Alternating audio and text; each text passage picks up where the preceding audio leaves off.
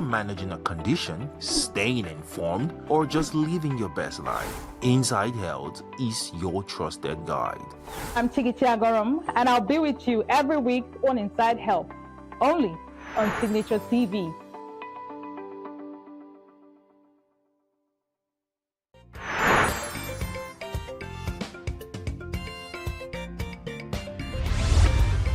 Signature TV, news in your pocket.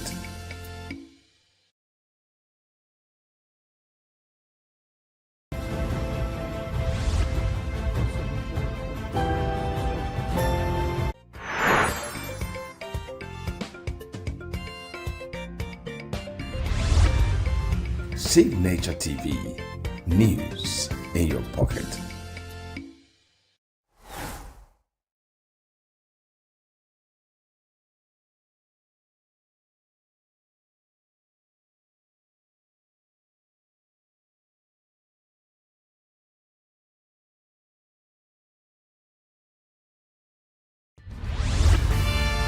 We are local. International communities observing Right, the main market is in chaos. People are... We are national. Those in support of this motion as amended, say aye. Aye. We have taken it through by default. We are international. Israeli airstrikes. Donald Trump left us the worst unemployment.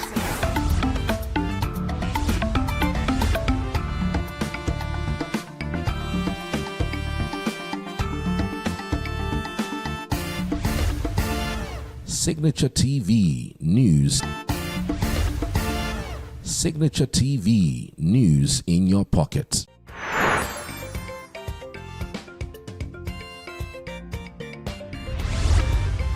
Signature TV, news in your pocket.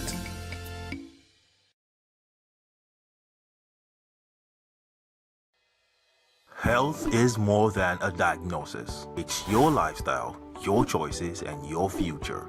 Join us on Inside Health, your weekly deep dive into the stories, science, and solutions shaping your well-being. From expert interviews to real-life journeys of healing and hope, we cover it all. One of the complications of cancer management or treatment is they have some of them, at one point in time, you see them having anemia. Okay, so you see them at times being transfused. But at the same time, you come in with a diet. Nutrition, mental health, innovations in medicine, fitness, and everyday wellness. Whether you're managing a condition, staying informed, or just living your best life, Inside Health is your trusted guide. I'm Tigiti Agorum, and I'll be with you every week on Inside Health, only on Signature TV.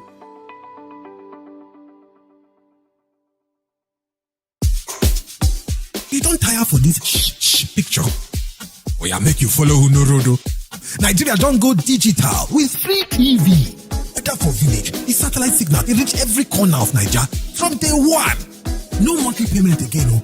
Once you get to go get free to air decoder, you don't win. This one, now our own national asset. Even from your phone, you feel watch out. Just download the free TV app and carry your TV go anywhere you dey go. Scan that code now or call 0700-388-7277. Free TV, digital TV for free. Brought to you by MBC.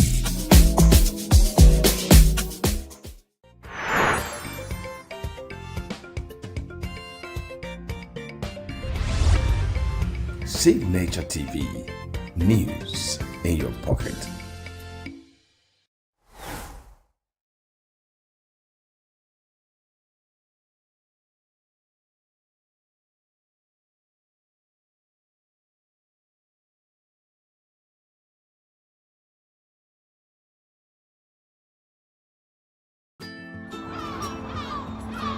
Bright and early as the day breaks, as the newspaper headlines trail the stories that shape the day. We at Signature TV trail the headlines that trail the day. We interrogate the headlines. We analyze the stories that make the headlines. Why it is overrated and they even overrated themselves and went into CBT. They are insensitive of some Nigerian children who have never had what they call CBT. With passion and emotion, we drive the conversation to change a narrative. Let nobody be deceived by Nigerian high level of performing in agriculture export. We are still where we are. Newspaper review on Signature TV every morning on Signature Morning, weekdays, and Signature New Day, weekends. Newspaper review on Signature TV. We do not just review the headlines, we make the headlines relevant to our daily lives.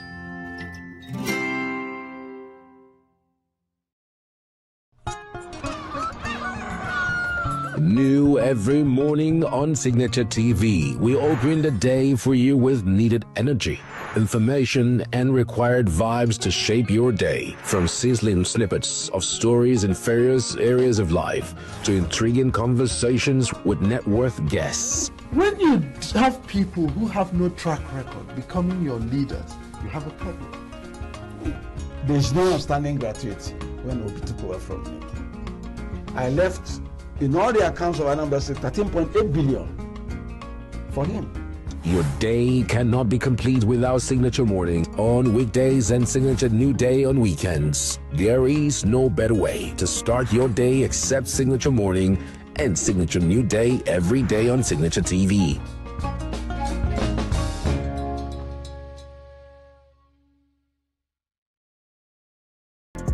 Get plugged into the heartbeat of entertainment on The Hub, your ultimate show on eVibes. From trending stories and social media drama to top charting music, must-watch movies and exciting moments from the world of arts, we've got it all. Join us for unmissable conversations with your favorite entertainment personalities, plus fun segments every week. I should try harder, so... Okay, I don't know that one. Outfit of the day. Oh, I don't do that. That's some Gen Z stuff. Oh, now you say it's a Gen Z stuff. It's everything you love about entertainment, served fresh every week at 1 p.m. with weekend repeats just in case you missed it. The Hub's on eVibes, where the vibes never stop. Only on Signature TV.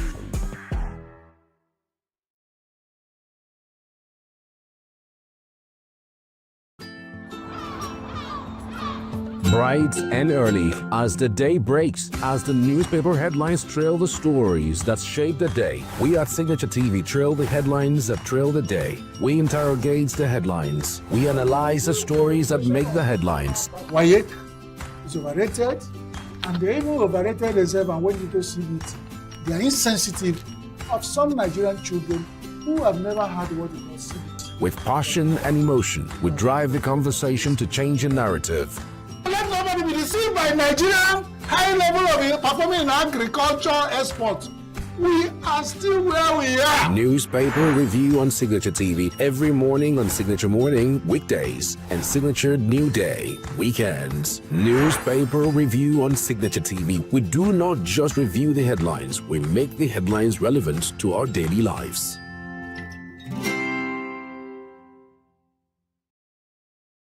Every second.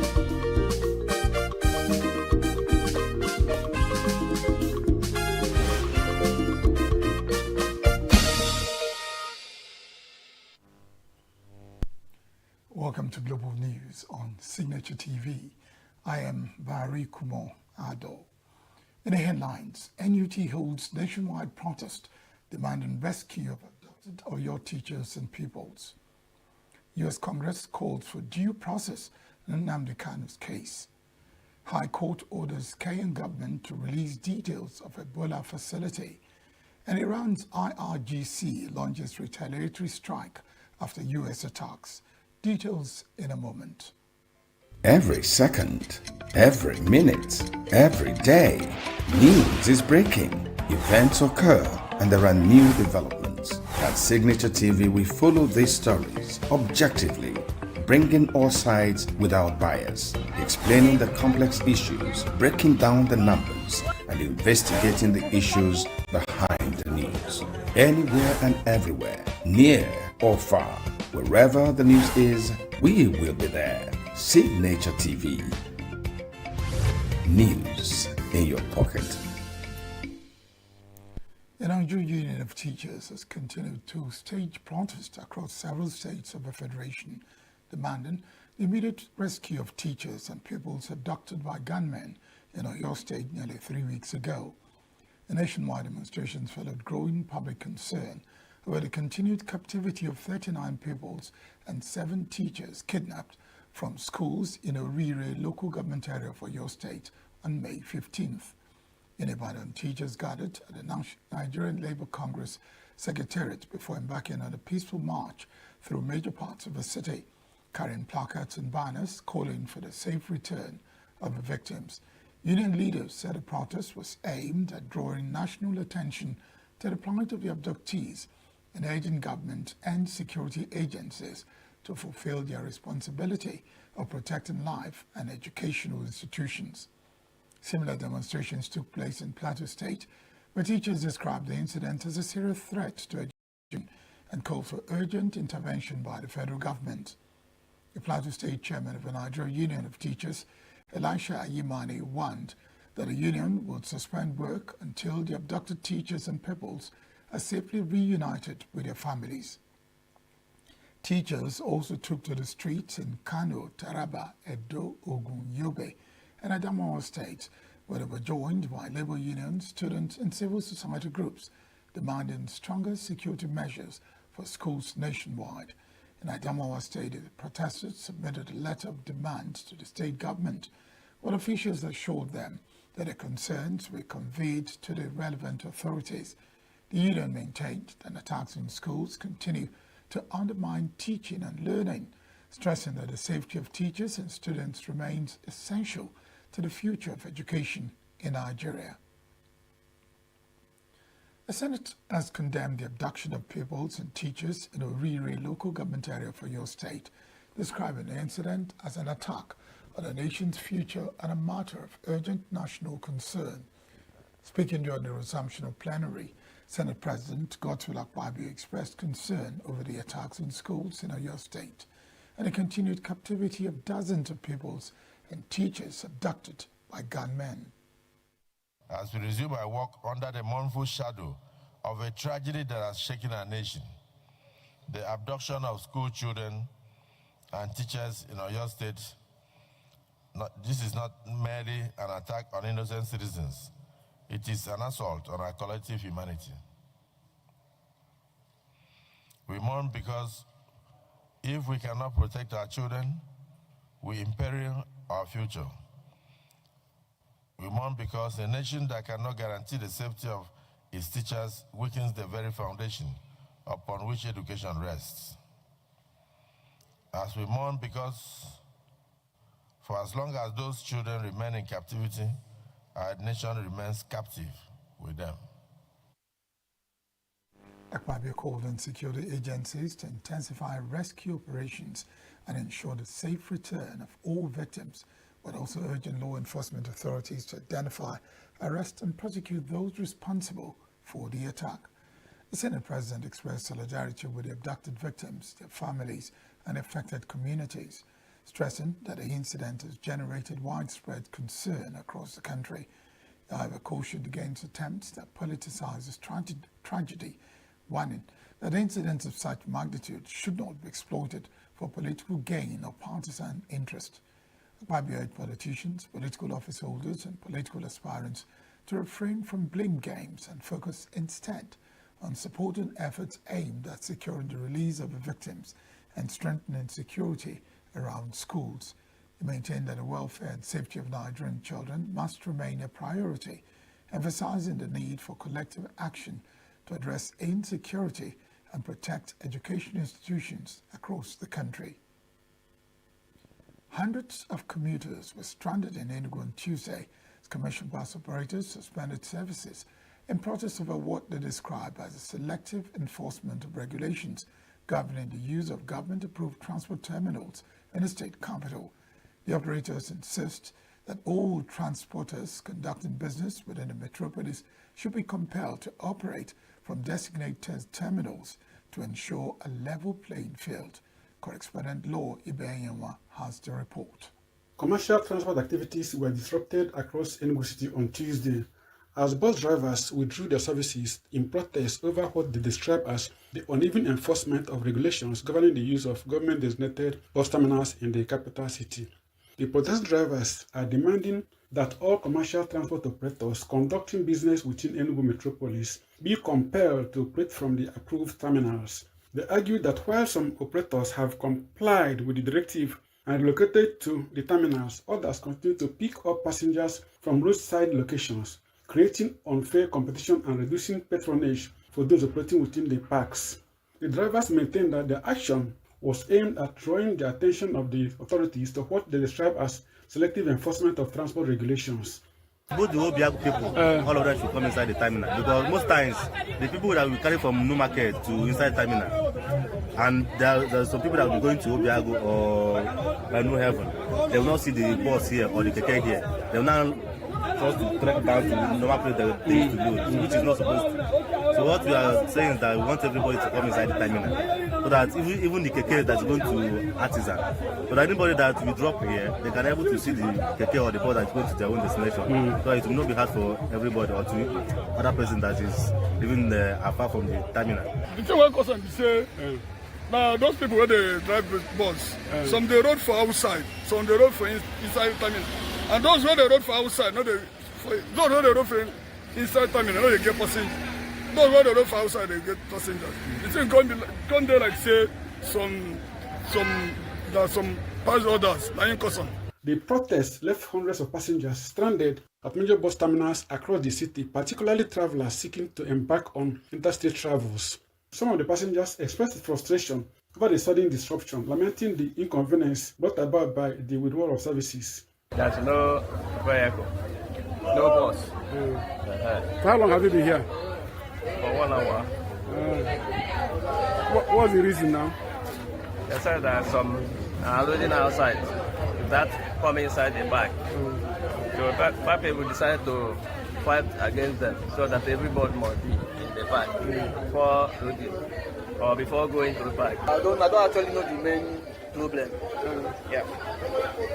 What are you going to do? Sir? What are you going to do? Nothing, I just wait for the problem to be solved now.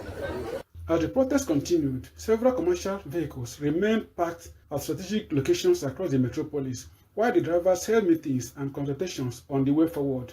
At the time of filing this report, the ENUGU state government had yet to issue an official statement on the development. However, an official of the Abakwa terminal disclosed that the manager, government officials, and officials of the transport unions were engaged in discussions aimed at resolving the dispute and restoring normal transport services. Commuters and stakeholders are hopeful that the ongoing negotiations will yield a positive outcome and bring an end to the disruption affecting movement within and outside the state capital. From Enugu, Law Ibenyanwa reporting. The National Identity Management Commission has warned Nigerians against a fraudulent social media message claiming to offer free corrections to national identification number records through an unofficial online portal. In a public advisory issued on its official social media platform, Commission described the message and its accompanying links as a phishing scam designed to steal personal information from unsuspecting members of the public. NIMSE assured Nigerians that the National Identity Database remains secure and protected against unauthorized access, urging citizens not to engage with suspicious links circulating online. Commission advised individuals seeking to update or correct the national identification number details to use only approved channels, including the official self-service portal and authorized enrollment centers nationwide.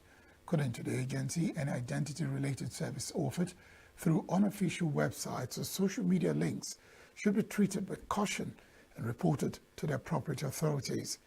NIMSE also encouraged Nigerians to verify information through its official communication platforms and remain vigilant against online fraudsters who exploit digital platforms to obtain sensitive personal data.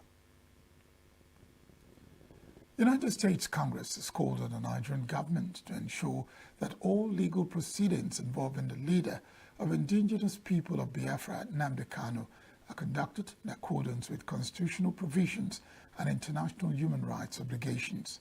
The call followed the adoption of a resolution by the United States House of Representatives urging American diplomatic engagement with Nigeria over concerns relating to Kanu's trial, conviction, and detention. The resolution introduced by Congressman John James encouraged the Nigerian government to uphold due process, guarantee access to legal representation and medical care, and ensure humane conditions of detention for the IPOB leader. U.S. lawmakers also urged Nigerian authorities to consider the findings of the United Nations Working Group on arbitrary detention, which previously raised concerns about Kanu's detention and called for appropriate remedies. The U.S. Congress reaffirmed its commitment to promoting human rights, freedom of expression, and the rule of law, while encouraging Nigeria to ensure that all judicial proceedings comply with both domestic and international legal standards. Still to come, High Court orders Kenyan government to release details of Ebola facility. Iran's IRGC launches retaliatory strike after U.S. attacks. Stay with us. We are local. The international community is observing Right, the main market is in chaos. People are... We are national. Those in support of this motion as amended, say aye. Aye. We have taken the view by default. We are international. Israeli airstrikes. Donald Trump left us the worst unemployment.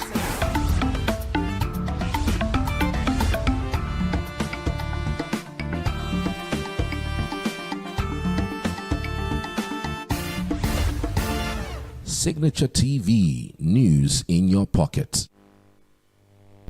Kenya's High Court has ordered the government to disclose details of a proposed United States-linked Ebola quarantine facility amid growing public opposition and protest over the planned project. The court directed the Ministry of Health to make public all agreements, biosafety assessments, regulatory approvals, and operational protocols relating to the proposed facility in Laikipia County. The ruling also extended earlier orders suspending the establishment of any Ebola quarantine, isolation, or treatment center in the country and barred the admission of individuals exposed to the virus pending further review. The decision comes a day after hundreds of protesters took to the streets of ENUGU to oppose the project. Reports indicate that 2 people died from gunshot wounds during the unrest, although authorities have yet to issue an official statement on the fatalities. The legal challenge was brought by the rights group Katiba Institute, which argues that a proposed facility poses potential public health risk and lacks transparency. The Law Society of Kenya and the country's main doctors' union have also expressed opposition to the plan, calling for greater public consultation and disclosure. United States officials have reportedly described the proposed 50-bed facility as a center for asymptomatic Americans exposed to the Ebola virus. Despite the controversy, Kenya's government insists the project is part of broader efforts to strengthen emergency health response systems. President William Ruto defended the initiative, saying the facility is similar to existing health infrastructure across the country and forms part of long-standing health cooperation between Kenya and the United States.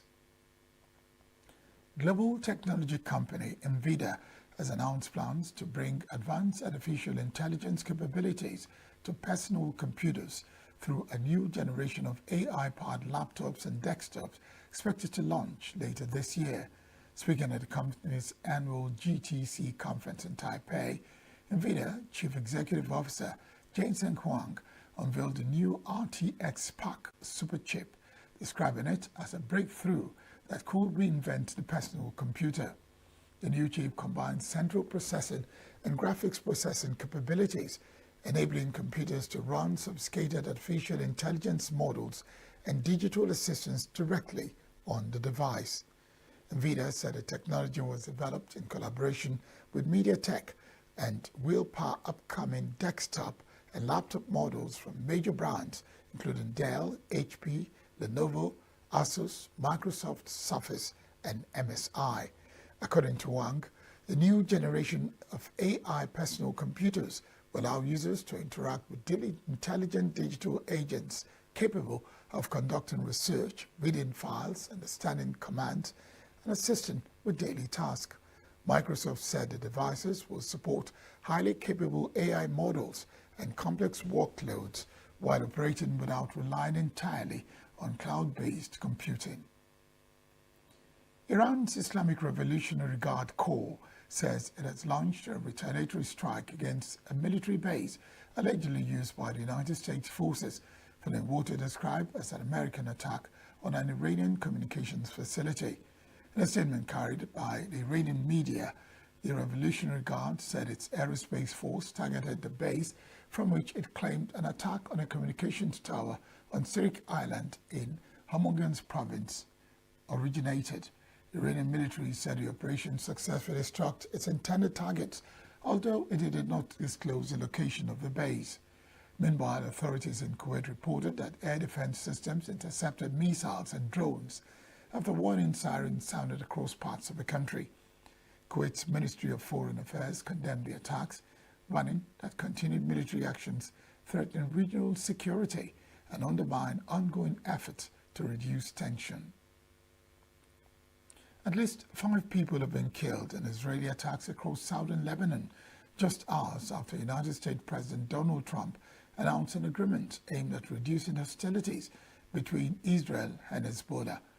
Lebanese state media reported that 2 Syrian workers were killed when an Israeli strike hit a plant nursery at the town of Jeptik in the Batia governorate. Additional drone strikes targeted a motorcycle in Tol and a vehicle in Ansar, killing 2 people, while another attack in Batia claimed the life of a motorist. The attacks occurred shortly after President Trump announced that he had held separate discussions with Israeli Prime Minister Benjamin Netanyahu and representatives of Hezbollah, claiming both sides had agreed to halt attacks. According to the Lebanese presidency, the proposed arrangement would see Hezbollah cease firing into Israel, while Israeli forces will stop targeting Beirut's southern suburbs.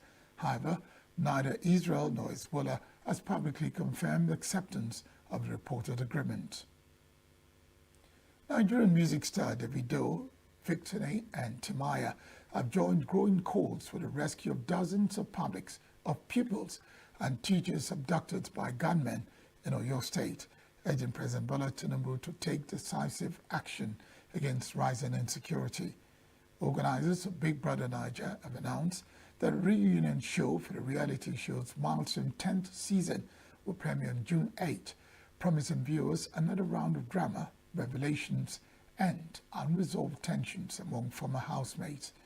And Hollywood is marking the 100th anniversary of the birth of legendary screen icon Marilyn Monroe, with special exhibitions, auctions, and tributes celebrating our enduring impact on the entertainment industry. Quinette Wokonta has all the details on entertainment news. Some Nigerian musicians have joined calls for the rescue of pupils, students, and teachers kidnapped by gunmen from Baptist Nursery and Primary School, Yawota Community Grammar School, and LA Primary School, Esile in Orire, local government area of Oyo State on May 15, 2026. A total of 39 students and 7 teachers were abducted during the attack, while 2 teachers were reportedly killed, triggering widespread outrage across the country. Reacting to the incident, singer Vitoni urged President Bola Tinubu to address the worsening security situation and ensure the safe return of all kidnapped victims, particularly the children. Similarly, Davido expressed deep sadness over the abduction and the continued suffering of the victims in captivity. He stressed that the prevailing insecurity in the country should not be allowed to persist and extended his sympathy to the victims and their families. Also reacting, Timaya issued a statement calling on the federal government to take more decisive and urgent steps to tackle the growing security challenges across the country. He appealed for increased collaboration and swift action to address the escalating insecurity affecting many communities nationwide. Organizers of Big Brother Niger have announced that the reunion show for the reality show's landmark 10th season will premiere on June 8. The The announcement was made via the program's official social media platforms on Monday, with organizers teasing viewers about the return of former housemates and the drama expected to unfold during the reunion. According to the organizers, the reunion will air on Africa Magic Showcase at 10 p.m. Watt and on Africa Magic Family at 10:30 p.m. Watt. The reunion comes shortly after auditions for the 11th season of the popular reality television show were concluded. Prior to the auditions, aspiring contestants were required to register through the official audition portal, provide personal information, and select their preferred audition dates, locations, and time slots. Physical auditions took place in Lagos, Abuja, and ENUGU between May 22 and May 24th. The upcoming reunion will bring together housemates from Season 10, which aired from July to October 2025, and featured the largest cast in the show's history. Tagged 10 over 10, the season featured 29 contestants and concluded with Imisi emerging as the winner after 10 weeks of intense competition. Other finalists included Dede, Coin, Sultana, Kola, Jason J, Mensing, K-Bobo, and Isabella. Faith was disqualified shortly before the grand finale. With preparations already underway for season 11, the reunion is expected to revisit some of the major conflicts, alliance, and controversies that defined one of the most memorable editions of Big Brother Naija. Hollywood has begun celebration marking the 100th anniversary of the birth of screen icon Marilyn Monroe. The tribute event kicked off with a gathering at the historic Chinese Theater, where fans honored the late actress with roses, a birthday cake, and a rendition of Happy Birthday. The Academy Museum has also opened a special exhibition, Marilyn Monroe, Hollywood Icon, showcasing hundreds of items from her life and career, including the famous pink dress she wore in Gentlemen Prefer Blondes. The exhibition will run until February 2027. As part of the centenary celebrations, Julian's Auctions will host a special sale featuring nearly 200 Monroe memorabilia items, including rare photographs, personal belongings, and film-related materials. Born in Los Angeles on June 1st, 1926, Monroe rose from a difficult childhood to become one of Hollywood's most celebrated stars. Known for films such as Some Like It Hot and A 7-Year Itch, she also challenged industry norms by advocating for fair treatment and greater opportunities for women in entertainment. Monroe died in 1962 at the age of 36, but her legacy continues to influence popular culture around the world. That's the entertainment news. Queen F. Wokunta, Signature TV News.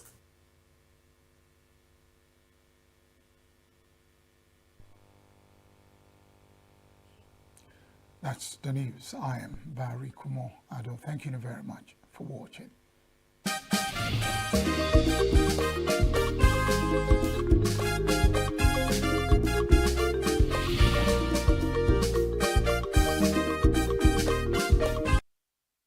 Every second, every minute, every day, news is breaking.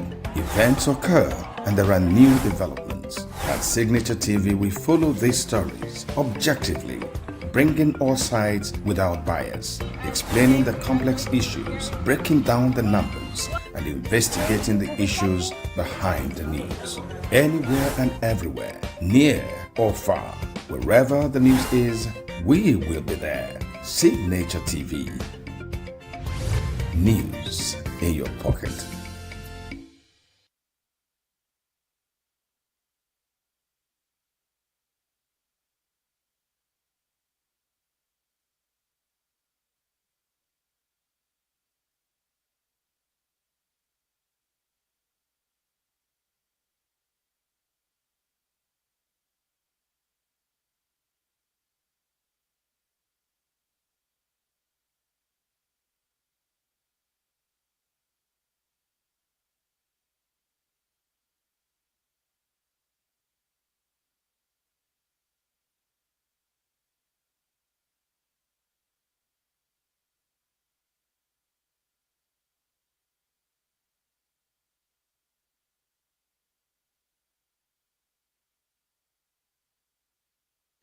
Every minute, every day, news is breaking, events occur, and there are new developments. At Signature TV, we follow these stories objectively, bringing all sides without bias, explaining the complex issues, breaking down the numbers, and investigating the issues behind the news. Anywhere and everywhere, near or far, wherever the news is, we will be there. Signature TV. News in your pocket.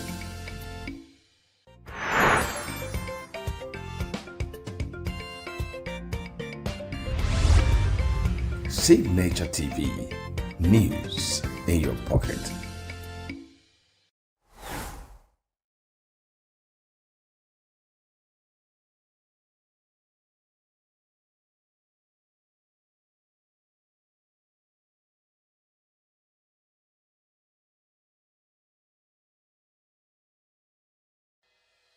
Health is more than a diagnosis. It's your lifestyle, your choices, and your future. Join us on Inside Health, your weekly deep dive into the stories, science, and solutions shaping your well-being. From expert interviews to real-life journeys of healing and hope, we cover it all. One of the complications of cancer management or treatment is they have some of them at one point in time, you see them having anemia.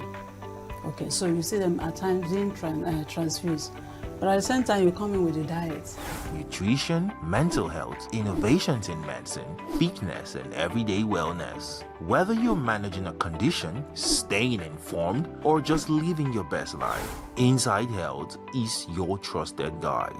I'm Tigiti Agorum, and I'll be with you every week on Inside Health, only on Signature TV.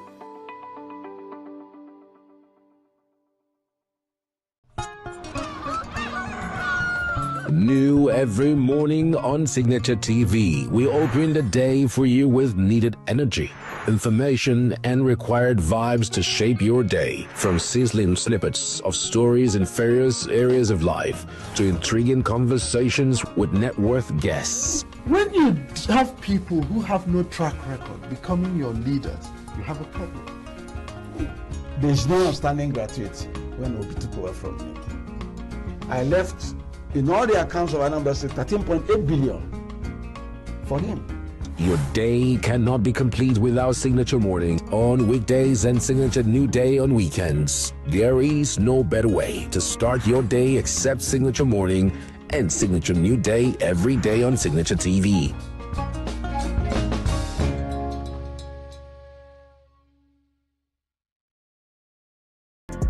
Get plugged into the heartbeat of entertainment on The Hub, your ultimate show on E-Vibes.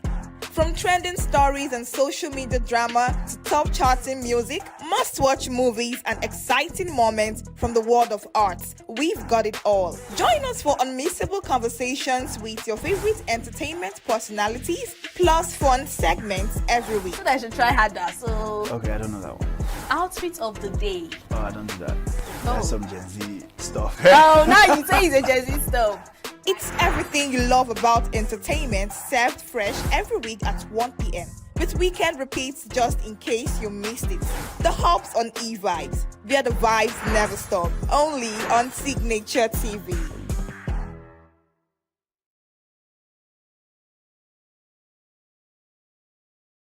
Every second, every minute, every day, news is breaking, events occur, and there are new developments. At Signature TV, we follow these stories objectively, bringing all sides without bias, explaining the complex issues, breaking down the numbers, and investigating the issues behind the news. Anywhere and everywhere, near or far, wherever the news is, we will be there. Signature TV. News in your pocket.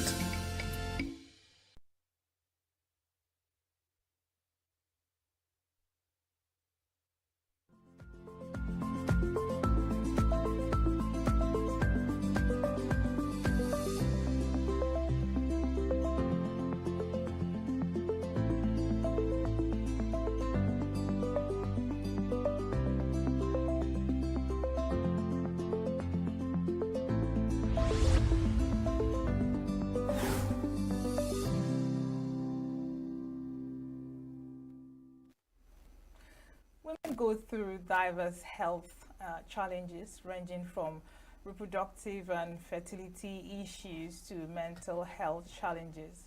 Well, today we are discussing health issues women face and how to.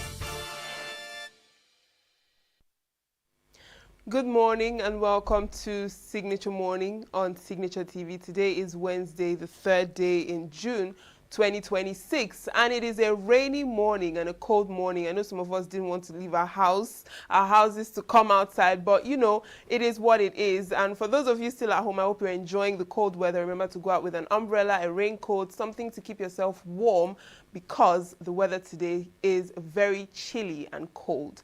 Thank you so much for joining us again this morning. I am Uchenna Chimdi Oluoha. Let's take a break, and when we come back, we'll look at our newspaper headlines and also our review.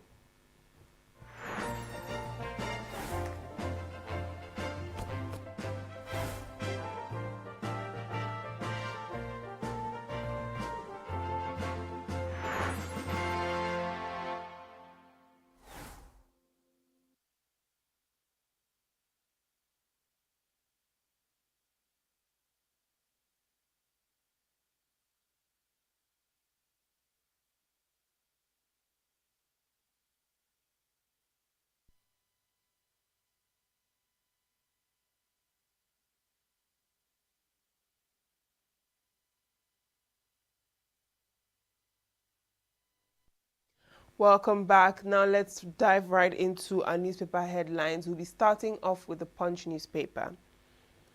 And it says, school children abduction, Oyo protests go nationwide. NAS moves on state police. The riders say teachers, residents protest in Kano, Port Harcourt, FCT, Edo, Cross River, Benue, Taraba, Anambra, Akwa Ibom, others. NLC, NUT, NANS rally at Governor Makinde's office. Senate observes 1 minute silence for slain teachers. Reps Senate set to expedite state police bill as anger spreads over abduction and security failures. INEC DSS probe voter data leak as Atiku raises fears. Above the mask, discos earn 600 billion naira in 3 months despite blackouts. Ebola alert, FG tightens airport, border screening. Private sector faults 100,000 naira minimum wage proposal. A report says Northwest IDPs near 800,000 amid killings. So safe officers in police net over Ogunman's death. And Democracy Day, Tinubu to address National Assembly, June 12. On the Nigerian Tribune, page 3, teachers' protests spread over school abductions. Hold in Kogi, Lagos, Kwara, Rivers, Benue, Edo, Oyo, Ondo, Osun, Cross River, FCT. NANS, NLC join in solidarity. Senate reps condemn attack, warn against politicizing insecurity. Our priority is safe return of our students, not politics, Makinde. CAN declares 3-day national mourning, June 14, Black Sunday, demand state of emergency on security. A report says that private sector growth hits 9-month high despite cost pressures. On page 4, INEC probes insider breach of CVR database to hand over culprits for legal actions. UN budget crisis tops agenda as Nigeria's Jimo Ibrahim takes helm of key UN committee. 13 reps dump APC, PDP after party primaries. 6 Oyo lawmakers, 1 from Bauchi, join APM. Kingsley Chinda resigns as minority leader. On page 10, EFCC Lamido clash over witness in 1.35 billion naira fraud trial. ADC crisis, Arebeshola asks new judge to withdraw from Nafiu Balagombe's suit. And on health, researchers say new antibiotic-free strategy prevents newborn meningitis. Let's look at the Daily Trust newspaper. The major headline, Teachers protest wave of school abductions. CAN calls for state of emergency on insecurity. Borno records 274 fresh cholera cases in 24 hours. Many killed as Sokoto records another attack in 48 hours. And 13 rep members switch parties. All right, that is what we have on the Daily Trust. Now to the Nation newspaper. It says on the headline, Senate, House, protesters, let's get kidnapped victims out. Protests spread to Lagos, FCT, Kwara, Plateau, others. Don't politicize insecurity, says Akpabio Wike. Abductions of General Rabi Abubakar demand release of their men in custody. ADC presidential primary shameful, Babachir insists. Tinubu's reforms okay for economic recovery, says Man. On page 3, we have 2 headlines. Ambassador Jimo Ibrahim elected UN budget admin chairman. Federal government tightens border control to prevent Ebola. On page 25, ADC asks judge to quit case. And page 30, DSS joint probe of INEC portal breach. Ekiti 2026, I will end insecurity in 24 months, says ADC candidate. Your performance has campaigned for you, drivers tell Oyebanji. Why Ekiti South deserves governor's seat by Odeyemi. All of this on the news page 6. Let's look at the Vanguard newspaper. The major headline on page 5, Oyo Borno kidnappings, more pressure on FG governors to rescue abducted school children. The riders say as NUT, NLC, NANS, CSOs protest nationwide. Reps seeks urgent rescue of abducted Oyo Borno school children.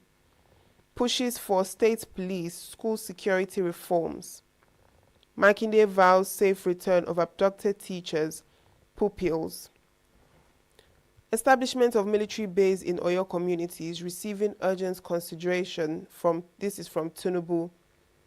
Security agencies can track, locate bandits, Buratai.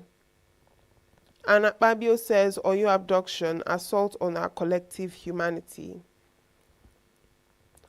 On page 8, INEC data leak sparks row. Emeki Ike threatens action against Wike's aide, Olayinka. Insecurity, declare security emergency now, Khan tells federal government. Above the mast, manufacturers' alternative energy expenditure surges 71.4% to 1.34 trillion naira in 2 years. 13 reps switch parties, Chinda resigns as minority leader. Reps call for immediate funding for NCDC amid rising Ebola threat. On page 10, court holds coroner's inquest into death of Chimamanda's son. Below, Operation Safe Corridor, between justice for victims and mercy for terrorists on page 14. And finally, on the Vanguard newspaper on page 10, Adeboye to security chiefs, end terror in 90 days or resign. And with that, we've come to the end of our newspaper headlines on our dailies this morning. Let's take a break and we'll be back shortly.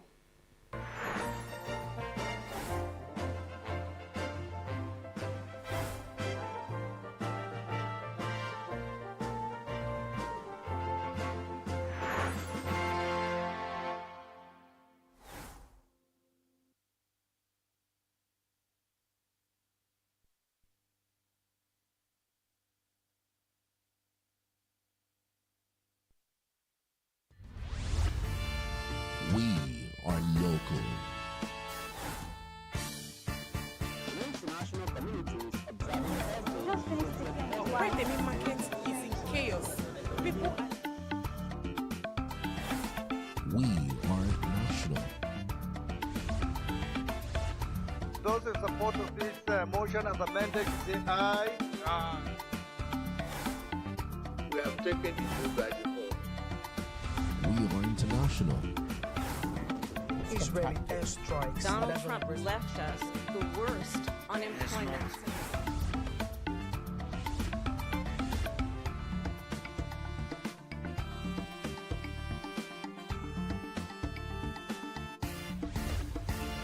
Signature TV, news in your pocket.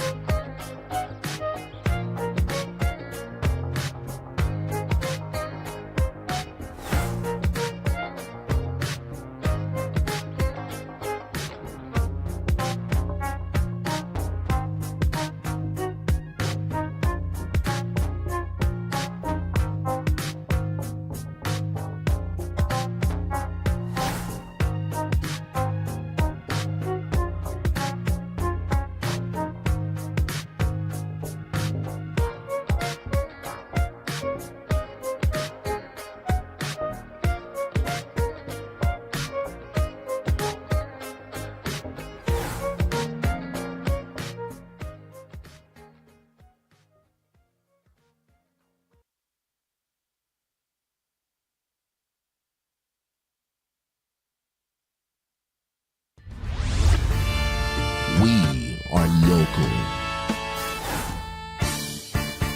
international communities observing why the main market is in chaos? People We are national. Those in support of this motion as amended, say aye. Aye. We We have taken the move by default.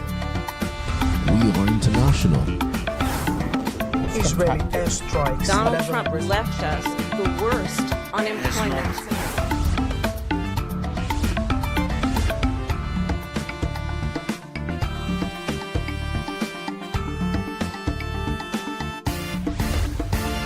Signature TV, news in your pocket.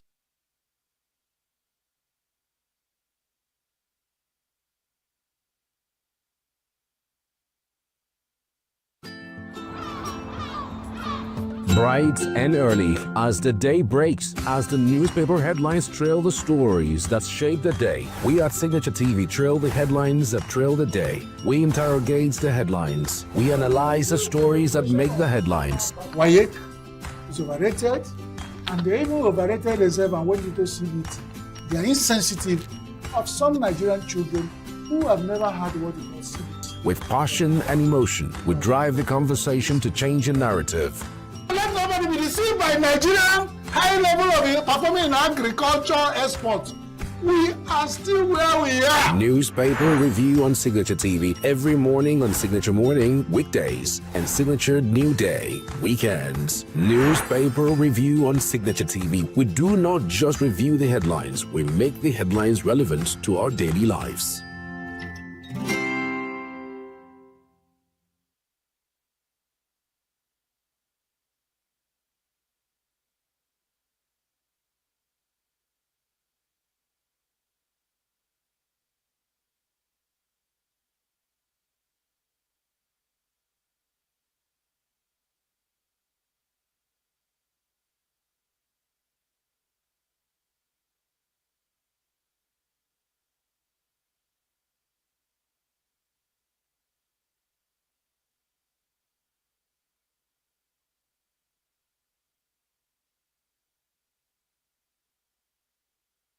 Commercial transport activities were disrupted across ENUGU City on Tuesday as bus drivers withdrew their services in protest over what they describe as the uneven enforcement of regulations governing the use of government-designated bus terminals in the capital city. The protest drivers are demanding that all commercial transport operators conducting business within ENUGU metropolis be compelled to operate from the approved terminals. They argue that while some operators have complied with the directive and relocated to the terminals, others continue to pick up passengers from roadside locations, creating unfair competition and reducing patronage for those operating within the parks. The drivers maintain that the action was aimed at drawing the attention of the authorities to what they describe as selective enforcement of transport regulations.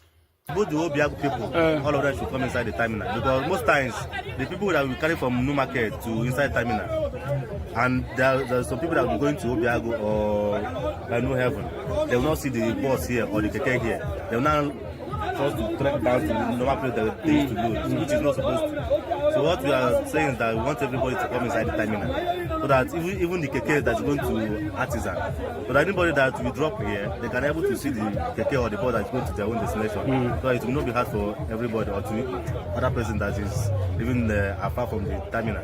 The thing what concern be say, now those people where they drive bus, some they rode for outside, some they rode for inside terminal, and those where they rode for outside, those where they rode for inside terminal, they get passengers. Those where they rode for outside, they get passengers. The thing come there like say some pass orders, lying concern. The protest left hundreds of passengers stranded at major bus terminals across the city, particularly travelers seeking to embark on interstate travels. Some of the passengers expressed frustration over the sudden disruption, lamenting the inconvenience brought about by the withdrawal of services. There's no vehicle, no bus. How long have you been here? For 1 hour. What's the reason now? They said that some are loading outside, that come inside the bag. So five people decided to fight against them so that everybody must be in the bag before loading or before going to the bag. I don't actually know the main problem. Yeah. What are you going to do? Sir? What are you going to do? Nothing, I just wait for the problem to be solved now. As the protest continued, several commercial vehicles remained parked at strategic locations across the metropolis, while the drivers held meetings and consultations on the way forward. At the time of filing this report, the ENUGU state government had yet to issue an official statement on the development. However, an official of the Abakwata terminal disclosed that the manager, government officials, and officials of the transport unions were engaged in discussions aimed at resolving the dispute and restoring normal transport services. Commuters and stakeholders are hopeful that the ongoing negotiations will yield a positive outcome and bring an end to the disruption affecting movement within and outside the state capital. From Enugu, Law Ibenyanwa reporting. Every second, every minute, every day, news is breaking, events occur, and there are new developments. At Signature TV, we follow these stories objectively, bringing all sides without bias, explaining the complex issues, breaking down the numbers, and investigating the issues behind the news. Anywhere and everywhere, near or far, wherever the news is, we will be there. Signature TV. News in your pocket.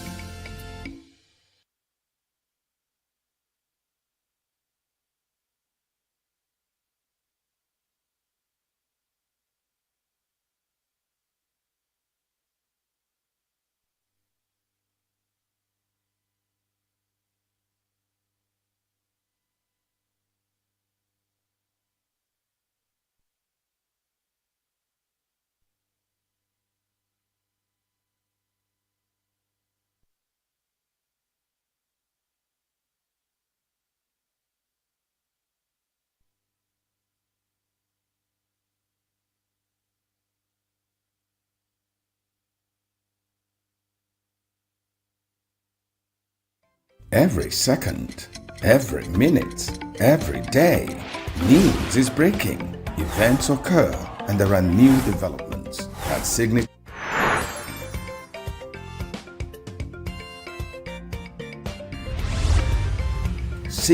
TV, news in your pocket. Welcome back. It's time to review the headlines this morning. Let's welcome Chris Maduka this morning. Good morning, Chris. Good morning, Uche, and good morning, dear people of the world. We're sorry we're starting a little late, but we still do justice to it. Uche. Of course. Yeah. Now, the school children abduction, all the papers this morning are talking about teachers' protests spreading in different states like Kogi, Kwara, Rivers, Benue, and a number of other states. NLC and NANS as well join. A lot of organizations, a lot of teachers are coming out to protest and... Yeah, it wasn't like we as broadcasters, we don't hold opinion. We are not telling people what to do. But like yesterday, we said you cannot beat a child and say you shouldn't cry. And when it comes to an animal running a bad run and the hunter shooting the animal, bad shoot, whatever we can do to draw attention of the whole world and the government and everybody who is concerning terrorism and banditry and the effect on our sectors, very critical sectors. I've said here one time that the banditry and terrorism has reduced our agriculture to nothing, that Nigeria is declared as a food insecure country. It entered into our health. And of course, the second attack was on our education. That was even how I got to know in the language what Boko Haram means. That they say Boko is haram. What it means, book is not acceptable, whatever. And what is surprising is that the sophisticated weapons they are using to attack their victims are product of books and sciences. I don't know, but that's by the way. So. When this thing is a critical attack on Nigeria, it's reducing Nigeria to nothing, and it's gradual. It's gradual. When we can't go to school, can't go to farm, because we can't come out in the street. So what is life living? So it's critical. Whatever anybody is concerned about terrorism and banditry and the effect on those sectors and people want to do to draw attention to this plight is welcome. I'm not promoting nothing, but you can't beat a child and say you shouldn't cry. So the protest is welcome. Hope that the government will not start seeing it as political. Because everything now you do is political. If somebody did send you to attack government of the past, if it's good to stop it now, and then think about what next to do, if all the money that the politicians are using to do campaign is plow back into providing security for our school children, or providing security in education, then it becomes a part of what we are seeing in this time of our life, and it should be done quickly. Now, another major headline this morning is that 13 reps dump APC and PDP after the party primaries. People like Kingsley Chinda resign as minority leader, and as well as 6 other Oyo lawmakers. Well, it's them that are making the law. When the law is catching up for them, thank God that they quickly, court order quickly gave them so-called to even think they are dumping. Because what the initial law was saying was that you are stuck anywhere you are, whether you get ticket or not, you are stuck there. It's either you are stuck there or you go to sleep, or you keep silent for forever. Now that they have a way out where if one door closes politically, another door might open for you politically. It's all one of the greatest problems we are having. Because those ones, I was discussing with a friend yesterday, and I said, why are we having issues in new parties that have emerged and they grow stronger? Is this runaway politicians that have amassed a lot of corrupt money that has gone in there to corrupt these new parties with their consensus, useless idea? They want to muffle the people's choices of having good primary elections. They are the ones who are coming with consensus, money exchanging hands. They carry that culture of corruption they have practiced in their old parties to the new parties that are trying to grow to really stronger, and they want to corrupt it. That's why the new parties that are growing, they know themselves, should be careful about these runaway politicians that are running in. They are not running in for anything. They are running in for their own interest. And as far as they are concerned, the way they have run down the other parties, the way they have treated people in other parties, where winner takes it all, is what they are going to bring anywhere they are. So they should be treated with a long spoon, because they are not bringing any good. It's still them, and them at all levels. They don't care about anything. That culture of selfishness they practice, if they think they have done well in those parties and believe what their parties have done, why running away? Stay there, whether you get a ticket or not. But that shows you that Nigerian politicians are ideologicless. They don't have anything they stand for. The only thing they stand for is the money in their pocket and their stomach. And that is very dangerous politics we are playing in Nigeria. That's what they are now using to affect everywhere. Because one bad apple, once you're a bad apple, you always spoil the lot. Now, in Borno State, it records fresh cholera cases of about 274 in 24 hours. When I said sometime, people think I'm not a prophet. I'm just an analyst analyzing political newspaper headlines. And I'm trying to do it my own way. But I said, is it that God is punishing Nigeria? We have Ebola scar. The bandit and terrorism is no more a scar. It's real, and it's eating deep into our fabric. The hunger and hardship due to policies of government, it's another. We are talking about, the other day, there was the issue of cropping up about another strain of COVID. That one is still resting in the cooler. Now you have cholera. Already in 24 hours, 244 cases registered in one state within Nigeria. It's time for Nigerians to stop and ask, God, what did we do?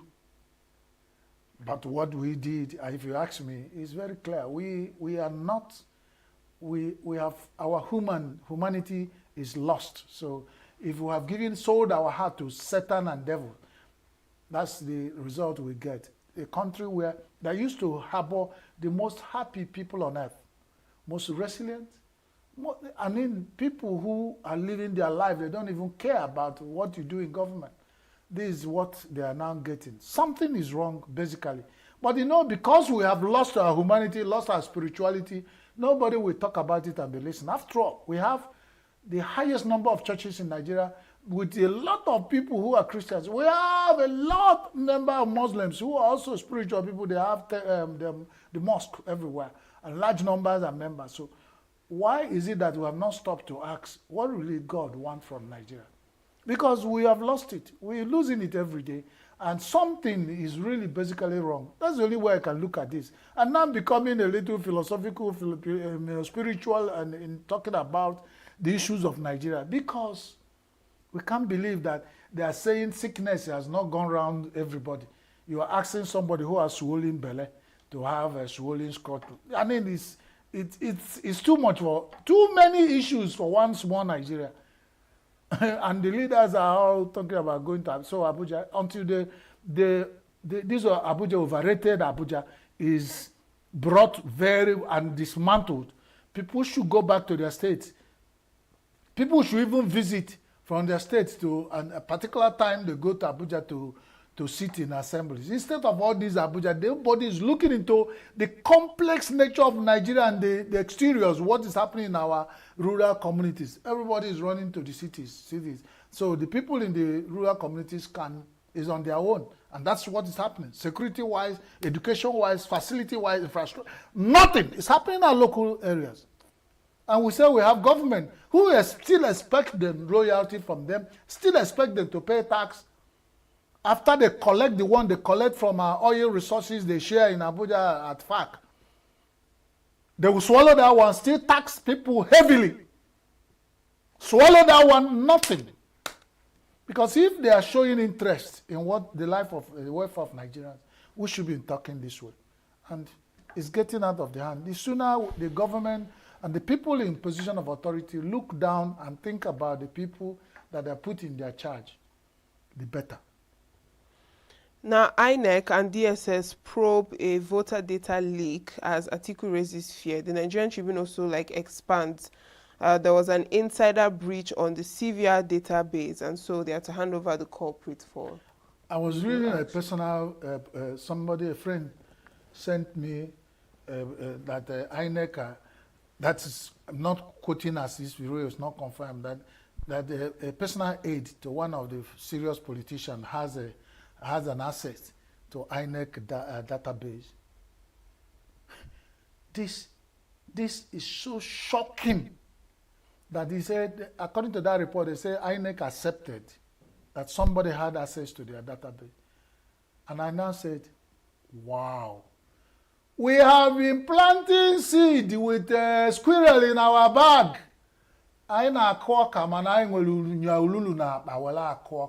In Nigeria. It has shown that if you pursue animal from the farm, they go to the barn.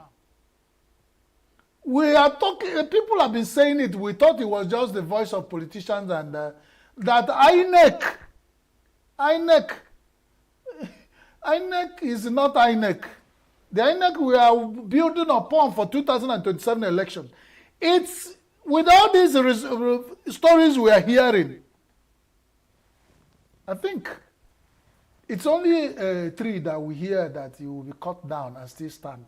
Whatever is happening, the job is for INEC to prove their credibility as the highest political umpire in Nigeria.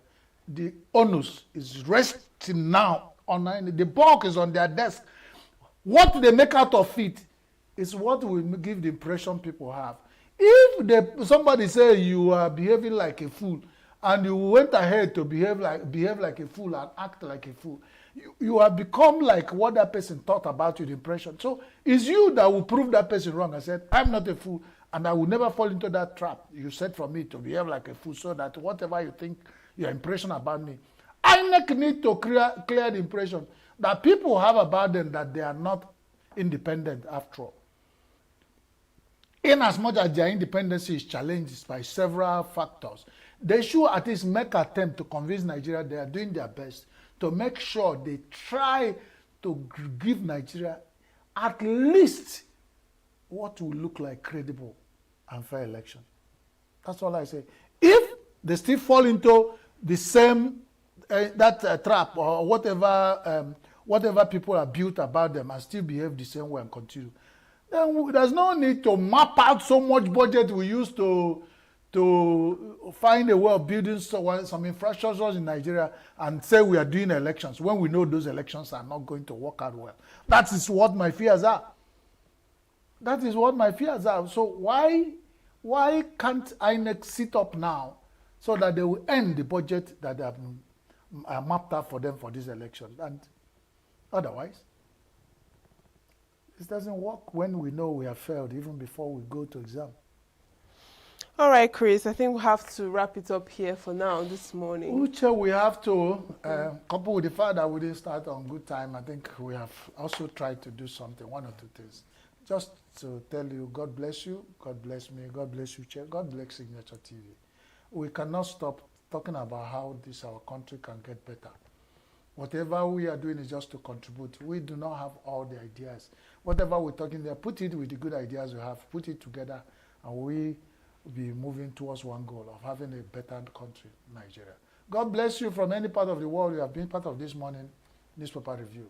Remember that God's blessings are meant for those who deserve to be blessed. Thank you once again, Chris Maduka. And with that, we've come to the end of our newspaper headlines and review. Don't go anywhere, as Signature Morning will be right back.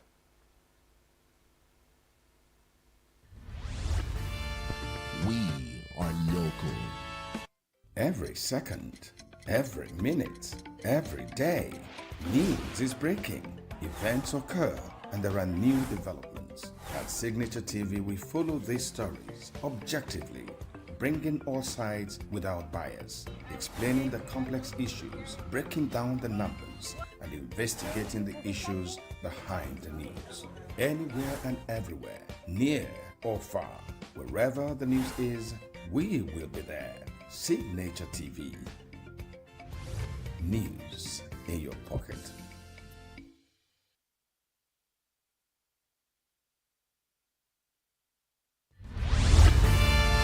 We are local. The international community is observing every Why the main market is in chaos. People are... We are national. Those in support of this motion as amended, say aye. Aye.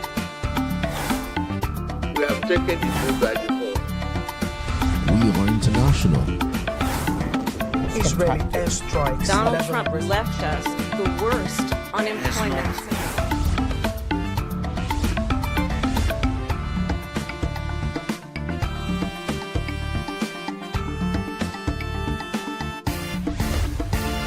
Signature TV, news in your pocket.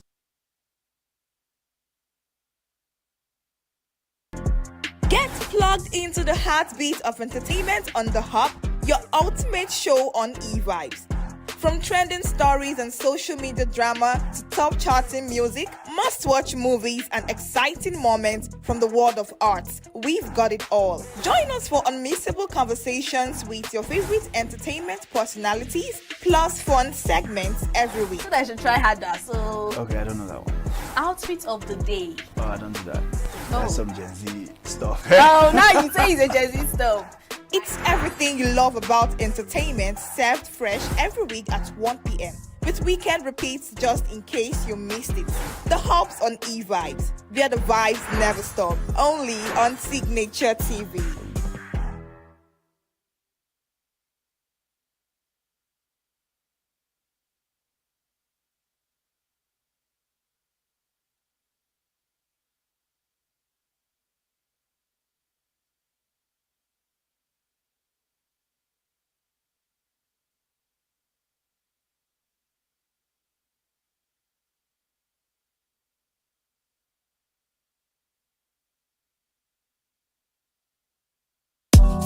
Tired of the snow? Tired of the bad TV signals? Nigeria has gone digital. Introducing Free TV, the national platform for every Nigerian. Get 100 plus channels immediately. Sports, news, and entertainment in your native language. All with clear picture quality. Whether you're in the city or the village, our satellite signal reaches every corner of 36 states from day one. No monthly subscription, just a compatible decoder and you are set. It's a national asset built for you. Take the show on the road, download the free TV app and stream your favorite channels anywhere. Starting this May, scan to download the app or call 0700 388 7277. Free TV, digital TV for free. Brought to you by NBC.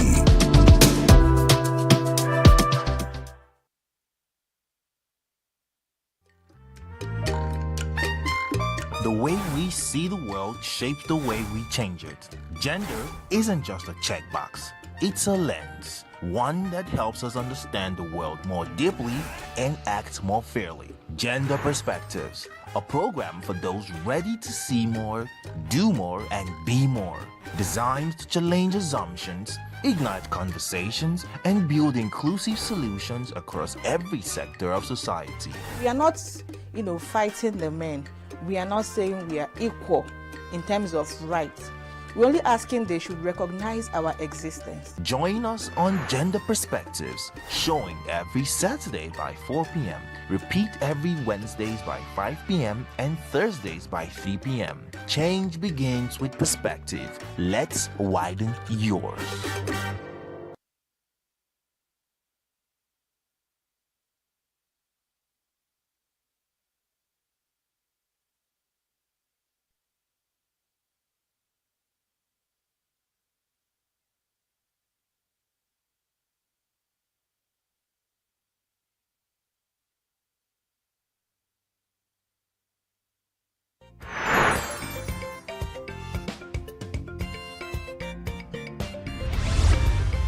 Signature TV, news in your pocket.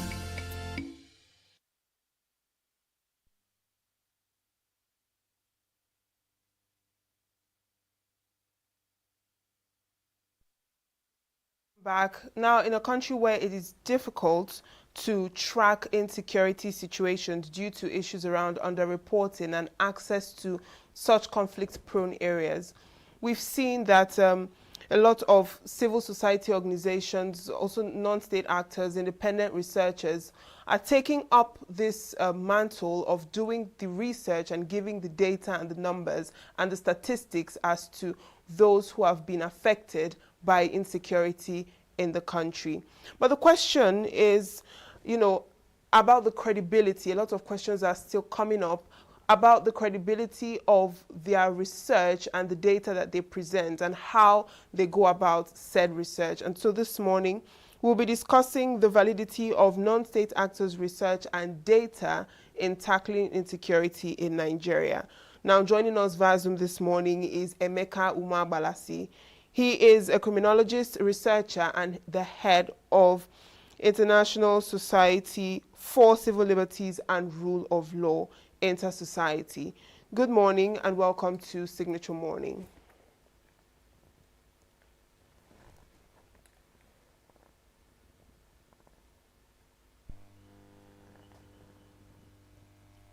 Mr. Umabalasi, can you hear me?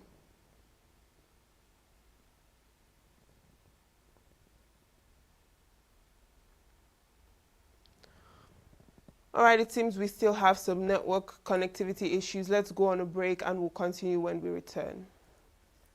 Every second, every minute, every day, news is breaking. Events occur and there are new developments. At Signature TV, we follow these stories objectively, bringing all sides without bias, explaining the complex issues, breaking down the numbers, and investigating the issues behind the news. Anywhere and everywhere, near or far, wherever the news is, we will be there. Signature TV. News in your pocket.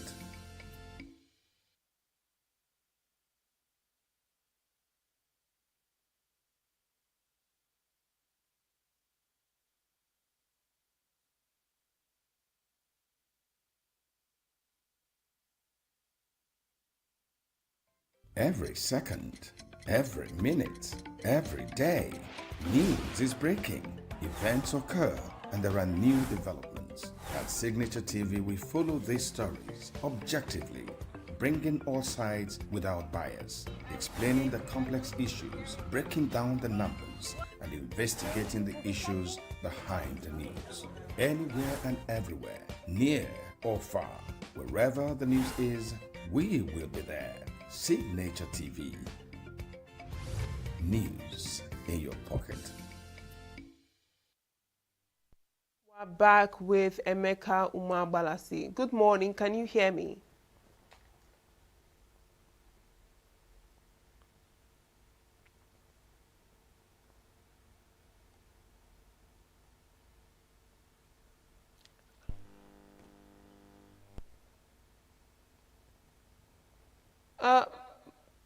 Mr. Umabalasi, can you please unmute your audio, your microphone, or if you're using an earpiece, can you please take it out so I can hear you Is as it well? okay now? Is it okay now? Yes, it's okay. Thank you for joining us. Go ahead. Surely it's network and the all this raining. It's raining cat and dog here. Oh. So go ahead. All right. Now, let's talk about, first of all, the reason why a lot of non-state actors are coming up now to do this research, because most of the data and the information that Nigerians have about the security situation in the country as regards to kidnappings and killings and getting the numbers usually come from civil society organizations or independent researchers and the likes. Why is that instead of the government? Why do we have non-state actors taking up that role in place of the government? Well, the world is always divided into two.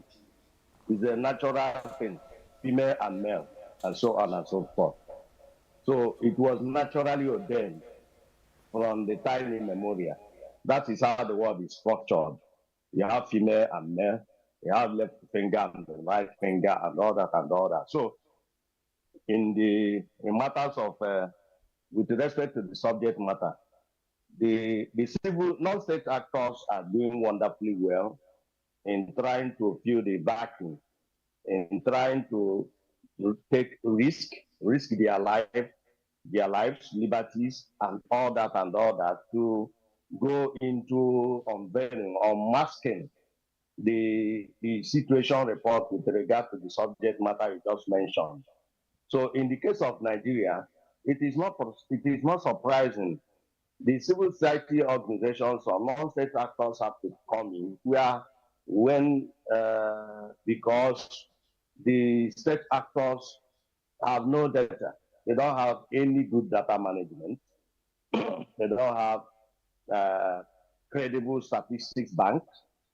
They don't have anything. For instance, in the case of Nigeria, at the level of state actor here, that is in the context of state actor here, you are talking about a country that has not conducted a national census since 2006, and that is 20 years today.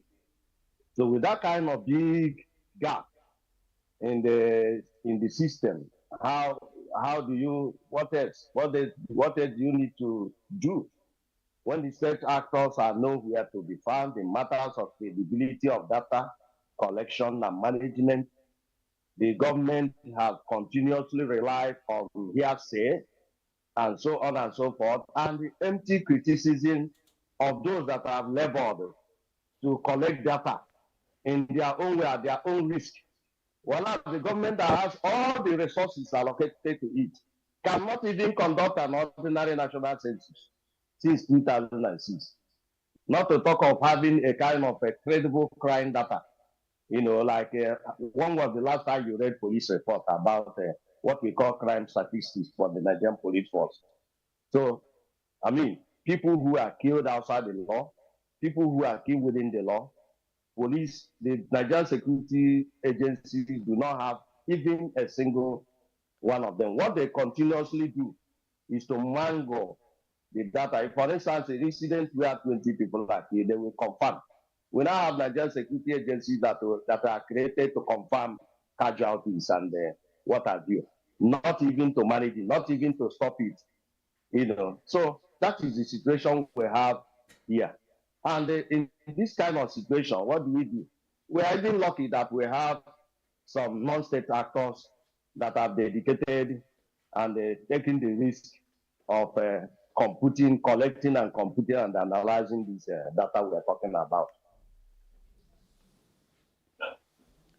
So if the government has been unable to do this proper tracking of insecurity issues in Nigeria due to funding issues and what have you, how then are these non-state actors and civil society organizations able to gather their information, especially from these very insecure and conflict-prone areas and communities? If the government hasn't been able to do it or penetrate those areas to get the accurate numbers, can you explain to us how these non-state actors have been able to go in there and get the data in those very insecure communities and conflict-prone zones?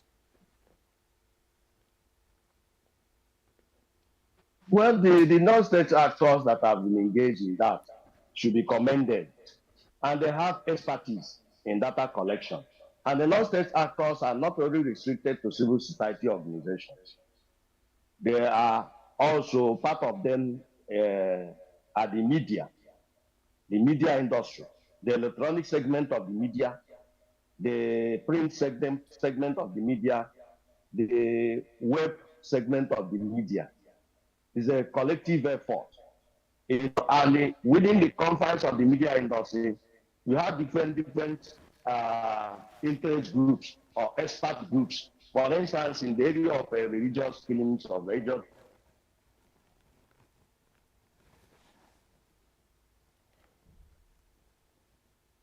entities, religious background, ethnic grouping, and what have you, the gender and things like that, age bracket of those that are affected. You have another aspect of segment of the media that just specialize in generalized reports. For instance, 20 people have been killed in Zampara community, and that's all. No age bracket, no gender representation, no religious representation, and what have you. And these are the people who probably work do that because of fear of state censorship and all that. But there are also those who specialize in going deeper to be able to determine. So the thing is that Nigeria is lucky to have non-state actors. Unfortunately, the state actors, instead of going back to the drawing board, are all out to even frustrate, intimidate, harass, brutalize, and even keep the state actor researcher, non-state actor researchers out of existence, either by way of threats or by way of jamming, compromising their digital appliances, such as websites and mobile phone numbers and what have you, all in the name of the so-called national security, which we call national insecurity. Because you cannot tell me that people who are problem solvers, taking their neck, taking the risk to get the attention of the government of Nigeria to address these critical areas, only for you to blacklist them, put them in the watch list, and call them enemies of the state. What are those who are perpetrating the heinous act? You tag them brothers and prodigal sons. So these are the problems we have in this country. Then I have you mentioning lack of resources at the level of state actors. It is not true. If you can just compare a situation where non-state actors who are very funded, if they can go to the extent of tracking credible, globally recognized data, exposing or masking all these killings and abductions and what have been disappearances, domicile or property burnings and what have you. What about the state actors that have all the resources? They borrow tools.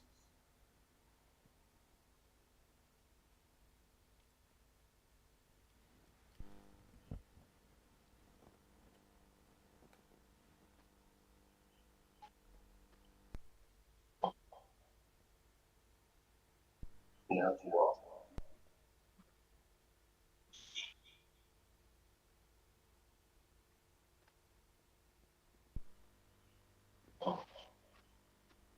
should talk.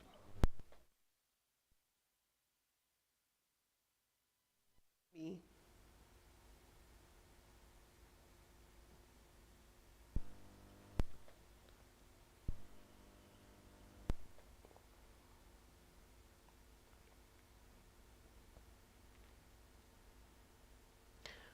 Mr. Emeka Umabalasi, if you can hear me.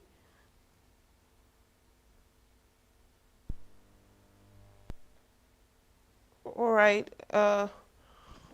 Looks like the network issues is still very strong. Let's go on a break and we'll come back shortly. Every second, every minute, every day, news is breaking. Events occur and there are new developments. At Signature TV, we follow these stories objectively, bringing all sides without bias, explaining the complex issues, breaking down the numbers, and investigating the issues behind the news. Anywhere and everywhere, near or far, wherever the news is, we will be there. Signature TV. News in your pocket.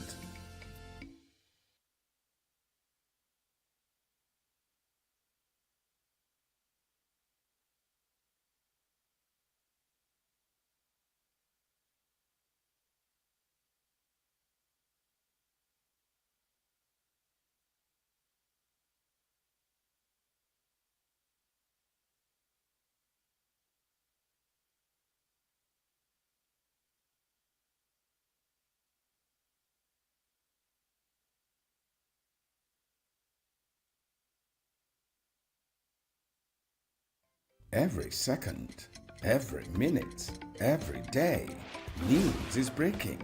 Events occur and there are new developments. At Signature TV, we follow these stories objectively, bringing all sides without bias, explaining the complex issues, breaking down the numbers, and investigating the issues behind the news. Anywhere and everywhere, near or far, wherever the news is, we will be there. Signature TV. News in your pocket.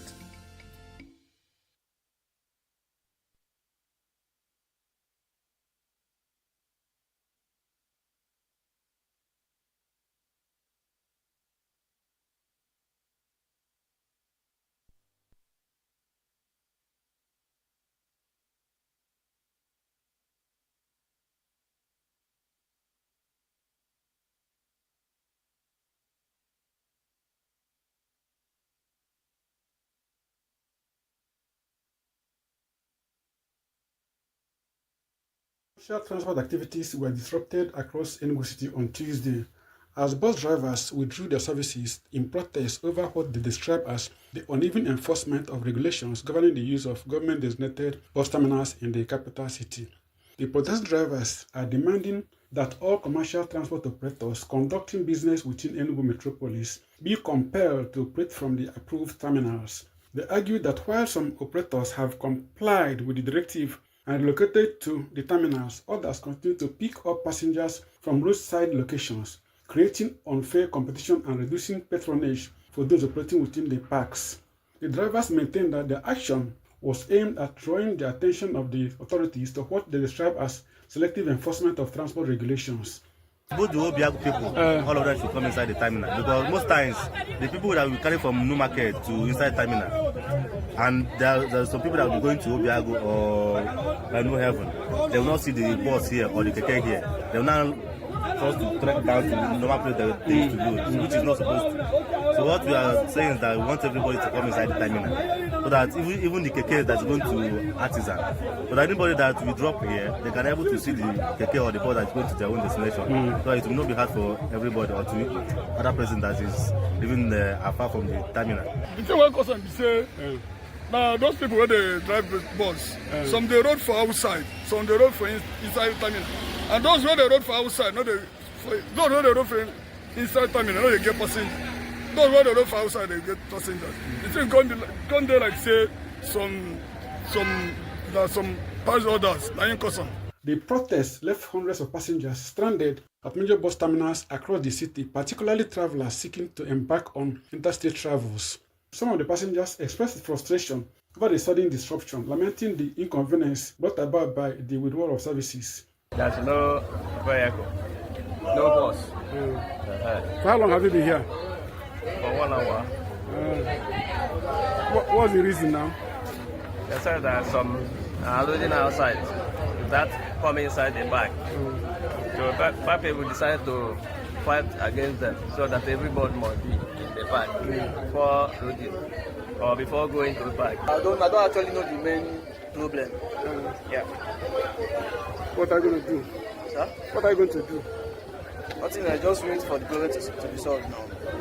As the protest continued, several commercial vehicles remained parked at strategic locations across the metropolis, while the drivers held meetings and consultations on the way forward. At the time of filing this report, the ENUGU state government had yet to issue an official statement on the development.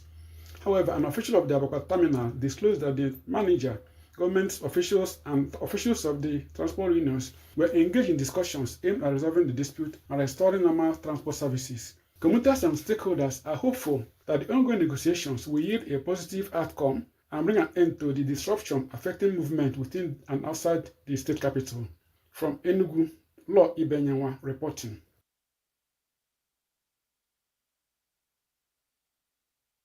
Every second, every minute, every day, news is breaking, events occur, and there are new developments. At Signature TV, we follow these stories objectively, bringing all sides without bias, explaining the complex issues, breaking down the numbers, and investigating the issues behind the news.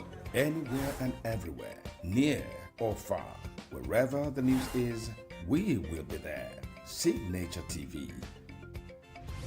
News in your pocket.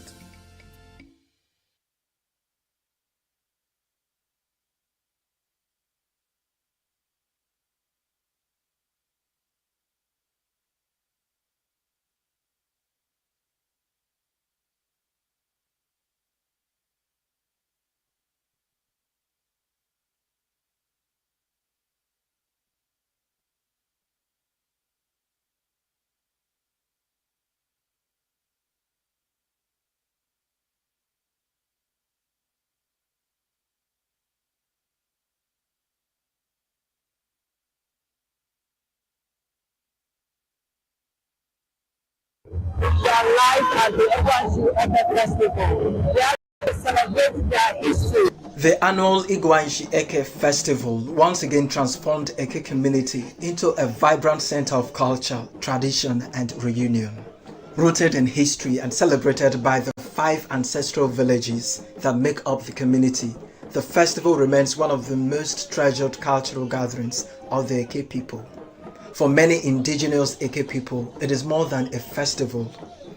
It is a homecoming, a time to reconnect with family, honor ancestors, and celebrate a heritage that has endured through generations.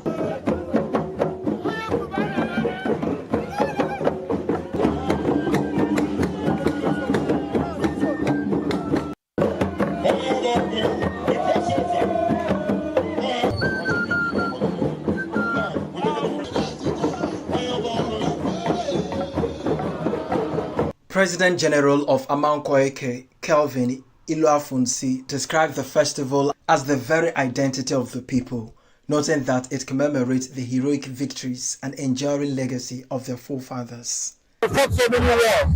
All the neighboring communities like Wegele, Alpha, Oge, Mbo, Iwolo, all the communities we share boundaries with. We have issues with them in the past, and we conquered. That's what we are celebrating today. We are celebrating our heroes past. Not conquered this environment for us. Councillor representing Eke Ward, Honorable Mrs. Ngozi Ugu, expressed pride in the celebration, saying the festival preserves the story of the people while reminding younger generation of their roots.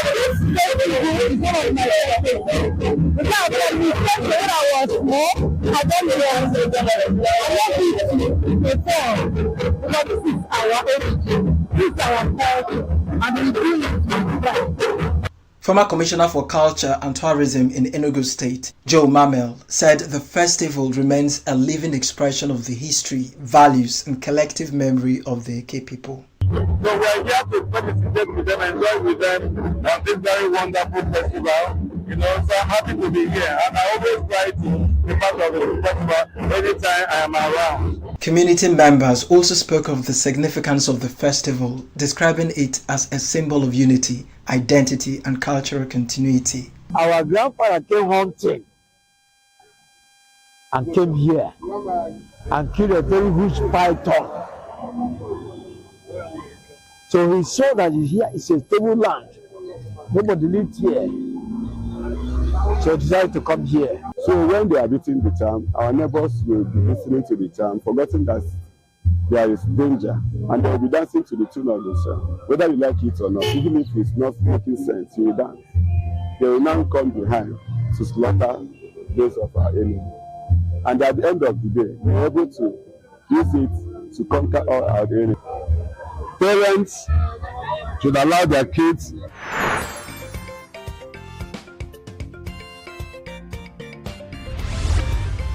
Save Nature TV. News in your pocket.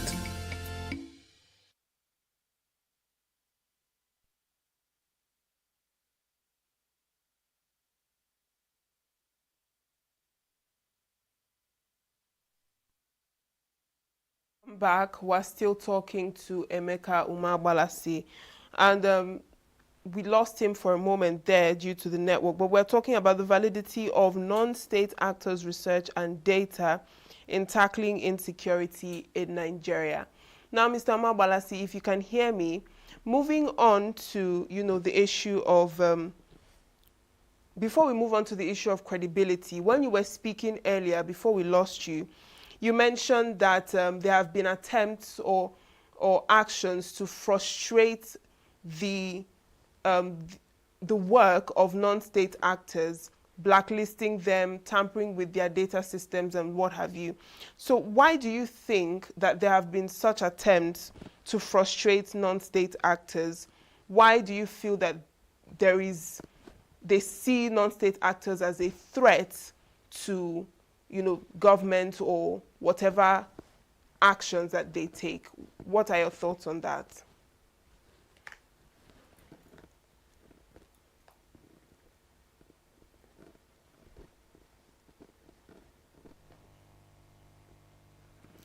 Mr. Mabalasi, if you can hear me, kindly unmute your microphone so we can hear you.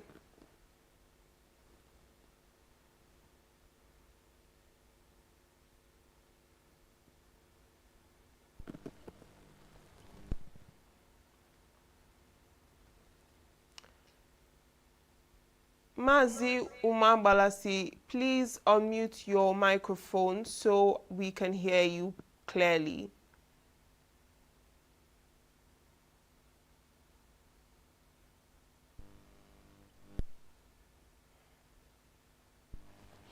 It's quite unfortunate that this is happening this morning. Let's go on a break. Do bear with us. We'll come back shortly. Every second, every minute, every day, news is breaking. Events occur and there are new developments. At Signature TV, we follow these stories objectively, bringing all sides without bias, explaining the complex issues, breaking down the numbers, and investigating the issues behind the news. Anywhere and everywhere, near or far, wherever the news is, we will be there. Signature TV. News in your pocket.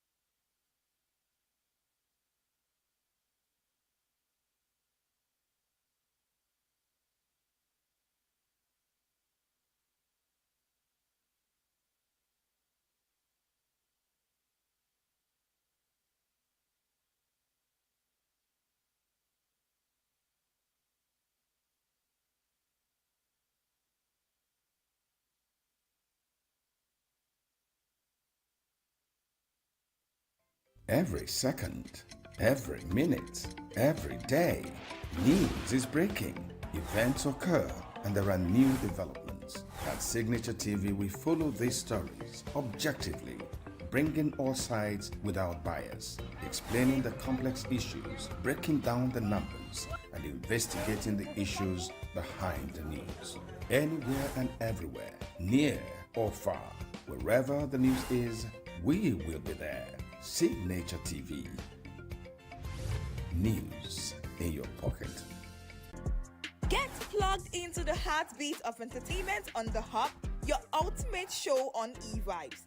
From trending stories and social media drama to top charting music, must-watch movies and exciting moments from the world of arts, we've got it all. Join us for unmissable conversations with your favorite entertainment personalities, plus fun segments every week. I should try harder. So, Okay, I don't know that one. outfit of the day. Oh, I don't do that. That's some Gen Z stuff. Oh, now you say it's a Gen Z stuff. It's everything you love about entertainment, served fresh every week at 1 p.m. with weekend repeats just in case you missed it. The Hubs on eVibes, where the vibes never stop. Only on Signature TV.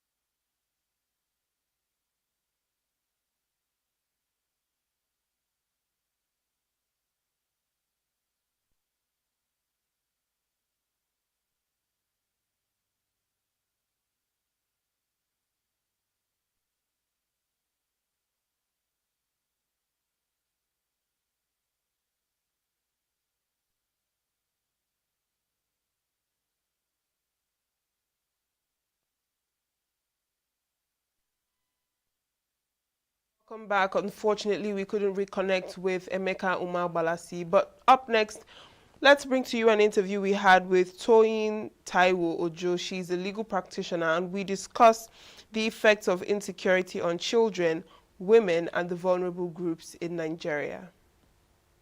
Looking at, these vulnerable groups, in your opinion, who are the people that you would say are more affected by this insecurity in the country? And how would you say that the insecurity in Nigeria has evolved? And how has that also impacted said people who are at a disadvantaged position? Okay, thank you for that question.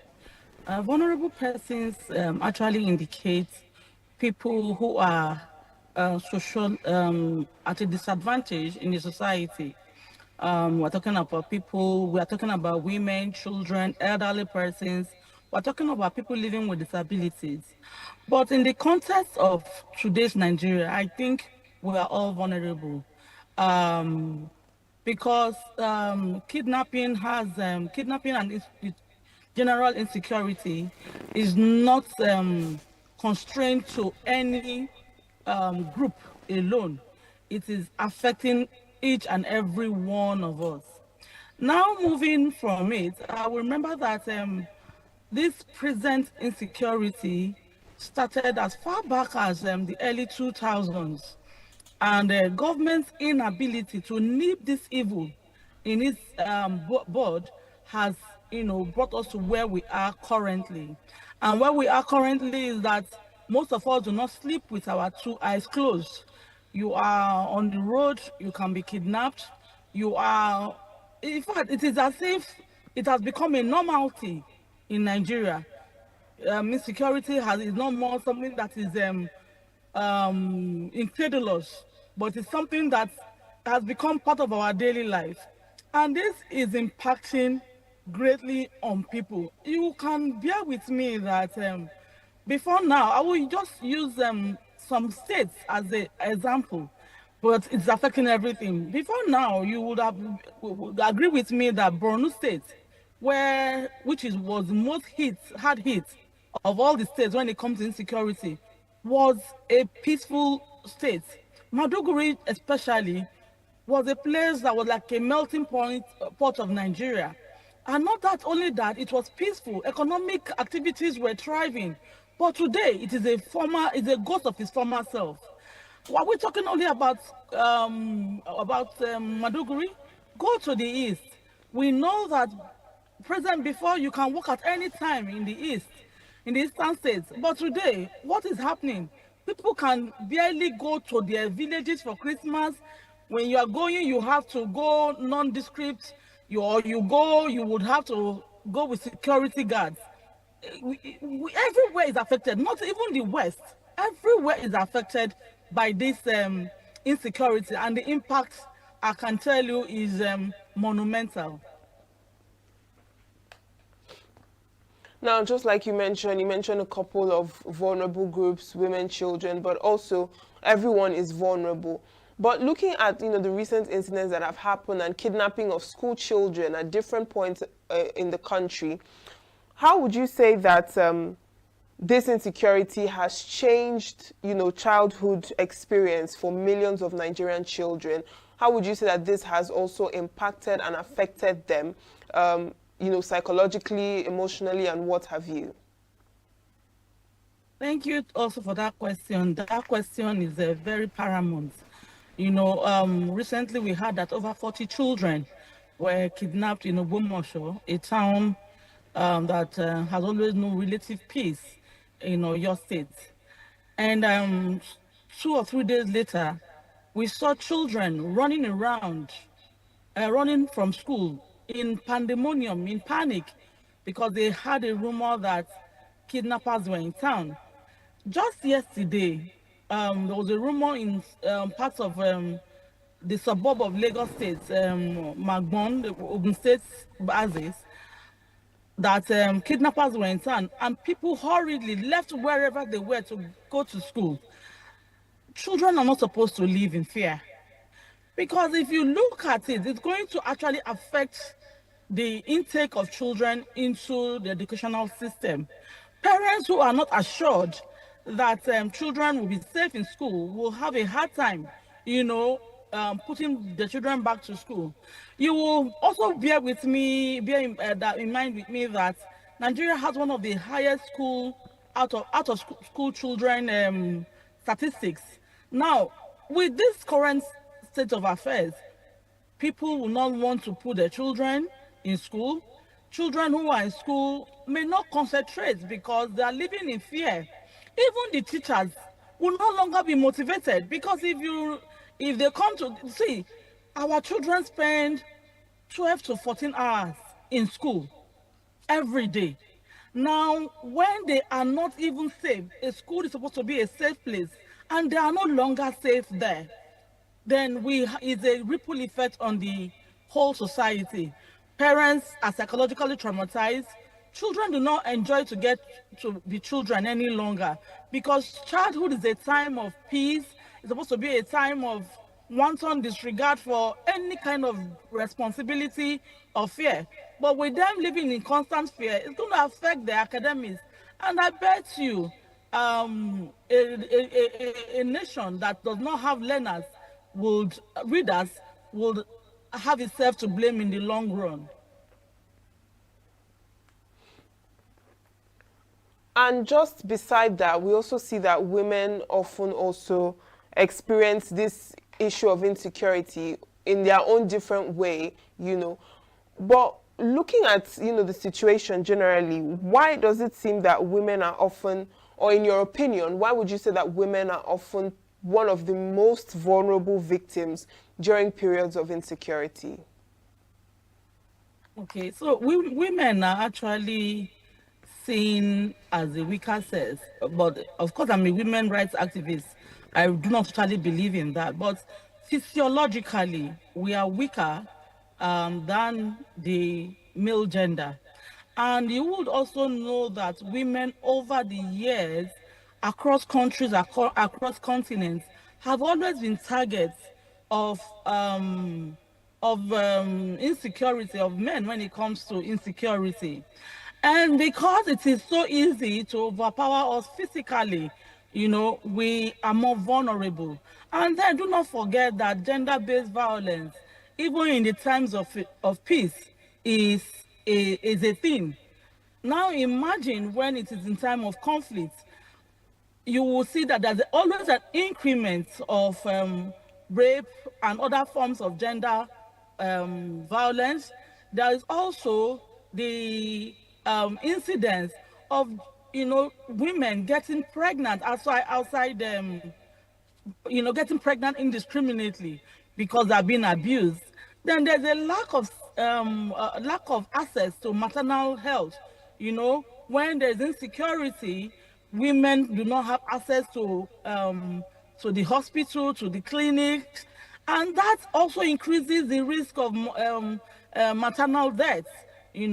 So these are the impacts that it has on women, and that is one of the things why we always, try to advocate for peace, because the most hard hits are always women. Do not forget that women are saddled with the responsibility of children. And while men can easily run away, women, is either they're breastfeeding, they're backing a baby, or they have little ones that they have to guide. So it always makes them very vulnerable to such attacks. All right. And because of this issue of insecurity, we have a lot of internally displaced persons, men, women, and children. And they also have their own risks because insecurity chased them out, but even where they are, insecurity is still coming to them. So I'd also like you to speak on that as well for internally displaced persons. Do they have any rights that also protect them from, experiencing more insecurity issues even in their condition? They have a lot of vulnerabilities as well. So I'd like to hear your thoughts on that too. Okay, I want to say it categorically that the whole of Nigeria is now an IDP camp. We are all almost internally displaced persons, or every one of us, if I'm not exaggerating. And that is very sad, because government has the sole responsibility of securing the lives of its citizens and their properties. But unfortunately, government is failing in that regard. I also want to say that because somebody is internally displaced does not mean that all the rights, innate rights, are alienated. The 1999 Constitution of the Federal Republic of Nigeria, as amended 2023, is very explicit.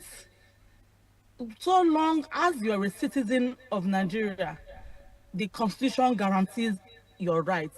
You have a right to life, you have a right to free movement, you have a right to association, you have a right to be free from indignity and torture of person. But with the current insecurity, you will find out that those rights have been curtailed, because now you cannot easily say you want to move to any part of Nigeria confidently like you would want to move. You cannot say that people are being killed on a daily basis. The statistics is horrifying. Even in a single battle, the kind of loss of life that have, so far been garnered, in these years of insecurity, I do not think that any country in recent memory has, garnered it. We are seemingly in a time of peace, and people are dying by the day. I feel that indeed all our rights have been trampled upon, all our rights have been infringed upon, and it's a very sorry situation that the government is seeming helpless. But we, even in this period, as citizens of Nigeria, we have guaranteed rights as contained by the Constitution. People living with disabilities and the elderly are another set of people that are very easily overlooked in times like this, and in security, conflicts and crises such as we have in the country. What is your assessment of Nigeria's response system to such people that have special needs, and also the elderly people who can't really do much for themselves when it comes to, safeguarding them and helping them in such crisis? All right, thank you for that question. Unfortunately, we have over 20 million people living with one form of disability or the other in Nigeria. That's a huge chunk. That's like 10% of the constitution. And these are just speculations because, of course, you know that our data information as per our citizenry is quite poor. So we now have another vulnerable group, which are the aged. And the aged, you know, we have like over 50, almost 50% of the population in that category. And then you realize that during the time of conflict, it is not even easy for somebody who is fully full able-bodied person to actually run. Now imagine when somebody is living with a disability, maybe it's visual, maybe it's audio, maybe it is even the person is disabled physically. How does the person want to run? Because the first thing, you know, that happens in this type of conflict is people, you know, take flight. People want to run. How do they want to run? How do they even want to even live where they are? So you see the sorry situation where people living with disabilities are. Now, I want to also say that people, apart from the fact that people living with disabilities are not captured enough, because when you are not captured enough, how does even the government make provisions for you? If you're not captured enough, how do you want to access amenities and facilities? Already they are at a disadvantage. Then you bring them during a period of conflict. You have just signed a whole death warrant of more than 10% of our population. You are not only thinking about people living with disability, the aged. You now see that the assessment for me, as far as I'm concerned, is that this group of vulnerable persons are worst hit off. And Nigeria has not done well as a country when we're talking about this group of persons. And so let's look at, you know, the economic consequences of this, because a lot of vulnerable groups, you know, lack financial access to even recover from such conflicts and security situation. So I'd also like you to speak on, you know, the economic consequences for these vulnerable groups, and if you see any link between the issue of insecurity and the poverty rate that we have now. Yeah, so there's nobody who wants to invest in stability. You would agree with me that even the rate of investors, you know, coming into the country has drastically reduced. Nobody wants to invest, and their investments, you know, go up in flames.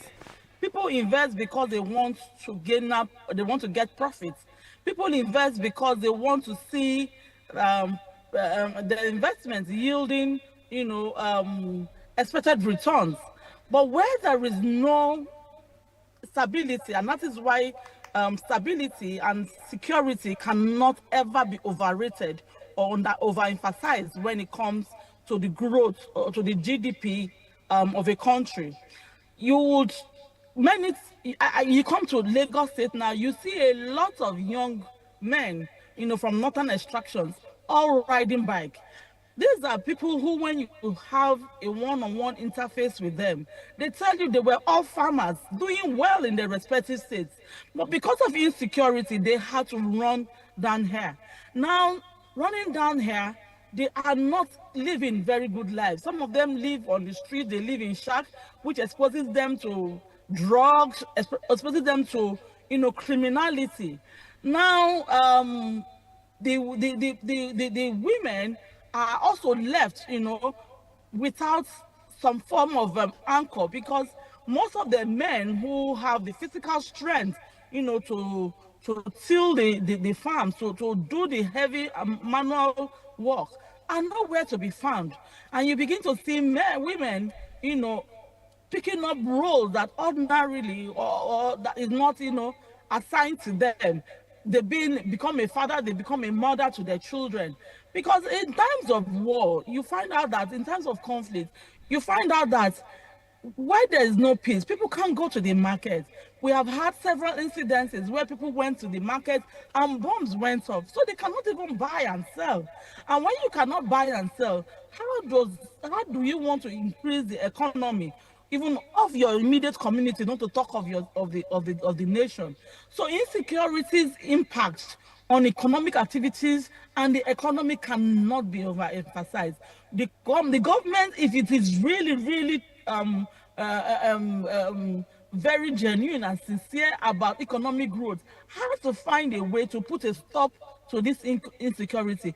That is the only way that our economy can really be said, to be revitalized. Our economy can be engineered to meet expected rules. Women are worth it. You find that women are pregnant and they are not even eating well. They are nursing babies that are not eating well. You have the effect on the children. They are having children that have stunted growth. So I cannot begin to elucidate and highlight what insecurity does to the economy. Now, this insecurity issue, just like you mentioned earlier, started in the early 2000s, and up until now, it has continued to escalate. From what has happened so far, what is your general thought about how this insecurity issue has been handled by the government? How would you describe or explain, their response to the series of insecurity issues that have come up in different parts of the country? Well, I would want to say that I have a very low opinion, on what the government has done so far. Yes, I understand the myriad of difficulties it is, especially in a terrain like Nigeria. But I want to say that Nigeria is like any other country. What the government lacks is political will. So where there are no consequences to crime, you are encouraging the crime to grow, to burgeon. The truth of the matter is that we have officers, we have security officers who are willing to do the work, but you don't have a means of encouraging them. The paychecks are very low. There is no motivation. People are going to the war front without boots. People are going to the war front without enough ammunition. The bandits, the criminals seem to be better armed than our soldiers, than our security forces. What are we expecting? We have seen where people who have even been arrested are freed. They are now even regarded as prodigal brothers, that they should be integrated. Some of them are even integrated back into the same security force agencies that fought against them. What do you think is the ripple effect on the soldiers who had earlier fought on them? Of course, there will be animosity. The people that they fought against are now part of them. And the people, I do not understand why we are giving passing criminals, or giving them a slap on the wrist. Criminals should thoroughly face the face the consequences. Insecurity, kidnapping, in many states is capital punishment. So why are we sending people who call themselves repentant bandits, repentant kidnappers? We're sending them to countries on scholarship, using taxpayers' monies to do that. We are putting them in camps, saying that we are trying to that trying to reintegrate them into the society. People I had a particular situation where one person was supposedly rehabilitated and went back back to the bandits. You see, we cannot continue to go on like this. I was a victim. I remember when my husband was kidnapped, And I made a report at the police station. Within 45 minutes, 30 to 45 minutes, the kidnappers called me back and told me, why did I have to go to report? There is no intelligence gathering. We're not encouraging intelligence gathering. We are allowing these people to, sip and into every sphere of our government. How do we want to cope with that? How do we want to see that people who are supposed to do the right thing are doing the right thing? For me, I feel that the government has failed utterly in this insecurity issue. Our challenge has not been addressed at all by the government. All they are doing is they are nipping it, how let's say it, treating the whole matter lightly. This is a very sensitive matter. And if we are not careful, it may cause a civil war, because as it is going, it is not a threat. This is what we are seeing, the indicator, the indices. When people become, get pushed to the limit, they may want to fight back. And the government may not totally be prepared for it. Well, thank you so much for joining us this morning, Toyin Taiwo Ojo. It's a pleasure to have you talk about this particular topic. Thank you for having me. Toyin Taiwo Ojo is a legal practitioner, and we just talked on the effect of insecurity on children, women, and the vulnerable groups in Nigeria. Do stay tuned, as Signature Morning will be right back.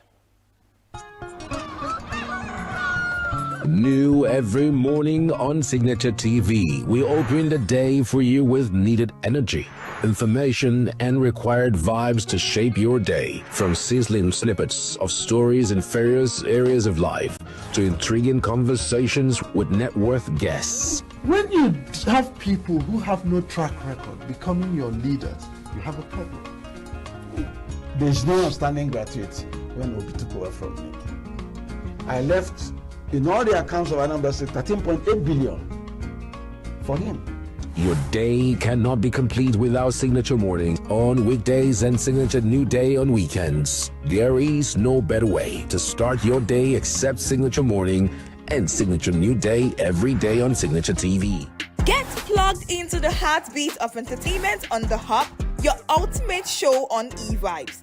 From trending stories and social media drama to top charting music, must-watch movies and exciting moments from the world of arts, we've got it all. Join us for unmissable conversations with your favorite entertainment personalities, plus fun segments every week. I should try harder, so... Okay, I don't know that one. Outfit of the day. Oh, I don't do that. That's some Gen Z stuff. Oh, now you say it's a Gen Z stuff. It's everything you love about entertainment, served fresh every week at 1 p.m. with weekend repeats just in case you missed it. The Hub's on e-vibes, where the vibes never stop. Only on Signature TV.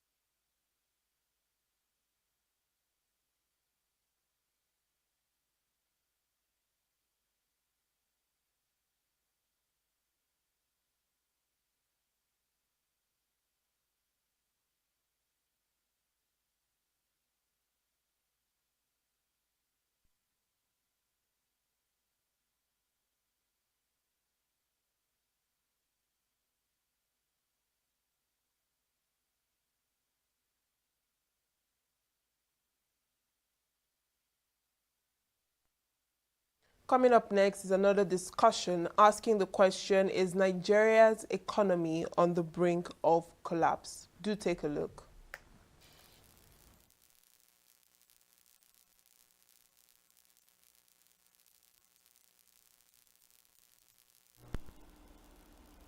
Now let's take a look at an interview we had with Obiajulu Oboko, who is an accounting, audit and assurance expert. And that discussion, we talked about, is Nigeria's economy on the brink of collapse?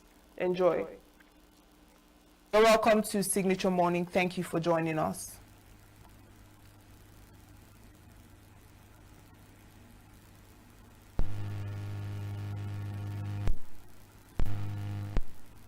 Your program. If you can hear me, you're welcome to Signature Morning. Please, can you speak up so we can hear you as well? I can hear you.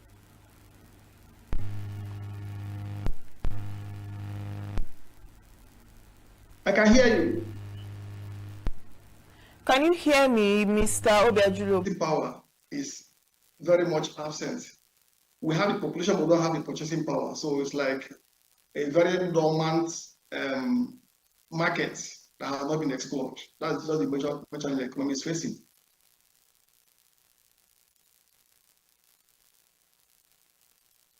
The issue around inflation and the cost of living in the country. How would you say that this inflation issue has constantly continued to remain high, even with all the reforms and the improvements in the GDP, as we are often told? Why are we still seeing the inflation soaring day by day? Well, there are two types of inflation: demand pull and cost push. Nigerian inflation is basically cost push inflation. You have a situation where you have limited resources chasing the available goods. And if you go back to the case of this high inflation, you go back to the SAP era of 1986, you remember that there are three legs to this issue of inflation. You have the crude oil prices, you have the exchange rate, and you have the wages. Now, government has looked at the oil prices, government has looked at the exchange rates, but the wages have remained almost constant. So this inflationary are fueled by this exchange rate and oil deregulation. They are the major drivers of inflation. While the purchasing power of the people, which is like salary, has almost remained constant. So you find that what you could buy 10 years ago is the amount of money you cannot buy it today. So salary is going up normally, but it's not going up at the same pace at which exchange rate regulation and oil price regulation are going. So there's a disconnect. So we can have this problem. We're going to have this inflation, and we're going to have a lower purchasing power of the Nigerian economy.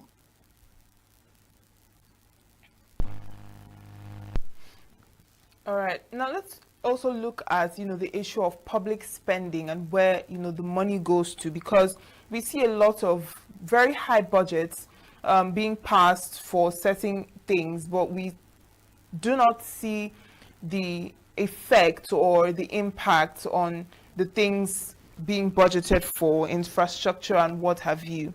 So what recurring patterns of financial mismanagement have you observed so far when it comes to the public spending of the budget and money in the country? You see, when it comes to public spending in Nigeria, there are basically three issues to worry about. The first issue is corruption. Because we have a weak institutions to supervise these spendings, there's a lot of leakages. Money is budgeted for specific projects, but a lot of this money does not go into that project because of corruption. Now there is the issue of inflation. Money is being spent, more money in the first place, but because of inflation, what's the value of those money that you are spending today? If you look at the value of the money last year, last 2 years, last 3 years, you find that yes, more money is being spent, but most times lower real value. So that in itself is also a problem. Then the next point to look at is the public procurement system. How efficient is the procurement system? How are these contracts awarded? You'll find that there's a lot of no man in the system. So many of the things you see as public bid are just a sham. So these are prearranged, bids are sent, but before the bids are even opened, the contractors are known. So these are issues that affect public spending. So you can be spending more money as we are doing right now, but people are not seeing the impacts because of the issue of corruption, because of the issue of inflation, because of the issue of poor public procurement procedure. So these are not issues to worry about in the public finance system.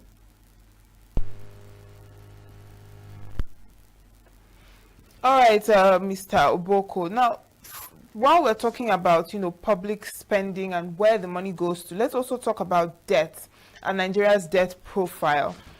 We see that the debt profile keeps going up as the days go by. It keeps going up. How would you say that, or rather, first of all, why would you say that Nigeria constantly keeps borrowing, and how does this constant borrowing create more fiscal problems in our economic space? Well, to start with, borrowing is not a bad thing. It's good to borrow up to a certain limit, provided the borrowing is creating value in the system. Borrowing for productive purposes, not for consumption. But the challenge with Nigerian borrowing is this. At the moment, Nigeria is over $110 billion in public debt. Now, debt service rate is over 40% of Nigerian revenue. And these are cause for concern. Even though there's a benchmark that a developing country can borrow up to 40% of GDP, we are below 40% of our GDP in terms of borrowing, but we've crossed over 35%. We're going very close to the threshold, but my problem is not even the threshold. My problem is the service capacity. By the time you are spending more than 30% of your revenue in servicing debt, that should be a red flag. And no serious-minded government should allow debt service to get beyond 30% or 33%, as the case may be. But now we've gone beyond that threshold, and we are not backing down. We are still borrowing. So this will create major fiscal challenge going forward, because this debt has to be paid. It's not for free. Interest is mounting. It has to be paid. So we need to pull back at this point in time. Anything we can do, we need to do it to rein in the extent of borrowing that we're done at the moment. We need to stop at this point in time. I need to see how we can improve on our debts to GDP ratio, we need to see how we can improve on our debt service ratio to revenue. All these are things that are of concern to the Nigerian people, and we need to improve on because these are fuel inflation and poverty. If these are not properly managed, because a lot of these borrowings, you can't even be sure that they are going to the projects as claimed, because you've seen all the projects all over the federation. We're not making much progress in terms of execution, but money is still being disbursed for these projects. So it's a cause for concern, and we need to rein in the process and see how we can manage what we have at the moment. So, in your opinion, where then does subsidy removal come to play in all of this? How would you say that it has also affected or impacted on our economy? The subsidy removal was meant to save money for government. That was the primary purpose. To save money for government so that this service can be carried into more productive ventures. But we have not seen much of the utilization of these savings. So it beggars the question as where has the savings gone to, or whether there's even a savings in the first place. We need to interrogate our public account system, because the public finance system, as it stands now, a lot of it cannot be explained.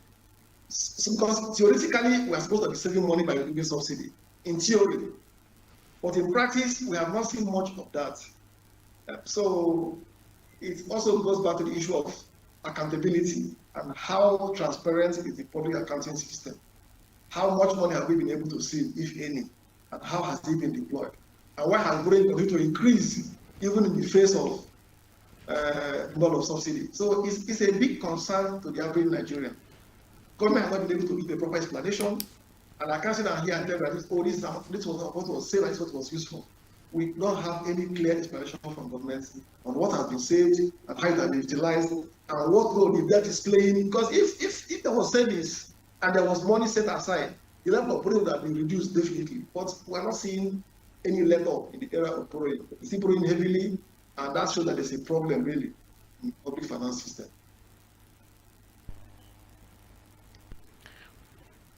Now, we know that a strong economy, of course, heavily depends on trust, on public trust in its institutions.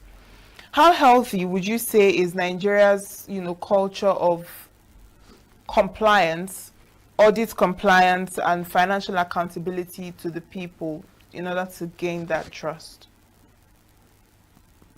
Well, the compliance system is there, but I think it's weak. It's weak in the sense that the public accounting system is also influenced by the political authority. Whoever the accountant has to be appointed by the government, and if he's not playing ball, it can easily be removed. And the culture in this country, people don't like to lose their offices. They want to stay in office, whatever it is worth. And then nobody wants to lose his position because he doesn't want to do what the government wants. So basically, you have to do what the government wants. And when queries are raised most of the time, find a lot of going forth and back. Because even when, like, you have the MDAs who have independent auditors from outside the government system, and queries are raised, these queries get forth and back, how well they are resolved, how monies are refunded. It takes years before it's even implemented. Sometimes the national have to step in to rein in some MDAs who don't comply with audit queries. So it's as bad as that. The system ought to be autopilot, checks and balances, but because of some influence from outside within the political circle, these audit processes are never followed through. They are never followed through. From your professional judgment, what financial red flags would you say that indicate a country is nearing economic breakdown? And looking at Nigeria, do we take those red flags that show that we are going down economically? What are those indicators that show, and is Nigeria's economy showing signs of those indicators? Well, the first red flag for financial collapse is ability to meet your obligations. If you cannot meet your obligations, then there's a major problem. The next red flag is breakdown in the market economy. When market forces no longer function, then there's a big problem. The next red flag you will see is the issue of trust. When the trust begins to shake, then you can be sure that there's have a major problem in your hand. Now, talking about meeting obligations, the government has always been able to meet their obligations. Even when they had some challenges in the past, there are certain ways that means facility, which is ability to print foreign local currency to meet domestic debts. So, since government can still borrow internationally to meet foreign obligations and print money locally to meet local obligations, or even borrow locally for local obligations, then one can say that government is solvent. So the issue of economic collapse, as far as government is concerned, does not exist. And our markets are still functional. You can see that the market might be weak, it might be slow, but the markets are functional. And so to some extent, the economy is moving. The economy is weak, no doubt about that, because of the weak production that is in the system. We're not very productive. infrastructure is very low, if not available. Power is a major challenge. So these are issues to be addressed. But as to economic collapse, I don't think one can be talking about Nigerian economy collapsing, even though it is quite weak. And a lot of work needs to be done to strengthen the economy. And if we have enough time, I will explain to you where the genesis of this problem is coming from. If you look at the pre-SAP era of 1986, you find out that government was not able to raise enough money to pay the workers. This is what the MF was calling in the first place. And when you look at this tripod equation of exchange, fuel prices, exchange rates, and wages of workers, it's a tripod. Now, what did the IMF recommend? IMF recommended that you should devalue your currency. So when you devalue your currency, government now has enough naira. The same exports of crude oil, the same volume of money coming in terms of dollar, will now have more naira equivalent. Now we have the dollar, the crude oil prices have two legs: the foreign oil prices and then the local sale of petroleum products. Now, when we devalue our currency, we have more naira. Government has more money. We're able to pay our workers. Even have enough money now to waste in terms of by way of corruption. Now, government now found out that, oh, we can make money by devaluing the naira. So what has government done? They have been devaluing the naira since then, from almost a economy that's close to US dollar to now almost a newspaper. So because of devaluing the naira, and government is going to have more money. So you have to say that, oh, states have more money, governments have more money.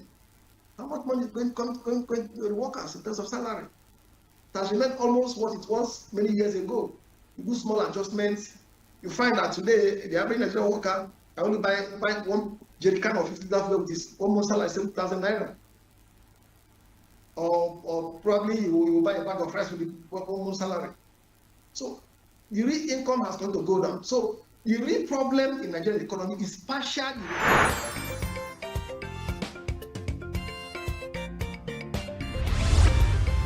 Signature TV, news in your pocket.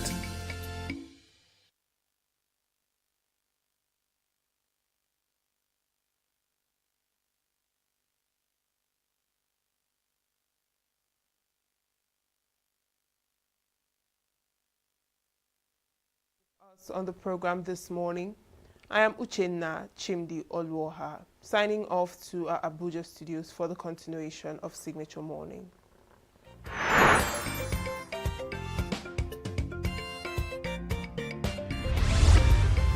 Signature TV, news in your pocket.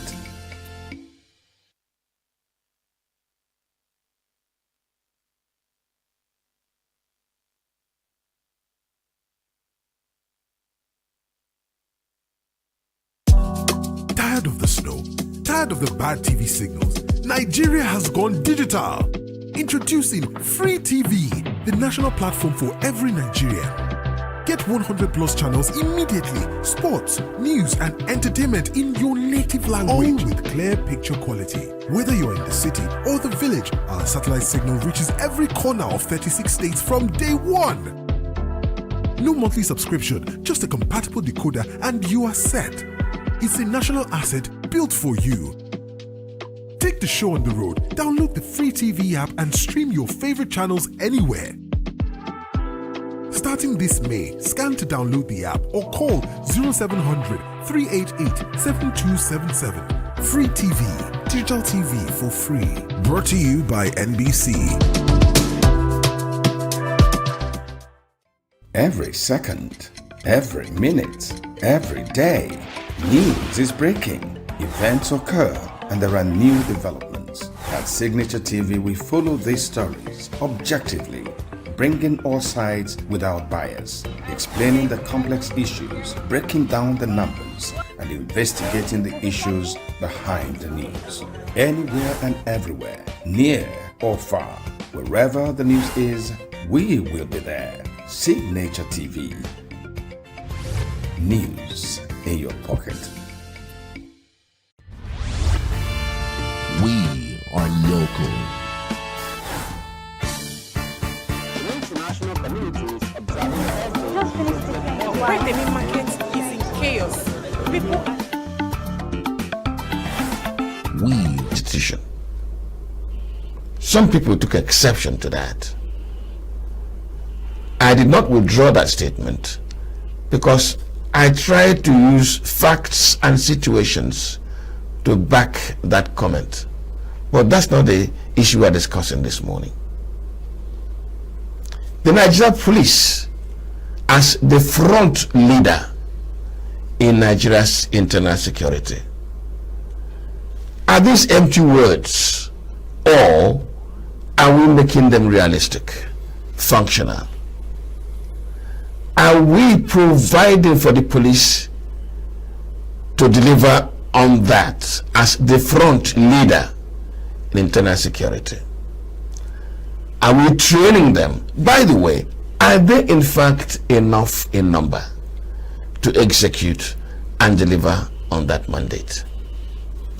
Tomorrow, Wednesday, that issue may crop up at a different event, but this morning I have in the studio those who know or who should know.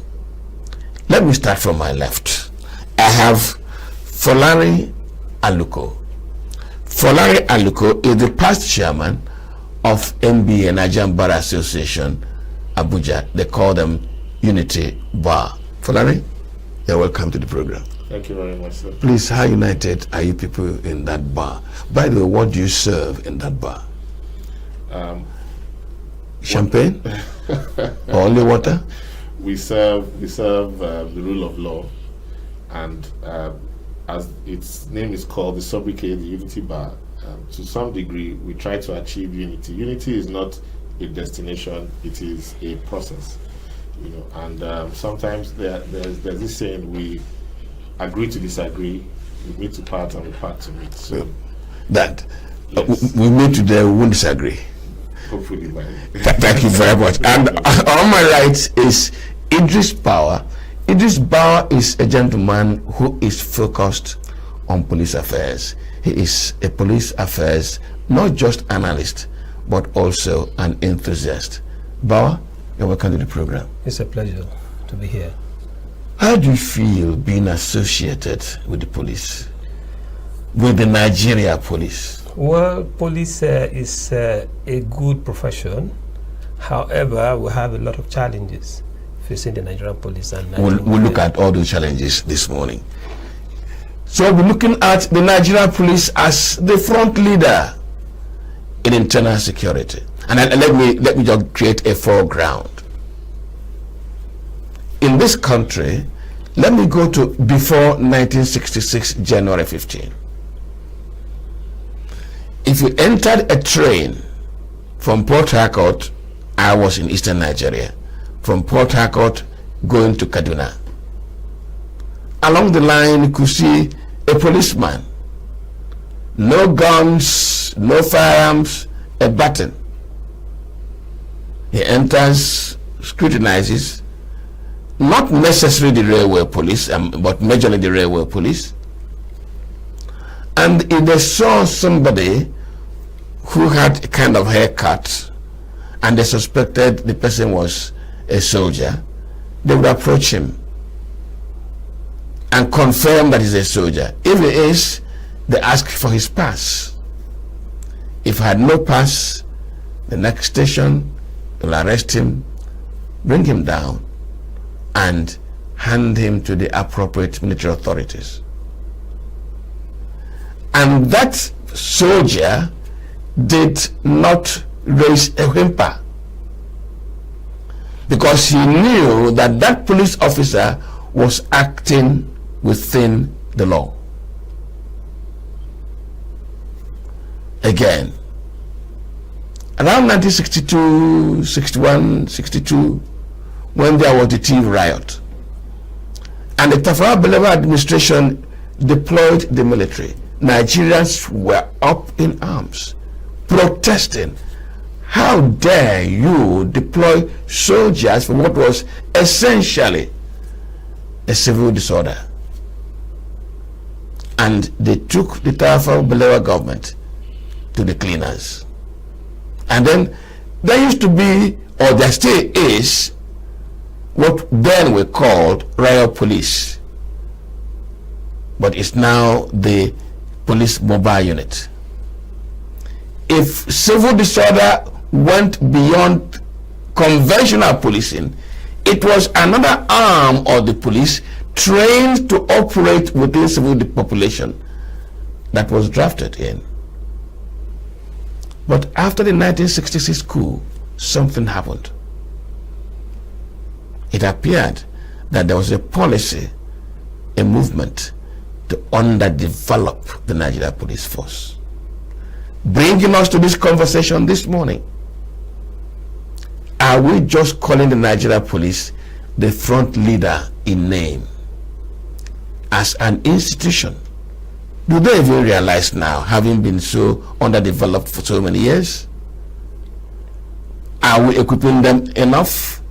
Are we training them enough? I'm going to begin with Idris Power. Idris, you know why I lay that foreground? So that the younger ones who did not know, experience a police force that operated in Nigeria could understand why we are holding this conversation this morning. My question, therefore, is the Nigeria Police, in real terms, the front leader of Nigeria's internal security? Well, as it is now, we cannot say that the Nigerian Police is the frontline leader, because if you look at the 36 states of the Federation, we have deployed military to almost all the states across the 36 states of the Federation. So if we are saying they are the front leader, that is not actually the truth. Part of the challenge, just like what you stated, the police over time had a lot of challenges when it comes to funding, which I think was deliberate by the military coming in to ensure that issues surrounding internal security were not properly handled. I'll just go very quickly to something that happened 2020. The Bureau for Public Service Reform did a research on funding of the Nigerian police. The research is online. The Bureau for Public Service Reform is a government-established institution. Part of that report was that the police stations were given as much as 50,000 naira per quarter to run a police station. 50,000 naira per quarter? Per quarter to run a police station, to manage a police station. Fueling of cars, buying of stationaries, paying electricity bill, ensuring there's clean water and all of that within the police station. How do we expect the police to function when this is happening? I'll go back a little bit. I think sometimes in, I can't remember the year, there was a particular year the police had a budget of about 28 billion naira. How much was released? 8 billion. Where do you expect the police to get that additional 20 billion to manage the affairs or the policing of the citizens? So it's been one form of deprivation and another, particularly to the Nigerian police, and that has done a lot of damage to our system. So how do we say, in fact, in terms of budgeting of the Nigerian police, they do what we call envelope budget, which is a very big problem. Have we taken time out to say, for instance, let's take a state as an example. I'll use a state like Kaduna, for instance, or let me say ENUGU. Every police post should tell us how much they need to run that particular, post. Yeah. From post, you come down to divisional level. How much does this DPO need to effectively police that division? From the division, you come down to the area command. How much does the area commander need to oversee the affairs of the police within that space? And then you come to commissioner of police. By the time we have a budget that flow from down top, then we know how much exactly we need to fund a police station or a police in a state. Without that, we are just wasting our time. Truly, as we speak, the military, majority of their institutions, like the training schools, NDA and all of that, they have separate budget outside that of the military operations. The police colleges, do they have something like that? No. Why is it so? Visit any barracks in Nigeria today and tell me whether human are actually living in those barracks. That's how appalling it is.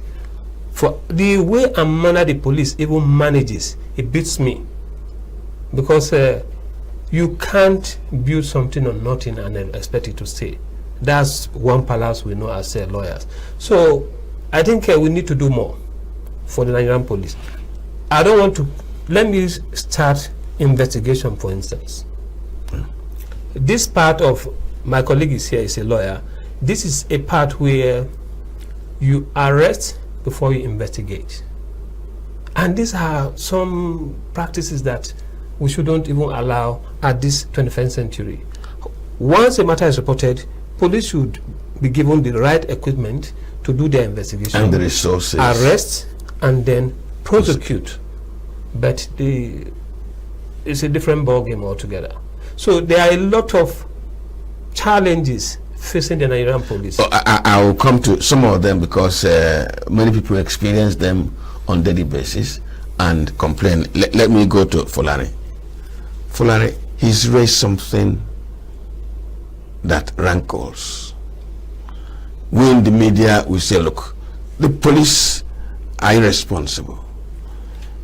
They grab you, they detain you, and if you insist and make enough noise, they take you to court and they tell the judge, we are investigating. And with that, we are investigating, they now have the legal basis to dump you in detention. And he says, the procedure should in fact be suspicion, investigation, arrest, and prosecution. How did the police come to this? I want to ask this question, drawing from the underfunding factor he has raised, please. That's a fantastic question, and my very senior colleague, Mr. Bawa, is a police historian, in fact, the security historian, has laid a very solid foundation. You know, Nigeria is unfortunately a very interesting country, and as you rightly said, the process, we have this challenge because it is primarily a funding issue. Now, with investigations, in most cases, about 80 to 90% of crime or investigation is carried out at the scene of the crime. And most times, most of the evidence, if at all, is located at the scene of the crime. If you look at the provisions of the ACJA and the Police Act, they often require that when an incident is reported, that a police officer should be designated to go to the scene of the crime to conduct the investigation. But then there's a funding challenge. And so what tends to happen is that the police would invite, so if there's a petition, the police would invite the respondent, who then would either go willingly or unwillingly. And then, you know, once they're within custody, a lot of things tend to start happening.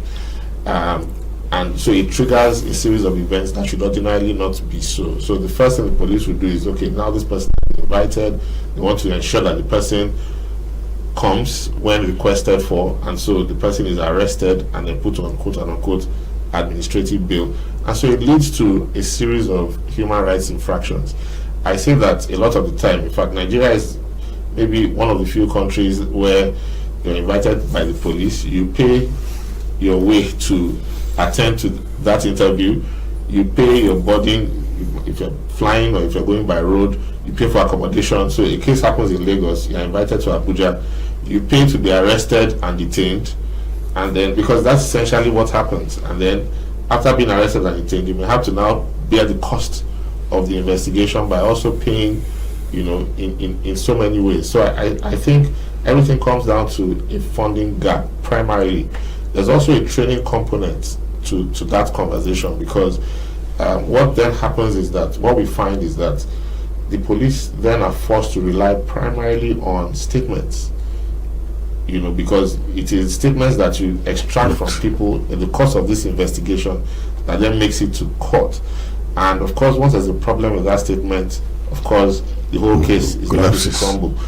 So it's a very huge funding component and a training component as well, because in the 21st century, Ogabawa had mentioned that there are some things we shouldn't be discussing about in the 21st century. But a lot of crime, because we live in a digital economy, there are many ways to track and to investigate crime that do not necessarily involve inviting and arresting people before investigations. Because what that tends to do is that it then creates so many human rights problems that lead to distrust in the police, and then it creates a vicious cycle that doesn't help the police. No, Fulani, I still want to stay with you. Well, first item we've identified underfunding of the police. But why do we underfund the police? It is an attitude. It is an establishment attitude. First, does the establishment realize the central role of police in internal security? Because if you do realize that central role, you prioritize it, you give it a value, and you give it a cost. So it is that attitude, that undervaluing of the function of the police by the establishment, not by Tinubu, not by a president, not even by the minister. The establishment that does budgets, weighs budgets, prioritizes funds, does not see the functionaries of the police as priority. It's a tangent. How are you lawyers? Because you feel it. At the end of the day, the shortage job is what you use to go to court. Yes. How do you react to it, and what are you doing about it? I would say that's also a fantastic point, sir. The fault is historical in nature, and I think you did a very great job in laying that foundation. But what started with the military needing to undermine the role of the police as the frontline security actor when it comes to internal security issues, over the years led to, it first started as perhaps a means towards obtaining legitimacy by the military and legitimation. But we start to see a series of institutional reforms that were touted as advancements or reforms, but were actually directed at whittling away the powers of the police. This may shift some perspectives, but the Federal Road Safety Corps, for example, is an essentially police branch of the police traffic. And then you have so many civil defense, for example. So why EFCC is new branch? Yes, EFCC was, when it was proposed as an investigative arm of the police. They will only do investigations, but now it has become something else entirely. So why do we create, or why does the establishment tend to create other institutions and fund them more than the primary institution that is responsible for internal security? So I think that there's a huge problem there, and the current Honorable Attorney General of the Federation, when I think about 2 or 3 weeks after he resumed office, made a statement to this effect, and he recognized that there were some institutions that needed to be merged and brought together, and that we had a proliferation of public institutions. That statement was lauded by many public affairs analysts. Unfortunately, till today, no step has been taken in that direction. So, the question is, what are the interests within the establishment that are not that do not want to have a strong police force? Because the truth of the matter is that the police force is the only force in any country that can actually handle internal issues. Of course, there's at a more extended level, there's that conversation about whether we should have state police versus federal police and so on. But I think at its core, it is only the police force that is trained and that at the moment has the public accountability mechanisms that can interface with the public. Now, with regards to how are lawyers handling situations, I think there's the public accountability conversation or part of that conversation. And of course, as you rightly mentioned, whenever there's an infraction on human rights, there has to be some sort of recourse or remedy. One of the biggest challenges that we have had in the legal profession since the passing of Chief Gani Fawemi is that most times, and I was just having a conversation with someone recently, we frame our public interest litigation from an individual perspective. And this, I will say this to lawyers now. Many lawyers, when framing public interest, not even public interest, when framing human rights infringement cases, we don't tend to look at the broad scope. And so when framing prayers, for example, prayers are framed, or the courts are asked to make findings in relation to specific cases, and not, for example, giving judgments, for example, that say that arrests before investigations are unlawful or illegal or prejudicial. So there's nothing generic that can be used to apply to other situations. Yes, so that's one major problem. And I think, I think within the legal profession there's a lot of reform currently going on, because the situation cannot continue this way. I know, for example, that if I may speak just with by way of general knowledge now, for a long time, many lawyers would not challenge illegal arrests. So if someone has been arrested and detained, what we tend to focus on as lawyers is the illegal detention and not necessarily the illegal arrest. But there is more attention being focused now on illegal arrest. So an arrest that is based on on an agreement or a contract, for example, that is purely civil, you find lawyers challenging the arrest in court and the detention as separate incidents on their own. But I've been calling Idris. I've been calling, because the name I got was Idris. Am I correct? Or is it Ibrahim? Idris. Idris, I'm correct, my dear.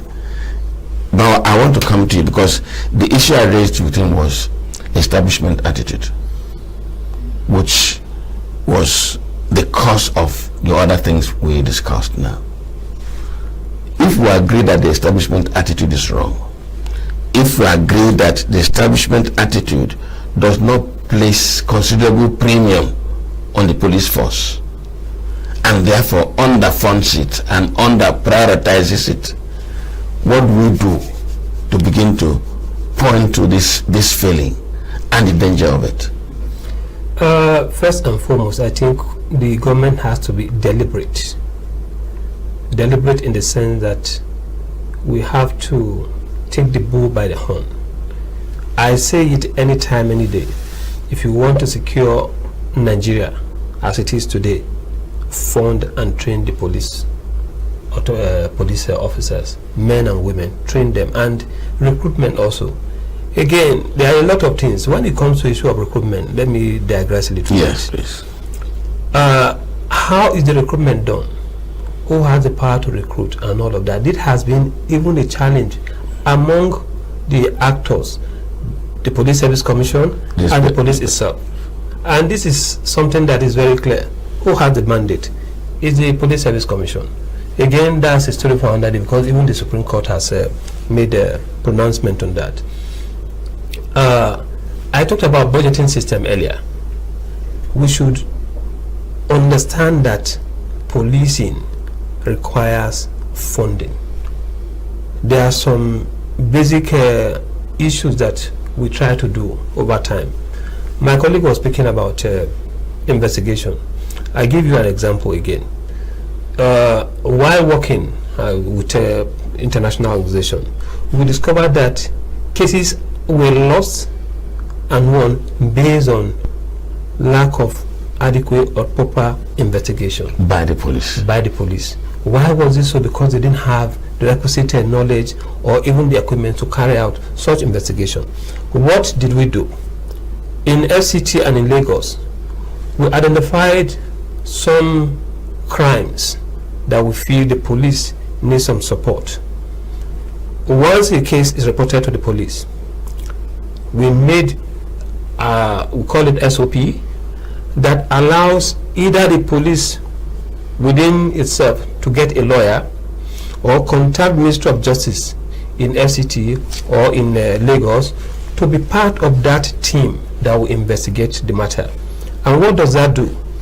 The issue of actus reus, which is part of legal balance, Yes. mens rea, the mental, all of this, the act. Once the lawyers involved, they identify some of these things early enough, and the police, based on those investigations and things like that, they are well prepared and give, very good investigative report. Outside of that, the issue of forensic became a very tough one again.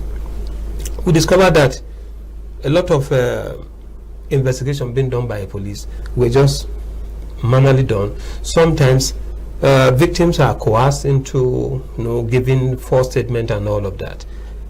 Then we decided to focus on training the police officers and equipping some of this, for instance, in Alagbon and FCT, with equipment to carry out forensic investigation. All of these are things that ordinarily the police should do, the government should do, but we allow international organizations to come in and play this role. For me, that is not very good, because we are also exposing our system to these organizations. What do we do? How do we move forward? Yes. It's very important. Training is very key. As we speak, the Police Act 2020 has been passed. I'm not sure, if not for organizations like P1, some other organizations working within the police space have decided to train the police officers on the provisions of this act. I'll tell you very simple. Arrest protocol, even ACJA, which my colleague spoke about, ACJL, made provisions on how you do arrests. As we speak, 90% of police officers who are on the field don't have the requisite knowledge on how to do these arrests. At some point, we tried to do an SOP, a force order, but that force order didn't see the light of the day. That's a pack. The Police Act 2020 has been passed. What about the regulations? That is a supplementary, part of that law. Part of that law that ordinarily will ensure proper implementation of the provisions of the Police Act. It has not been gazetted. Upon what law? Will those stand now? Policing even implementing the 2020 Act. We'll come to that as a core issue. We'll come to that as a very big core issue. Let me turn to Fulani. Fulani, I asked Bauer what we can do for the establishment to begin to realize the central role of the police in internal security. Unless there's a method of interfacing with the establishment to bring the, as we're talking now, many of them are their offices and they may not even be following. Some of them are watching music on their others are busy discussing some other business opportunities, or maybe really doing other administrative job. So it requires a mechanism to interface with the establishment, and let those watching us understand what I mean by the establishment. There are agencies, there are offices, there are decision points within government. Is the office of the National Security Advisor watching this program, for instance? Is it of concern to that office? Is the office of the Minister of Police Affairs watching this program? Does it mean anything to them? Who is in charge of internal affairs? Are they watching this program? Because the outcome of the performance of the police reflects on whether they are delivering service or not. So, what mechanism can be adopted to get the establishment to be on the same page with what we're conversing on now? So it's a whole lot. Isn't it? Yes, it is, because you would ordinarily expect that the initiative should come from the government, because I believe that security is everyone's business. It's not the exclusive preserve of just one institution.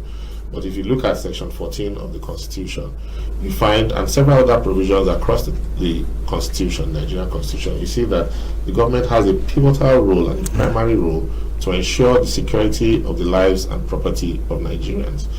And so, having said that, the pipeline should, or leadership should, come from government. So the fact that we're having this conversation already shows that there's a challenge. Someone has dropped the ball somewhere.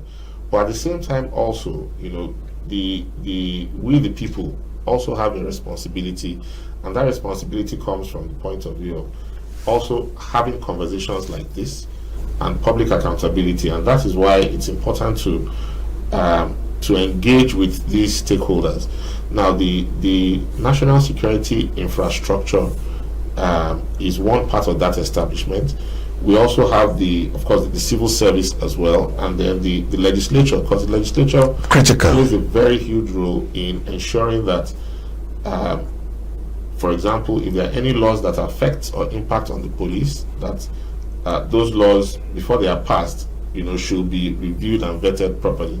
So I would say that in terms of a mechanism that would draw the attention of these stakeholders, I think the first and the most important thing is to dialogue with them and to invite them. And I'm hoping that the NSA is watching this program, and if he's not watching live, his attention will be drawn to this program, after the fact. But this is an issue that should be of concern to all Nigerians, because security, we are only as strong as our weakest links. And I think the issue of security is everybody's problem. Mr. Bauer rightly talked about the provisions of the Police Act, which 2020, which of course introduces so many novel provisions, but it is not really about the issue of the laws. The question is, how are these laws implemented, and are the people who should implement them, do they even know that they have the responsibility to implement these provisions? So, I think it starts with a conversation, and in some cases, I referenced the late Chief Danifao. Yes.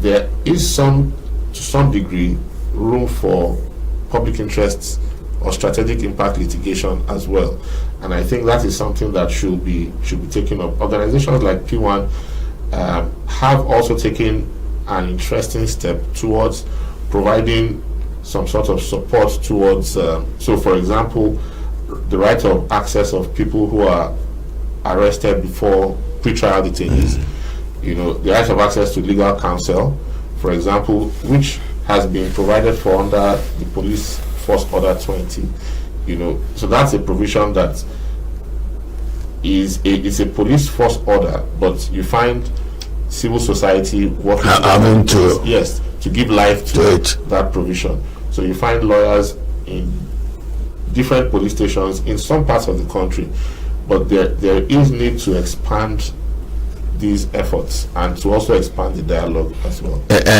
Idris, sometimes it's not good for the outsider to cry more than the bereaved. Because if we are raising these issues as outsiders, does the police leadership realize that as a frontline security institution, there are certain things that should be given to whom much is expected? Are they aware of it? And let me use street lingo. They don't shake body. Are they making the demands? Are they bringing these issues to public conversation? Because unless if they don't anyway, it means we are just when you cry too much for the dead, they say you killed him. Well, I think the leadership of the Nigerian police, they are doing their best, truly. Why am I saying so? there's much they can do about, crying out for some of these things and things like that, based on the fact that they are a government institution. If, for instance, as let me say, I'm a commissioner of police and I cry out, maybe come to the media to spill out some of these things and things like the next thing, my job is don't come to the media. Better go to your boss and let the media be there. That is what I'm saying. Even bringing the media to my boss would be wahala. So for me, I think the hierarchy of the police, they are doing their best. It's just for us, like I said earlier, to be deliberate. What I mean deliberate, the government should take the bull by the horn and say, yes, we want to, seriously fund the police. I'm not taking away from the government. The government has done something for, again, the police trust fund that was established, over time. What have we been able to achieve since the establishment of the police trust fund? We are talking about policing, and sometimes the last administration, I was fortunate to be part of persons who developed the community policing framework, which was presented to the government, and very beautiful framework. What was that framework supposed to do? One, it's about intelligence gathering. It's about community engagement. If you want to get intelligence, you have to work with the communities. So the community policing principle, I think how it is working now is a different ball game. I think we need to visit that and see what exactly are we doing when it comes to investigation, when it comes to intelligence gathering, because these are some of the things that will aid us in securing the environment. That's one. My colleague spoke about accountability. We have some basic institutions that hold the police to account. The National Human Rights Commission holds the police to account. How much have we been doing with that is something that I will ask my colleague in the Human Rights Commission to answer. The Police Service Commission itself, they have a key role to play in ensuring police is held account. The Ministry of Police Affairs has a role to play. The National Assembly, both the Senate and House of Representatives, they have committees on police. It's not about oversight and all of that things, holding them to account so that even one kobo that is given to them, how are they spending this money? I sum it up this way. If you cannot count, you cannot account. We have to need to hold ourselves to account, not just the police, every structure of our society. We need to hold ourselves to account so that we be accountable to every Nigerian. We hold ourselves to count so that we can also be accountable. We have to know the numbers, how much was given to us, for what purpose, how much was deployed for each activity. When we count the numbers, we can give an account. Well, I have two gentlemen in the studio, Idris Bauer, police affairs analyst, and Folare Aluko, past chairman of MBA Abuja. They call themselves Unity Bar. We are discussing the Nigeria police as a frontline security institution for internal security. How well are they doing? How well are we doing for them? Are we calling them frontline just in words? Are we providing? Are we helping them to deliver? That's the conversation this morning. We'll take a short break and return. Please stay with us.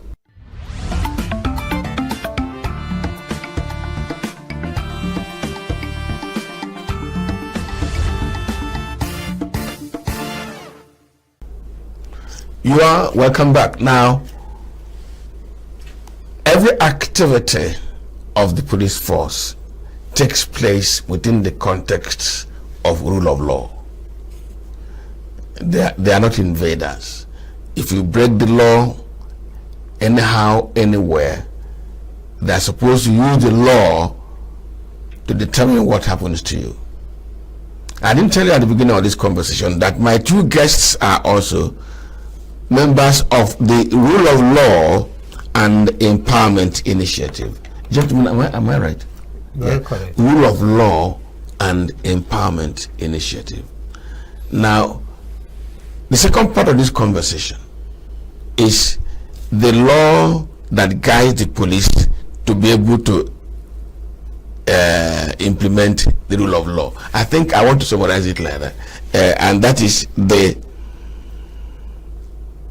let me be sure of that, is the Nigeria Police Regulation, the new Nigeria Police Regulation. Now, I am not quite educated on the content and the purpose of that new regulation. And please let me come from the point of ignorance, so that as I'm educated, my viewers will be educated. What is this new police regulation all about? I want to start from ENUGU. What is it all about? We have been discussing the police institution. Now there's another law that seems to be regulating them. What is all about? So the police regulations are a subsidiary legislation made pursuant to the Police Act. And the objective of the regulations is to provide what Mr. Bawad referred to as some sort of SOP, standard operating procedure manual on how the police should function. Please, I hope my viewers are following me to getting more educated, because they can go with the slangs and the abbreviations. Standard operating procedure for the police. How they ought to do what? How they ought to do what they do. So it spells out because the Act can only create a general framework and overview. The purpose of the regulations is to spell out in very minute detail how the various functions and activities of the police should be carried out. At the moment, the current regulations that we have, I believe, are from 1964, 68? Yeah, 68. 68, which means that, and if you look at it, there are so many issues. Mr. Bauer was part of the team. I believe that... this is 18. Okay, because I smiled when you mentioned 1968. That again was under the military. Yes. Charles Dickens, everybody who watches this program knows that I always post that phrase, that sentence from Charles Dickens, which says, ask no questions and be told no lies. Yes. So, please go ahead. So, you find that there are so many, the current regulations actually cannot work. It's not sufficient to address the issues that the police face today. I'll speak from a general point of view and speak to, for example, issues like the regulations break the police formation into units and divisions. Just from the jurisdictional outline alone, you still have references to the old states, the old northern region, and so you cannot have a police act of 2020 and then now place that on top of that a police regulation of 1968. It controls things like there are so many provisions within the regulations that will be considered to be gender insensitive. Today there are provisions that exclude women, for example. There are provisions that even control how much a police officer should have on his or her person. Something in the I think about 10 naira or something to that effect, which is, I don't know if we would find 10 naira notes in circulation today. So there has been a need to review the regulations, and it has been reviewed. So the question now is, at what point or how will the regulations be brought into the mainstream? It is for the regulations to be operationalized, if you may, and I'm sure Mr. Bauer knows. Bauer, I was going to ask him really why the need for this regulation when there's a law. Okay, first and foremost. Yes, please. But you also do me a favor by educating me on certain specific provisions of that. That's where I'm going to. Yes. Actually, the Police Act 2020 establishes something that has to do with community policing. And community policing, the earlier regulation we had nothing to do with community policing. So how do we operationalize that particular provisions? That's one. Just like he mentioned, how many of us know Gongola State? I doubt how many young ones know where is Gongola State. We still had Gongola State in that old regulation. So again, we need to actually do more work. Outside that, issue of protecting human rights is well embedded within the 2020 Act. The new Act. Yes, that was not something we envisaged in the 1948 Act. 1968 Act. No, 1948 police. We had 1948. In other words, this is a colonial relic. Exactly. The 1948 Act, yes, 1948, I'm correct. 1948 Act was actually something that was more coercive in nature. Now we have a 2020 Act that speaks about protecting human rights. Even issue around arrest protocol, which we spoke about earlier. All of these are well embedded within the 2020 Act. How do we operationalize some of these with the old regulation?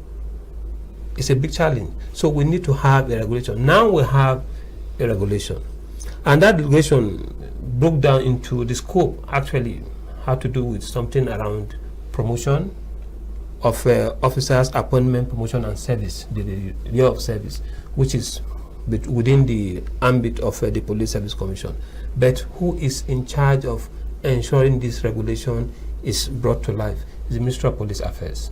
But what we did over time, we brought in, the Ministry of Police Affairs had a draft, brought in some experts who are working in this area, the police, the members of the National Human Rights Commission, Police Service Commission, all of us working together to ensure we have a very good, robust document that will speak to the provisions of the 2020 Act. We have a draft. That draft is ready, but it has not been gazetted by the government.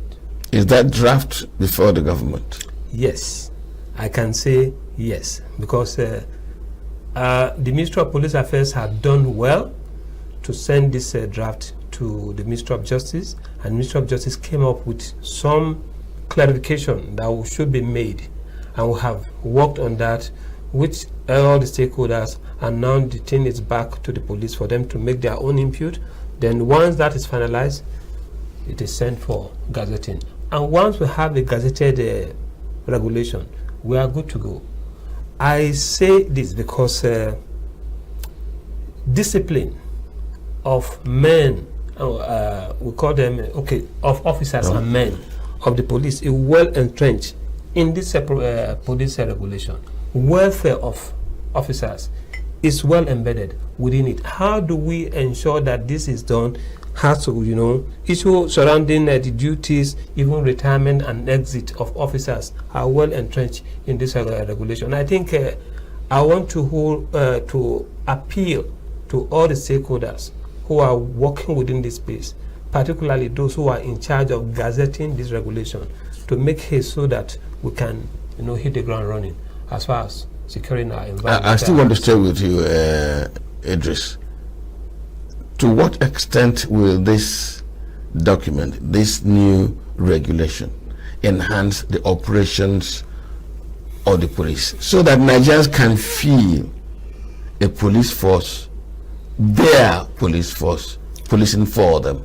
Okay, I want to let me marry the Police Act, the Administration of Criminal Justice Act, the Anti-Torture Act, all of these together to speak, generally about some of these issues.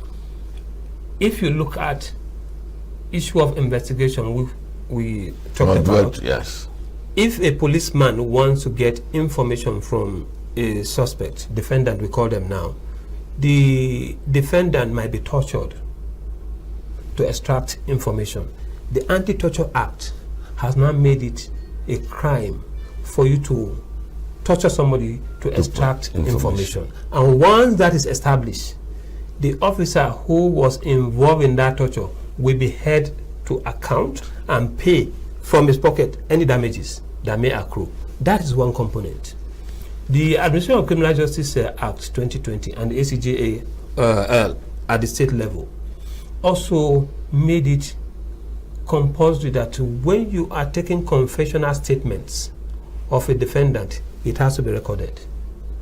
Not just recorded, a person of his choice, either a lawyer, somebody from legal aid counsel, a relative who will not interfere in that investigation should be present when that convention is taking place. And the Supreme Court has ruled that all of those convention, all of those issues we are talking about must be corroborated before it becomes, unacceptable to be presented before a judge. Yeah. So you can see the chain of all of this. If we take the police regulation seriously, some of these things I just highlighted are things that are taken care of. Come down to police welfare. We are talking about pension for police officers, the meager amount they are taking and all of that. This is something that will address pension of police officers. So for the police themselves, they stand an advantage to see this regulation being implemented. Issues surrounding their functions, their duties, even equipment, uniform are well entrenched within this regulation. Okay. As we are at the beginning of this conversation, I had a little bit of a hunch.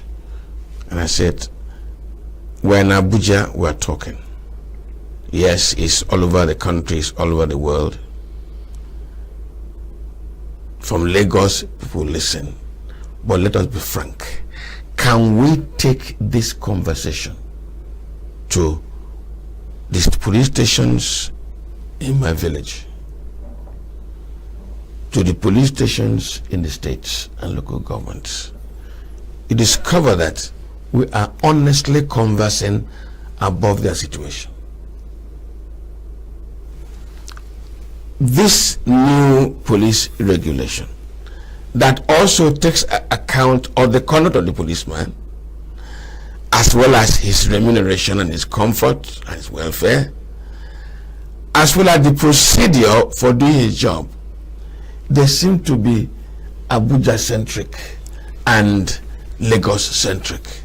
The lawyers who will raise issues when there's an infraction, they operate from Lagos and Abuja. Those of them in Karanamoda, those of them in Mbise, in Imo, those of them in Ede, in Osun State. We are talking Bankom, Balderdash, because they seem to have established themselves in a particular method. So I think that the police actually use the regulation is their primary operational documents, because it is what guides the day-to-day operations of the police, and which is one of the reasons why the use of the old regulations cannot really sit on top of the new, because just as you had rightly said, the old Police Act of 1948 was essentially a colonial document. The regulations of 1968 is not so far from.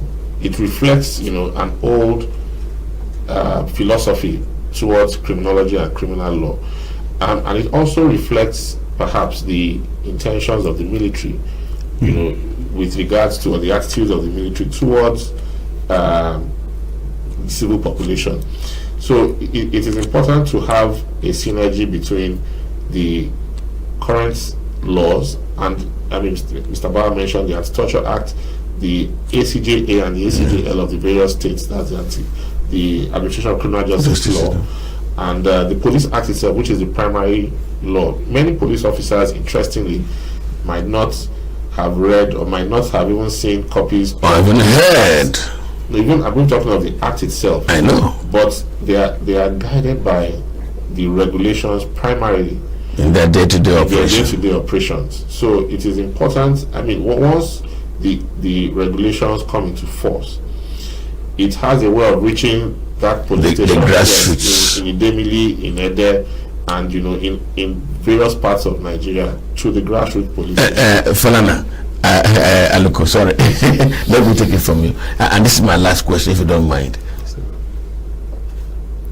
I asked him that question because in my mind, I thought that there should be a mechanism, a training mechanism. Beyond getting this gazetted, you can gazette it when the West wants to insult us They say if you want to hide anything from a black man, put it in a book. That's an insult. After this has been gazetted, shouldn't there be a mechanism to train the police officer at the lowest level to be able to operate within these provisions? Okay, thank you very much. I think I want to start from the National Assembly. The National Assembly should make effort once they are making laws to put in mechanism that will implement the provisions of such laws. That has been a very big challenge over time. We only had one that is very effective. The Administration of Criminal Justice Act on Criminal Justice Law, within it, created a committee to implement the provisions of the law. Okay. And that is so beautiful. It's working out. Yes, it's working. And I think we should imbibe this culture in almost all the laws that we are, working on. That's one component. The other part is we have some organizations who are working within this police space. P1, for instance, P1 is doing massively well. We can't take that away from P1. The Police Act, P1 has made a simplified version of that act, even with infographics, that people distribute at various police stations, so that the police can first and foremost be aware of the provisions of this law. That again is something that I think we are looking at with the regulation. Once it is gazetted, we have clean copies of it, we do some abbreviated version of it, and then create infographics that will speak about some of the provisions of the regulations. I just have to apologize. My producer says you've shot beyond 1 hour. It is a crime in broadcasting, and he doesn't want me to be a criminal. And all I need to add at this point is that the Rule of Law and Empowerment Initiative, where my friends this morning came from, they are having to escalate this matter tomorrow, Wednesday, when they call stakeholders together to look at this gazetting of this revised police regulation and how it can be effectively implemented, how can the Police Act can be effectively implemented. I think we'll try to be there tomorrow to learn more when there are more people speaking about it and more contributions that can be better educated. For this morning, that's our program for this Tuesday morning. The police, Nigeria Police, as a frontline security institution, how well are we packaging them, preparing them, provisioning for them? Or are we leading them into temptation, asking them to go without equipping them, without providing for them, without giving them the right rules, in fact? In other words, to be there doing their thing the way they can best do within the circumstance. Well, my guest said there's much more to be done for the police to deliver on its mandate. This conversation will continue at a different forum tomorrow. For this morning, I want to thank you for investing your time with us. My name is Kumar Bozenjoko. Let me, at this point, thank Idris Bauer, Police Affairs Analyst. Idris, thank you very much for coming. It's a pleasure, sir. And Folani Aluko, Past Chairman, Nigerian Bar Association, Abuja Unity Bar. Please, when are you going to come to the bar? He will come to the bar. Don't mind. I will hold him Unity and United Bar. For this morning, please invest the rest of your day wisely. Good morning.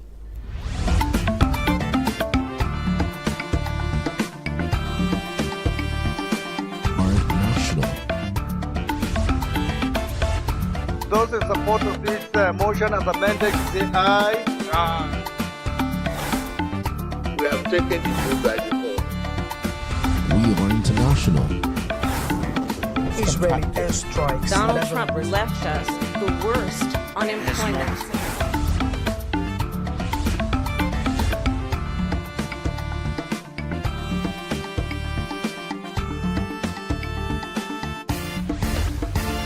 Signature TV. New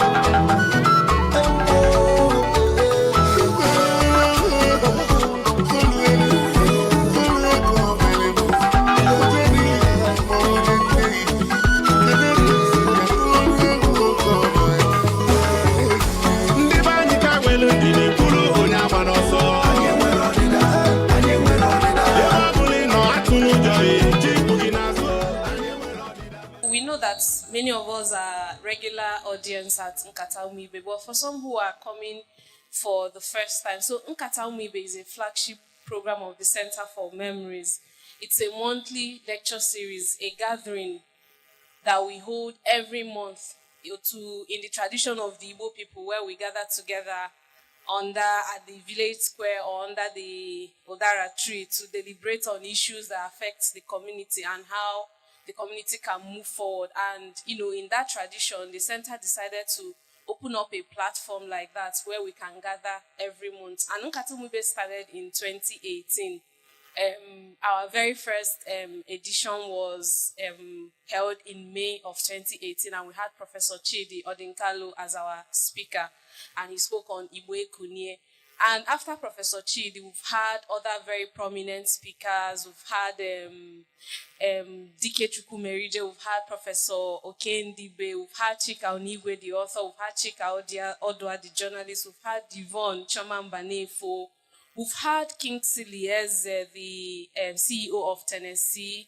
We've had Frank Nweke Jr., we've had Chichi Aniagolu. In fact, if I go on to list the speakers that we've had, we will not leave here today. And we're so honored to have our distinguished speaker for today. So I'm going to very quickly just read out a brief profile of him and then invite him to the stage to make his presentation. And as you all know, after the presentation, we're now going to have the Nkata proper, the moderated session. And we also have another wonderful person who will also be driving that conversation. So Larry Ogwego is a Nigerian who believes that ordinary citizens can transform themselves and their nation if they consistently insist on doing what is right. He founded Greater Tomorrow Initiative, GTI, a youth development organization that later gave birth to Human Rights Volunteer Corps. And today, we have the honor of having him as our distinguished speaker to speak on the very important topic, Ndumiri Ndoazu, interrogating the state of human rights in Ali Igbo. Ladies and gentlemen, with a resounding round of applause, please let's welcome Mr. Larry Ogwego as he comes to make his presentation. Thank you. Thank you very much. It's a great honor and privilege to stand and share the podium that has been graced by some of Nigeria's great men and women. When you were mentioning the names of the distinguished speakers that have been here, I was humbled. Incidentally, I've had the privilege of actually attending many of the Nkata Umibe series myself, basically because I'm a Igbo. And I'm like Nkata Basalo Ndi Igbo. But I must start by acknowledging the great work that is being done by Center for Memories. I also love the thematic focus, Makonya Ta Nechi.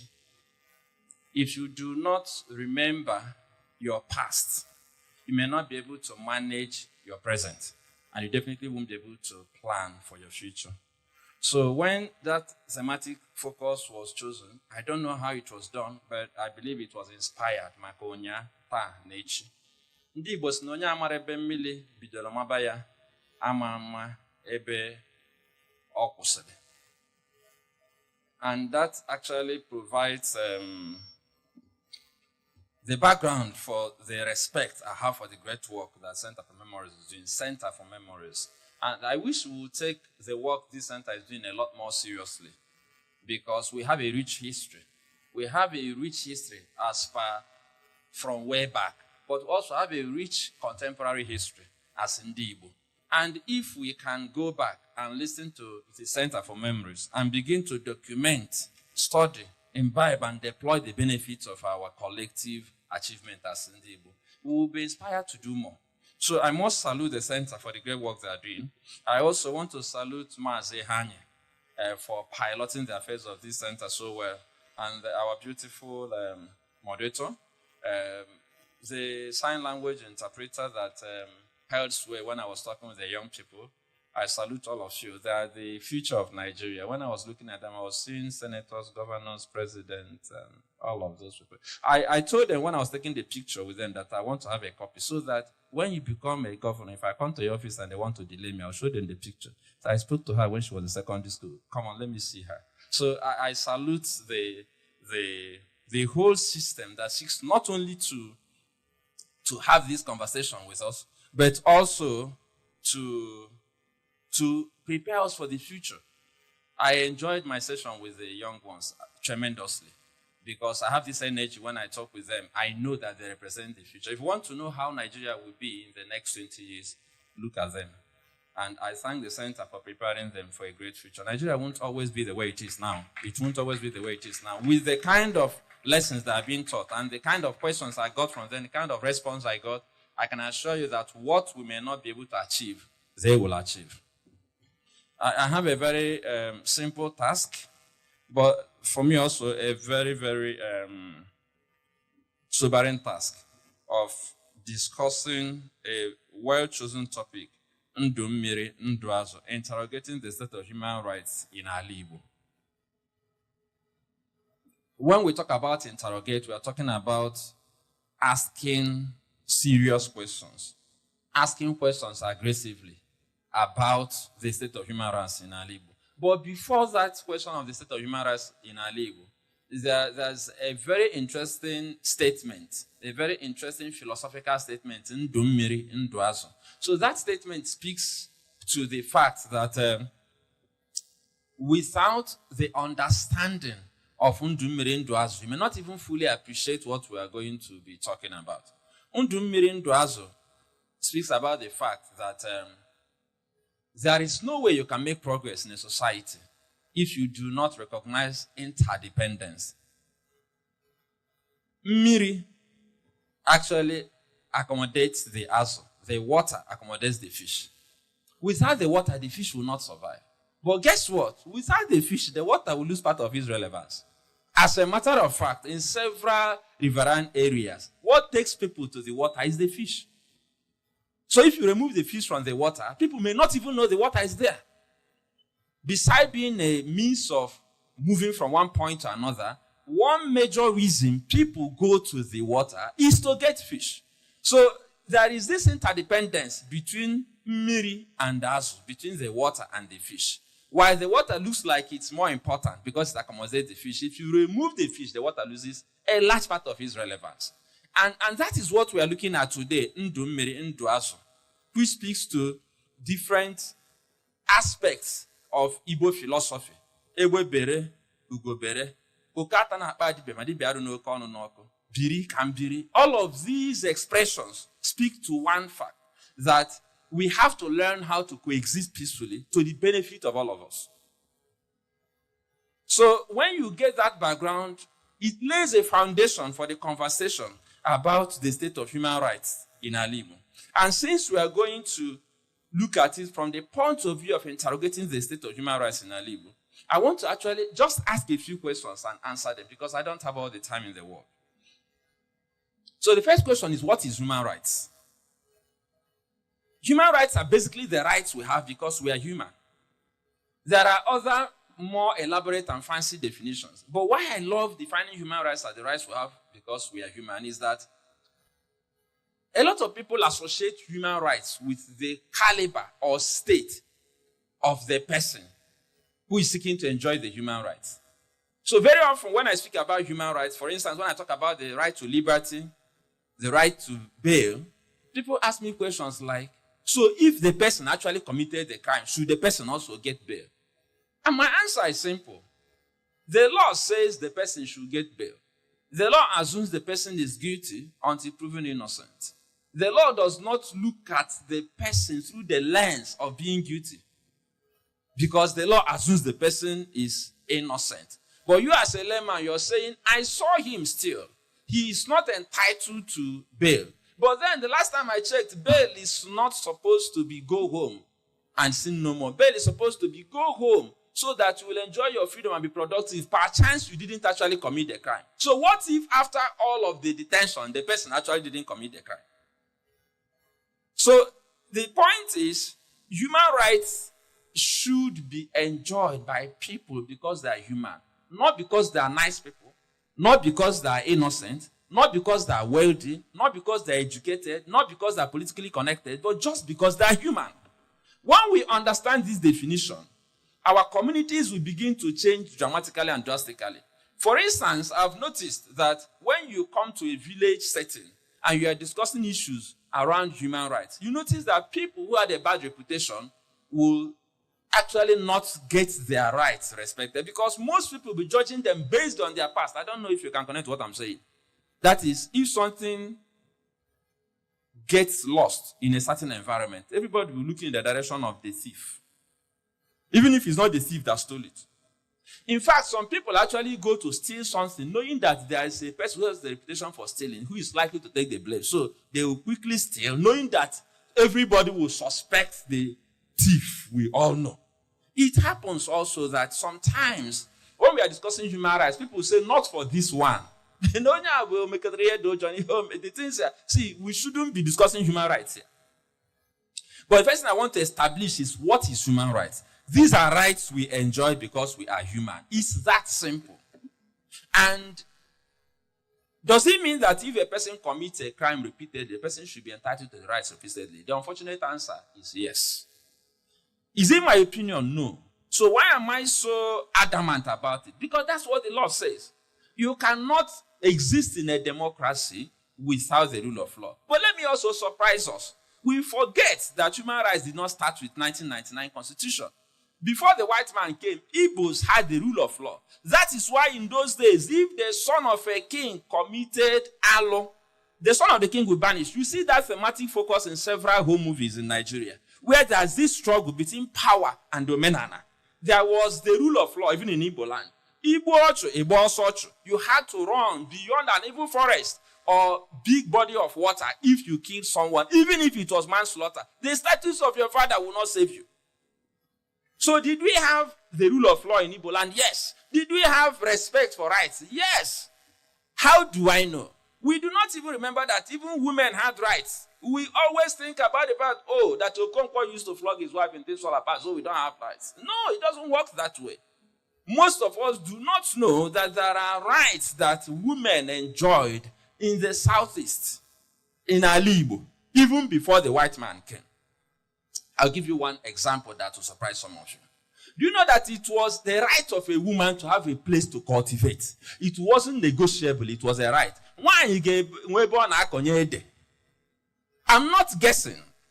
It's something I researched long ago because at some point I asked myself, these human rights we're discussing, is it so alien? I not only talked to elders, I spoke to a professor of family law. The man shocked me when he started listing the retinue of rights enjoyed by women in traditional Africa. If a woman, for whatever reason, maybe she didn't have a boy child or she was divorced from the husband, was sent back to her family, the family had the ability to allocate her a portion of land to cultivate her ede. It was a right. It wasn't negotiable. Whether or not. I was surprised when I got a list of rights. So what does it tell us? We are not that distant from human rights as we have been made to believe by the white man, that everything good came with the white man. No.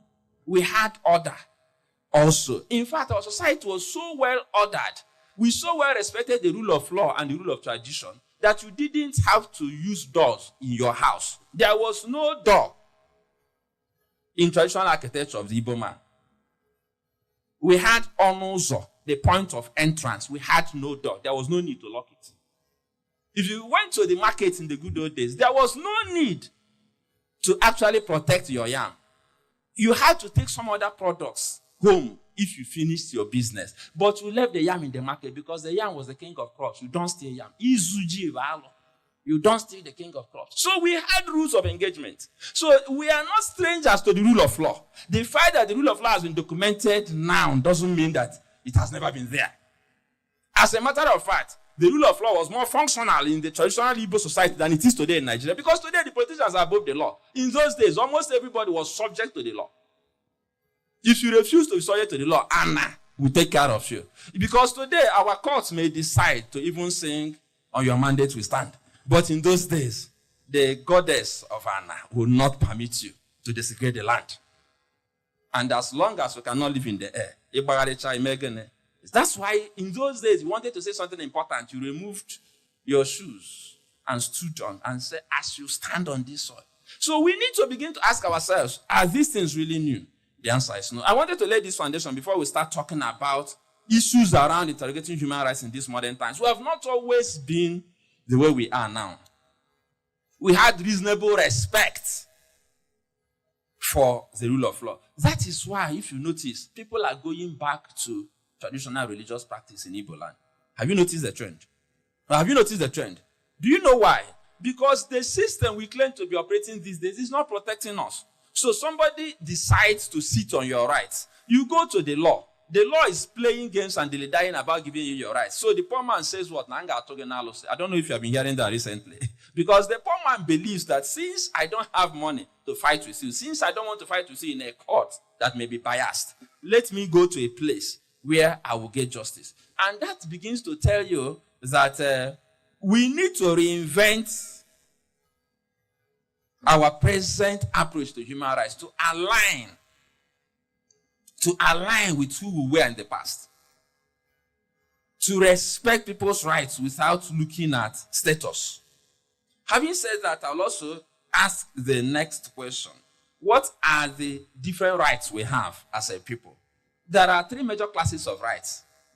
We call them social rights, economic rights, and civic rights. That is economic, social, and cultural rights. Economic rights, social rights, cultural rights. All of these rights have implications. But one of the things we don't think about is that people have cultural rights. I chose to talk about it a little because it speaks to the state of human rights in Igbo. And if we want to ask questions, we should ask hard questions. Why is it that in your village, Christmas is around the corner, people will organize village revival? Am I correct? Our daddy Mupai just passed on. If not, he may come to your village next to pull down strongholds and sometimes to burn people's shrines. Let me tell you the truth. When you burn a shrine, you just burn a cathedral that pre-exists the churches you built in the city. Every shrine is somebody's cathedral. So if you go and burn a shrine because you are pursuing an evil spirit, you're actually stepping on somebody's cultural rights. That's what I'm saying. So human rights is not about going to police station or going to recuse somebody from the cell. No, there are several implications. We have the freedom of thought, conscience, and religion. I'm asking hard questions today. Why should you go and burn somebody's place of worship without the person's consent? On the assumption that is the person who stopped you from progressing in your village. And that is purely an assumption. You have refused to work hard. You have refused to study hard. And then when you fail exams repeatedly, your father will go and burn somebody's shrine and say the person is tying you.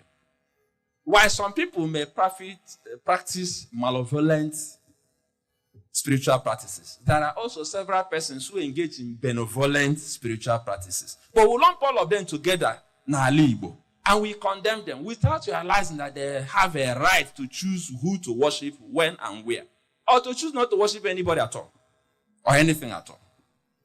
So these are tough questions, economic, social, and cultural rights. I will tell you a shocking story that I encountered as a person. I received a report and we investigated the report and it was true that a young woman was stripped naked from head to toe and paraded in her hometown, not elsewhere. What was her offense? That she brought Ndia Koromaka to their village. Her village was predominantly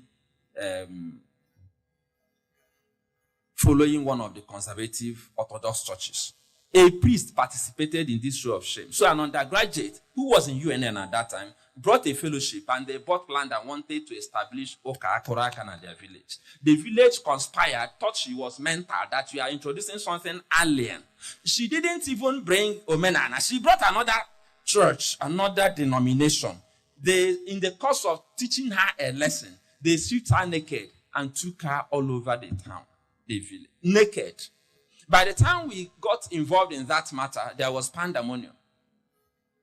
We complained that the Muslims in the north apparently make it difficult for Christians to hold crusades and operate freely. And then we come here, we also don't allow some people to operate freely. So how does that speak to the state of human rights in our life? How can you be pointing one finger at some other persons for persecuting you and then you're persecuting other persons right in your space? Because we don't understand human rights. So there are different types of rights we have, classes of rights. It's not just about, I just wanted to choose cultural rights to make us understand that this human rights thing is deep. And when you don't allow people to flourish, when you oppress people, you don't get the best out of them. A person who is oppressed cannot be creative. If you doubt what I'm saying, go and check the history of the entertainment industry in Nigeria. Anytime the military takes over in Nigeria, the entertainment industry practically dies, it shuts down. Go and check. Chris Okotie and his colleagues reigned under Shehu Shagare. Go and check the records. The records are there. Once the military took over, all the superstars in music, their career stopped. Because you cannot come to a military administration and be shouting Nigeria, scatter, scatter, Nigeria. You won't sing again. Once certain persons take over power, fear rules the space. Once there is fear, creativity takes backbench. Creativity flows freely, doesn't like to be encumbered. So in any place where people are oppressed, you're actually oppressing creativity and productivity. So the question that we need to discuss next is, what are the rights we should have? Modern day rights. I've mentioned some of them. We have a right to decide how we want to worship, who we want to worship, where, when. But I must also point out that some of the rights that we are going to discuss are not for minors. If you are less than 18 years, there are some rights you shouldn't enjoy because your parents will make those choices for you. So I'm saying it so you will understand. But when you become an adult, you are supposed to be mature enough to make choices for yourself. We have so many rights entrenched in the Constitution. We have the right to life. Nobody's life should be taken without recourse to due process. We have the right to liberty. Nobody should be detained. It's common in Nigeria now, for whatever reason, to detain a human being, sometimes for 6 months, 1 year, and say it for security reasons. No, the laws are clear, very clear about those things. But we choose not to respect the laws because it's politically expedient not to do so. And it's worse in the southeast. So when you go to Imo State, there is this oppression, something that is very notorious for detaining people indefinitely. When you go to Ebonyi State, recently we released a young man who was detained in the military camp for 3 months. And when we investigated, we found out he didn't really do anything. We presented the real story to the commander. He was released the next day. So he wasted 3 months of his life. Just wasted it. And nobody said, I'm sorry. If it's abroad, he will pay healthy compensation. Not in Nigeria. He will go and do Thanksgiving because he has been released. He will not be talking of compensation. So, we also have the right to be treated like human beings. The right to the dignity of the human person. This is one of the few countries in the world where, on a regular, we see people sitting on the back of trucks. That is, the policemen will arrest us, tell us to sit down on the back of their pickup truck. You come to the police station, they ask you to sit on the floor. Meanwhile, there are empty chairs all over the place, but they'll tell you to sit on the floor. Sometimes I even wonder about my sanity and their own sanity. How can you have chairs that are not occupied and you ask a human being to sit on the floor? So what are the chairs doing there? And the last time I checked, most of those chairs were actually procured by ordinary Nigerians supporting the police. They call them PPR, Police Public Relations Committee, right? And then other well-meaning Nigerians. So we buy chairs and donate to them so we'll be comfortable. Then we come there and they say, sit on the floor. So sometimes I actually go and check whether there are spirits sitting on those chairs. And you find out that they're just empty chairs. But somebody has found the habit of oppressing you to the extent that you submit. That is, the person dehumanizes you. So even when somebody walks into that police station and looks at you, you look like a criminal. He doesn't have to work hard to convince your family that you're a criminal because you are so dehumanized and so you are so in such a bad shape that people will be asking you, that's the first question most of your friends will ask you. They have not asked you what happened, and they assume you're guilty. Because of the way you look like a criminal. They do it intentionally. But assuming you come in a suit, and you're sitting down in a dignified manner, and you cross your leg, like that our sister there, somebody comes in to look at you, and the person will assume that this is a gentleman. What is he doing here? So they don't want you to look like a gentleman. But the law says you should treat us with respect to the dignity of our person. It's not only about the police and the institutions. We have women and men who have empty rooms in their homes, and their house girls and house boys sleep in the kitchen with rats and rodents. That is an abuse of the right to dignity of that house girl. I was raised in a family where my dad forbade calling anybody house girl or house boy. In my home, when you arrange the order, if the houseboy, house girl was placed as if like this is your senior, you give the person the respect. that was due to him. My dad will punish you more for disrespecting a family member than that house. So he taught us to just respect people for being human, not because of the state of their family, economy, state of birth. No. Those things came with the package for me. I didn't have to struggle to learn how to respect. I respect everybody. I respect young people. I respect old people. I respect people who are poor. I sometimes, I don't know if I respect people who are rich well, because sometimes they don't even deserve the respect. But to just respect them anyhow because they're human. I actually find it easier to respect ordinary people, to make them understand that they are human. They are not any less human because they are not billionaires. Ndị Igbo si n'ugwu bụ gịnị? Nkwanye nkwanye. Ịkwanyere ome gịnị? Ọkwanyere gị. But we have lost all that. So we have a plethora of rights, so many rights. Tenants have rights with their landlords. Landlords also have rights.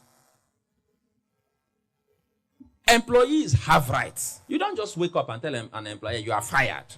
If you have the guts to say you're fired, you should also have the guts to pay 1 month in lieu of notice.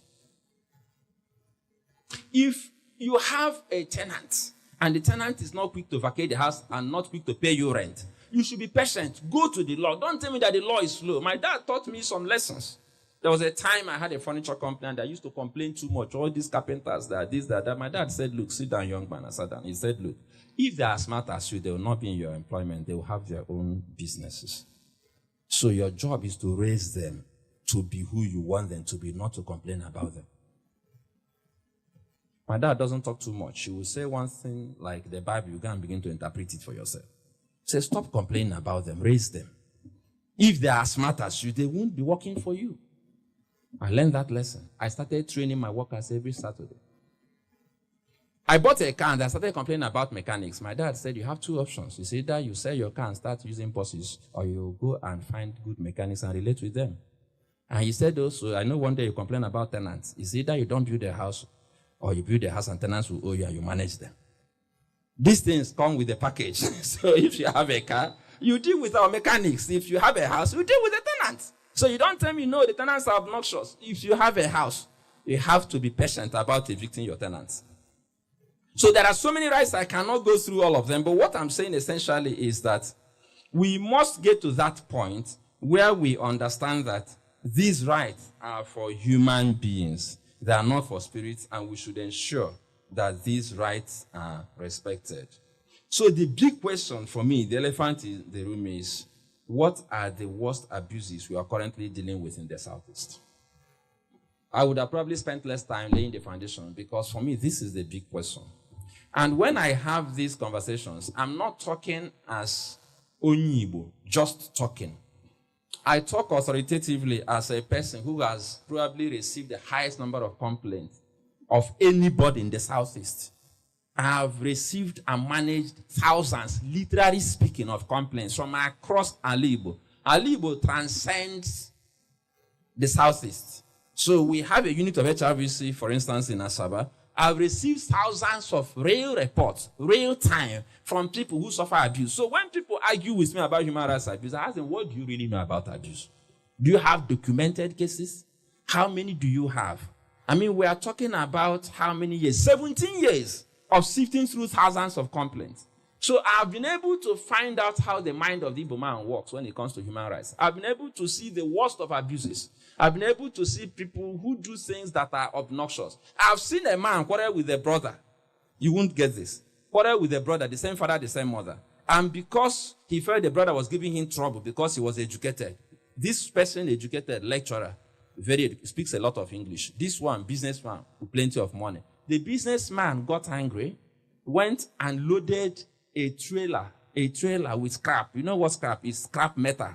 Then went to the gate of his brother because issues concerning land, packed the scrap trailer, used it to block the gate, and removed the head of the trailer. I don't know if you understand this story. That is, he used the trailer truck filled with scrap metal to block the entrance of his brother's gate. So the only way the brother could remove that was to go and get the head of a trailer, come and hook it to that stuff, and drag it out of. And then he also left thugs to look after the trailer body to ensure that nobody even hooked it to drag it out. To his brother. I've seen all sorts. So the money God gave him was for the purpose of oppressing, to show his brother, okay, I'm going to put you in your place by using my words to block your gates. That's how cruel people can be sometimes. So what are the worst abuses? N'ala Igbo. The worst abuses we have by far, unfortunately, with the police, ndị uwe ojii, and security agencies. The cases are difficult to manage. And the cases are legion. The first one is monetization of services. Most people don't know it's abuse. So you go to a police station, you want to go and report a case, and they charge you money for reporting the case. You want to go and arrest the suspect, they charge you money for arresting the suspect. And you suggest, okay, I don't want to pay money for you to bring your vehicle. They'll say, bring money for fuel. It's okay, I have a car, let's go with my car. I say, no, we can't go with your car. You have to, okay, let me put fuel in your car. I say, oh, God, you are difficult. That's not how we do it. Bring money for it. So you now decide, okay, I want to bring the money. Make we no quarrel for this matter. So you now ask the person, how much will it cost you to buy fuel from, say, for CID Annex? I'm now using a real case example, to Emene. And the person says 100,000.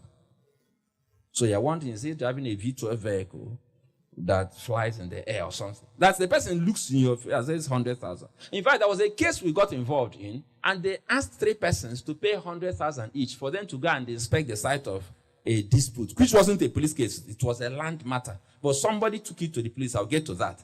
And they collected 300,000 from 3 persons who didn't know their rights to drive from Abani Road to Emene. Of course, our volunteer refused to pay, and they couldn't do anything about it. He said he won't pay. I have a car. If you want to join me, you join me. If you don't want to join me. And when they realized that he wasn't going to budge, they left him and said, no, so we just leave him. But the others paid, knowing fully well that one of them didn't pay. So that speaks to the state of the mind of the Onyibo. We still have that assumption, so you submit to anything that they throw at you. There's the tendency of the police to do what is not their job, like debt recovery. Many of you here know stories of policemen being used to recover debt in business transactions. That is absolutely wrong and untenable. Anytime I say this in public space, people ask me questions like, so, what am I supposed to do? Going to court takes forever. So I say, no. See, my dad taught me some lessons. I've shared some of the lessons. If you do business, people will owe you. So you have to factor that into one of the things you have to deal with. And follow due process. If you don't follow due process, you will pay. I'll quickly tell all of you who may be looking at me as if I'm from the moon that sometimes the oppressor can actually become the oppressed. The hunter can become the hunted. I'll quickly tell you the story of a policewoman who gave a loan to a church member. Church member couldn't pay the money. The money came with 1 million naira interest rate, I think, for 3 months. There was a transaction the woman was doing. The transaction didn't just go through. So she had to pay 2 million capital and 1 million interest. She neither had the capital nor the interest. And what happened? The policewoman arrested her and detained her without evidence of detention. You didn't get that. That is when you take a person to a police station, you document that you arrested Larry Ogwego and this is the offense he committed. They put her in a cell and there was no documentation. That's abduction. So when the family members go to the station and say, I'm looking for this person, they'll say there's no such person here because the person doesn't even appear in the records. And what was their position? They told the family members after some days, like 5 days, that if you bring the money, we'll release her. That was a simple instruction. Bring 3 million, we'll release her. If you don't bring 3 million, she doesn't go home. The brother came to our office, reported the matter to us. I didn't believe the story. But when we investigated, I asked one simple question. Was this transaction documented? Listen carefully. Because we'll learn a lesson from this story. In fact, many lessons. The brother said yes, that my sister said it was documented. Can I have a copy of the document? Yes. And when they brought the copy of the document, it was written clearly that a police officer gave a loan with interest to a friend and a church member. And because the friend couldn't pay, she was detained. I didn't talk about the loan. I didn't talk about the interest. I spoke about 2 things when we wrote our petition. One was abduction. It wasn't arrest because the family didn't even know It was not officially recorded that she was arrested. But do you know the second case that was interesting? A police officer is not permitted to be a loan shark. She was a loan shark. When we followed up on the second petition, that same woman came back to appeal to the person she held for more than 2 weeks. Of course, they released her. The Deputy Commissioner of Police ordered her release. Immediately, he received the petition, and the woman said, yes, I gave her a loan. But when he showed the woman the second petition that spoke to the fact that we are going to escalate the matter to Police Service Commission, because we are not supposed to be a loan shark. You are giving people loans without being registered for the purpose. You're a police officer. The only business you can do is agriculture. We put our cases in black and white against her. And that woman came to settle the matter. Sorry, but for the purpose of this issue of people understanding that we need to be careful about how we treat people we think are less important or vulnerable. This woman reported the matter to her pastor. That is when she was being harassed. The woman who was owing money. Because she was on the run and reported to the pastor. Pastor brought them to make peace. It was in church, in the pastor's office, that the policewoman arrested her. I verified that from the pastor. How did I meet the pastor? When the policewoman's job was being treated, guess who she ran to? The pastor. What went around just came around. Pastor called for a meeting. And guess what? To release her from the very wicked acts she committed, I insisted she should forfeit both loan and capital. She detained somebody for 2 weeks. Now, some of you may be looking at it as if you're a very wicked person. But you see, I explained my rationale. I don't do things arbitrarily. My rationale was simple.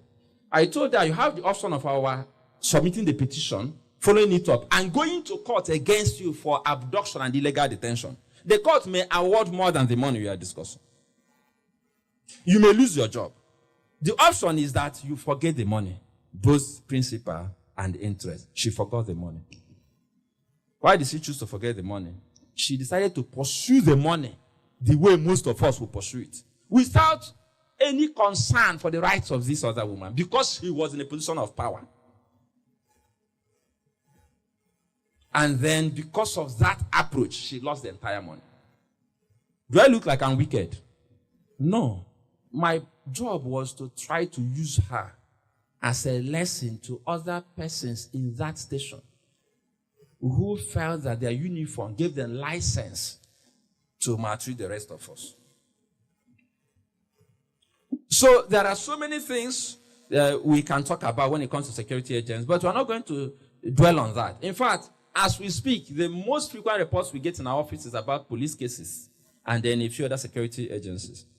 And then you'll be surprised that the next highest number of cases has to do with domestic issues.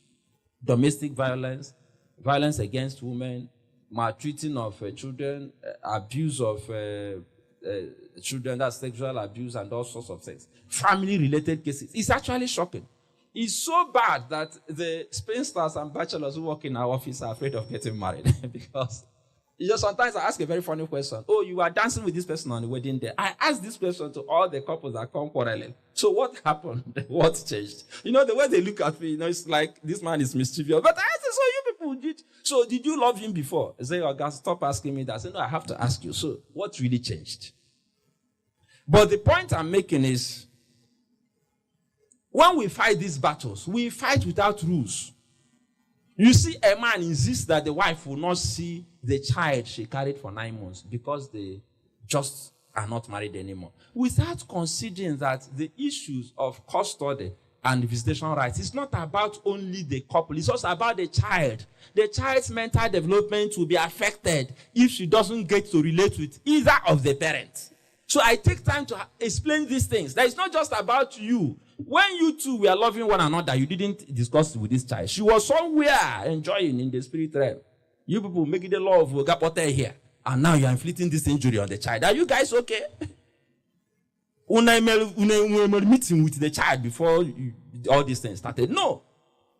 Sometimes they become sober. I explained to them, no. Whatever issues you have should not be visited on the child. Family matters. I wish I brought it here, but my time was obviously limited, so I decided not to bring some things. But I wanted to bring some tools. A man wrote a constitution for her wife. Actually wrote it and gave the wife. When the woman, and gave it, he had the courage to give the wife a copy. And held a copy. When the woman submitted, I said it's not true. The woman said it's true. Ask him. I asked the man, a lecturer at Federal Polyoko, the man said, I wrote it. What did he write there? You cannot have visitors from your family. That's they won't not turn to sleep, they won't visit. Your friends cannot come. They were 12 commandments, 12 obnoxious and wicked commandments. None of them made sense. The man actually wrote it and gave. I told the man, do you know that I can actually put you in jail with this? Because VAP law has been criminalized. But people don't know. The man wrote something that could put him in jail and gave the wife and said, this is the constitution of this house. An educated man who actually read law in the Open University. I told him, what kind of lawyer are you going to be? So these are the challenges we are dealing with now, Igbo. Of course, one of the things we have to talk about is government agencies and institutions that deal with us without recourse. In fact, my pain is that they don't even deal with us with the intention to reform us or to help us maintain order. When MOT is looking for somebody to arrest, they are not looking at sanitizing traffic, they are looking at revenue. So they wait for you like a hunter waits for a prey. In fact, I think they even manipulate the traffic light. So you are just driving at normal speed. You just move from green to red, bam. You don't know whether to jump on your brake and somebody hits you from behind. You don't know what to do. The moment you pass, the hunter is waiting. The next, you see the hunters pursuing, and they pursue, overtake, and they recover all. Most of the time.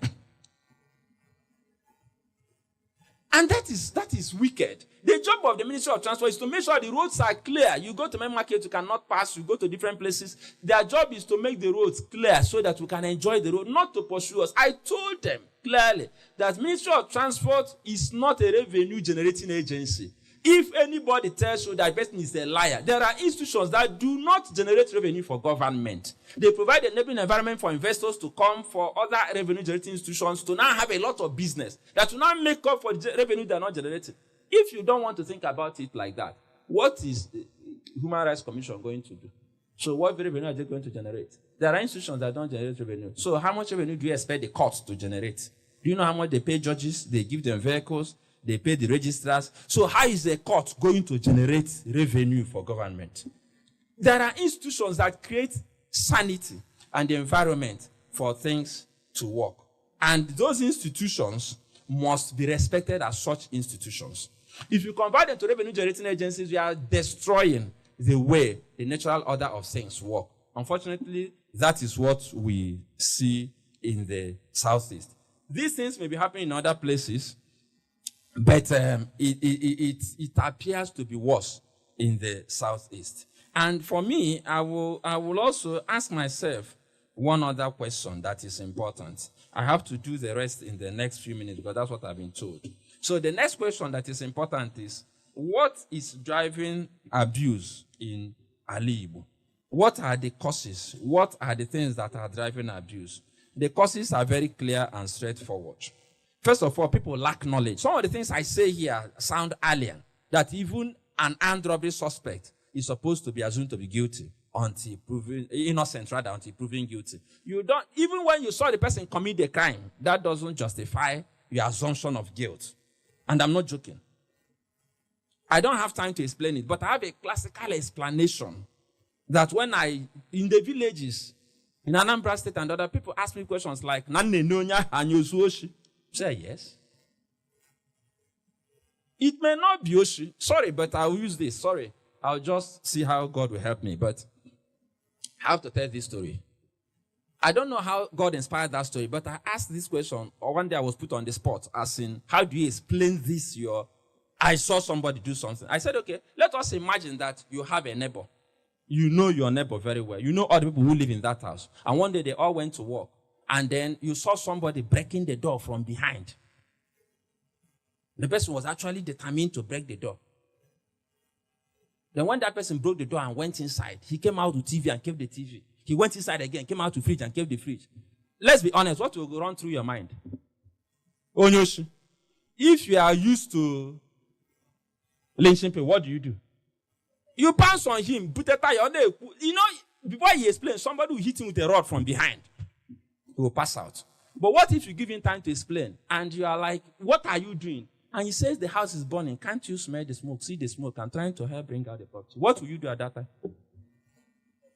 Huh? You verify, isn't it? After that, what do? You join him in bringing out property. Am I correct? So what changed? You interrogated the situation.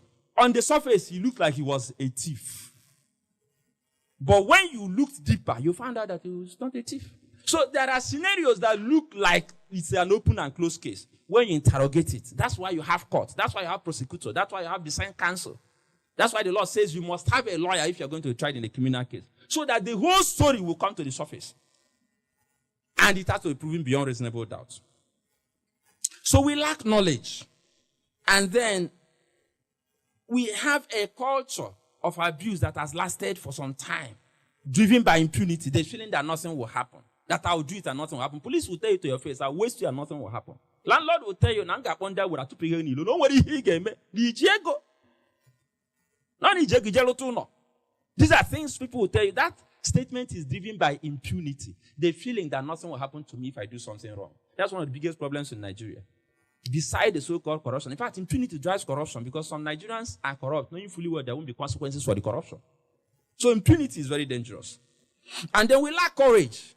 When we are abused, even when we know institutions that can help us, people have come to our office and say, let us fight. They'll say, happier. Police. Say happier. If you know how many times I've felt, and I tell them things like, I should leave it because you feel insecure. What of me that's going to fight the battle? They know my office. They probably know where. So don't you think they should be more angry with me? Why are you a coward? Say, oh, God, you won't understand. Now, Pastor, not some happier for God. You see, the problem living in for God is that the person may also repent and God will forgive him. He forgives all our iniquities, including human rights abuses. So sometimes I'll tell you, see, take it to the law. Even God expects us to obey civil authority. When people do what is wrong, report them. It's not unforgiveness. You are sanitizing the society. You have a duty to do that. But our spirituality means that, that we can take all sorts. And then, unfortunately, not only that we lack courage, there is institutional support for human rights abuse. We have governments and governors that act outside the law openly. And when they do that, politicians and political players get this impression that they are also immune, so they can act with impunity. Then their friends and family members and associates borrow the same behavior. So before you know what is happening, the whole society is actually emulating bad example, and then what happens is that we are living in a jungle. But one of the worst challenges we have in our Igbo with this issue that money can fix all things, I want to address that just for 2 minutes. The Igbo man has this belief system that money can actually solve every problem. So he can actually kill someone, or so will ego mechi. That's if he spends enough money, the matter will be closed. That is why they are demolishing your houses all over Nigeria. It's not because they are targeting Igbos. An Igbo man is the only person that you tell, you cannot buy that land. It's on a floodplain. The Igbo man will say, don't worry. No, tell me the truth. And he will start with you that gave him the advice. He will close your mouth with money. He will sell the land to him. Do the documentation. Knowing fully well you shouldn't build there. Then when a pharaoh that doesn't know Joseph comes and demolishes the building, because we are the people who believe that money can do everything. If they have 100 houses there, we own 70. So it looks like we were profiled. But the truth is that we are the people who invest in property, and we are the people who must invest, so we'll buy anywhere. Abuja, same story. Lagos, same story. We have a sense of impunity that if you have enough money, you will tell him, see, one day, he said, when we get to that bridge, we'll cross it.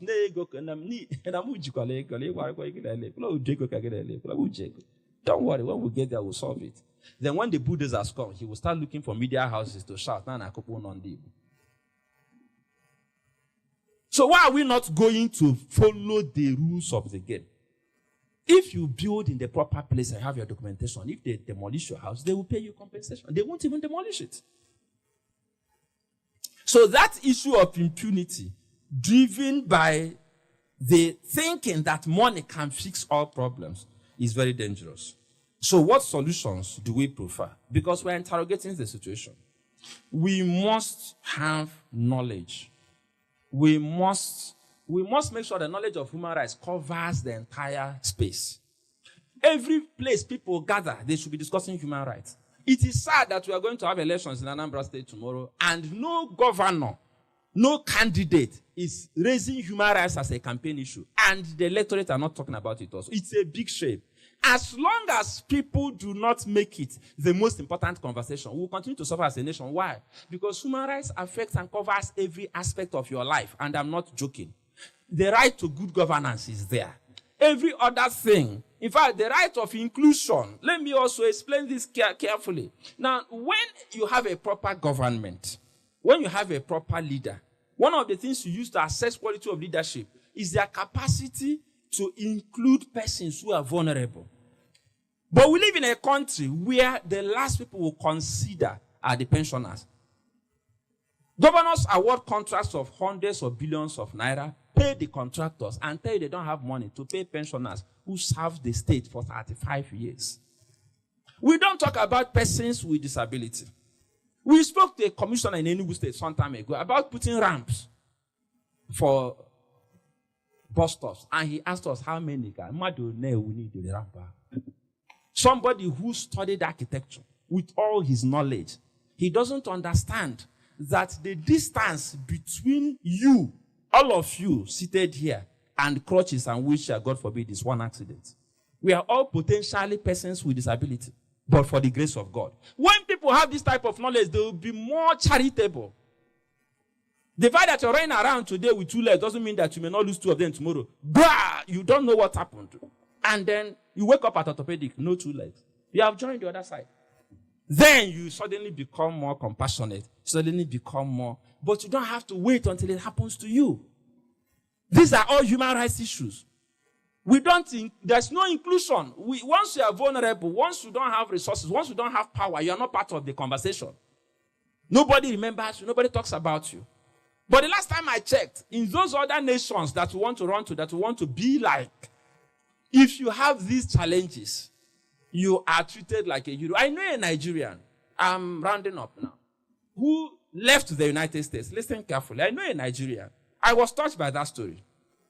A couple, out of patriotic zeal, left the United States, either late 70s or 80s. The man renounced his citizenship. He said he didn't want to be tempted to go back to the US. So he gave up. He did it officially. He burnt his bridge. The wife retained her own. You know, women are more, in some cases, I'm with this smart hand. I hold my own. No. They came to Nigeria. 3 of the families took this decision. They came back to Nigeria. I met one of them. He told me the story. And when the heat was on, 2 of them fled back to US. The one who couldn't travel was because he gave up his citizenship. So he had to start processing again. So he didn't travel back. So he stayed here. Listen to this story. Much later, for medical reasons, the wife went back to the US because all she had to do was to show her social security number. They processed her papers. She went to the US. And she got treatment for free. As they just saw the money, they were like, wow, madam, where have you been all along? But the part that brought tears to my eyes was that she told me that they not only treated her free of charge, they told her benefits that she had from the job she did before she traveled that she didn't know she had. So they gave her a house free of charge in an estate developed for retired persons. An apartment, a 2-bedroom apartment, free. But the one that shocked her was that they paid her a small fortune. Benefits from the work the husband who renounced American citizenship did. That is how a nation functions. A Nigerian will say that Larry deserves no say Larry no catalytic no was in America. What can you darkness the man rejected us. We should reject him. Then they will share that money. No, for them the law is sacrosanct. The law says this is your entitlement because you did this work. The man didn't process it. The man left. The wife didn't know. They saw the number, everything popped up on the system. They gave the woman her own and gave her, oh, your husband, he's late. They gave her what belonged to her husband. That is why you're running there. But then, when we learn to respect our rights, when we begin to teach our children knowledge, teach ourselves knowledge, build courage, and then take action to stop institutionalization of human rights abuse. We have institutionalized human rights abuse. We have accepted it to be normal. Families gang up against that daughter-in-law. They say, no, but when it's their own sister, they suddenly gang up to fight the in-law. I don't know if I'm making sense. So the same thing you want to do to another person's daughter, you don't want to happen to your daughter and to your sister. Are you okay? When we get to that point where we learn to take action and stop institutionalization of abuse, then we can be said to observing ndumiri, nduazu, ebwebere, ugobere, biri, kambiri, okata na akpa dibia, kama dibia aru n'oke ọnụ n'ọkụ.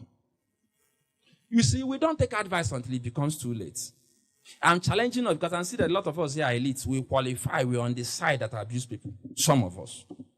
And I'll remind you that if you want to understand how the Igbo man thinks, go and read things all apart. Okonkwo was a typical Igbo man. Okonkwo was a rich man. He was an influential man. He was a strong man also. He had a reputation for courage. Obierika was a wise man. He didn't have all the things Okonkwo had, but he was a wise Igbo man. He told Okonkwo in one sentence, do not have a hand in the death of that boy. Okonkwo woke up one day, because he wanted to maintain his reputation as Okonkwo, he disregarded the advice of Obierika, the wise one. He had a hand in that boy's death. And all of the work he did ended up in being thrown into the evil forest. My prayer for you is that you will not end up like Okonkwo. Respect the rights of ordinary people. I've seen a magistrate remanded in prison in ENUGU because of a house girl. I've seen a couple remanded in prison in Anambra State because of a house girl. I've seen people who assume that they are Okonkwo, that they are impenetrable, that they are the standard of measure of fame and strength, that they are untouchable, and they go and do something that they assume that this house girl doesn't have anybody. And your turn may be the day the law will wake up. Suddenly, what everybody had escaped with will pursue you and catch you. That is not my prayer for you. I pray that, unlike Okonkwo, you will understand that God gave you power and resources so that after a day like this, that you invest in spreading this news. Igbo land cannot fulfill its potential for economic dominance. Igbo land cannot fulfill its potential for political participation. Igbo land cannot maximize any potential until we firmly address the hydra-headed monster of human rights abuse. Never end up like Okonkwo. Use your strength to be a blessing to the vulnerable. Thank you, and God bless you. News in your pocket. Health is more than a diagnosis. It's your lifestyle, your choices, and your future.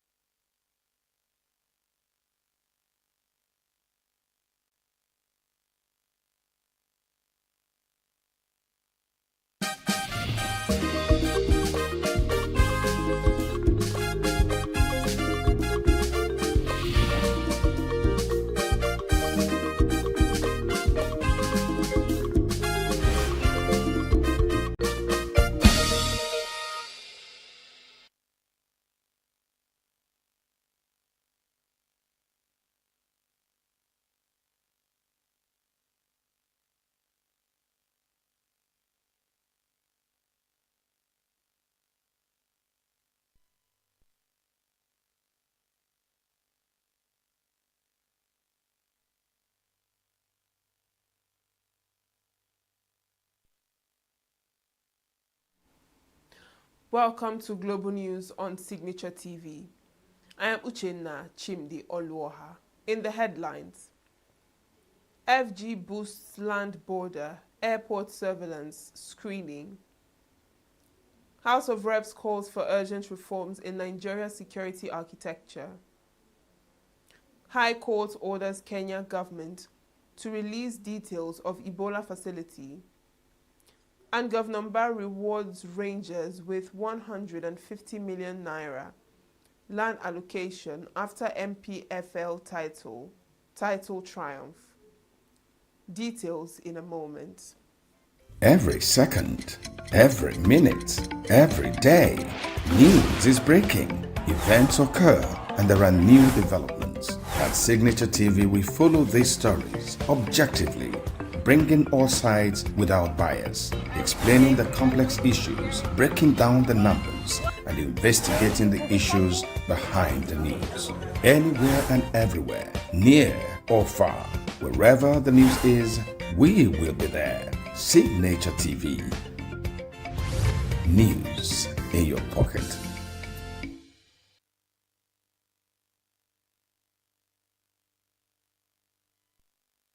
The federal government says it has tightened health screening and surveillance at land borders, airports and seaports nationwide, following the outbreak of the Bundibugyo strain of Ebola virus disease. In a statement signed by the Assistant Director of Press and Public Relations, Ado Bako, the Federal Ministry of Health and Social Welfare noted that although there was currently no confirmed Ebola case in Nigeria, heightened preparedness measures had been activated nationwide to safeguard public health. It warned that travelers identified as high risk or displaying symptoms associated with Ebola and other viral hemorrhagic fevers will be subjected to secondary screening, isolation, and referral procedures.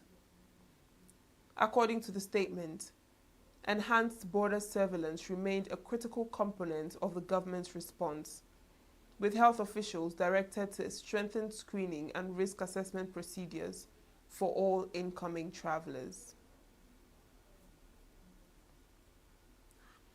The House of Representatives has urged the executive arm of the government to its funding of the Nigeria Center for Disease Control. This followed the rising cases of the Ebola outbreak in parts of the Democratic Republic of Congo, which poses a regional threat due to porous borders. The House warned of the possible devastating impact of the disease in the country and other neighboring countries if urgent proactive measures are not taken. It is worrisome to note that due to lack of adequate funding, coupled with uncertainty regarding the quantum that will be released this year, the capacity to fulfill critical health security obligations has significantly weakened. We should also bear in mind that this situation is compounded by a marked reduction in external donor support, which previously complemented government financing for outbreak preparedness and response activities.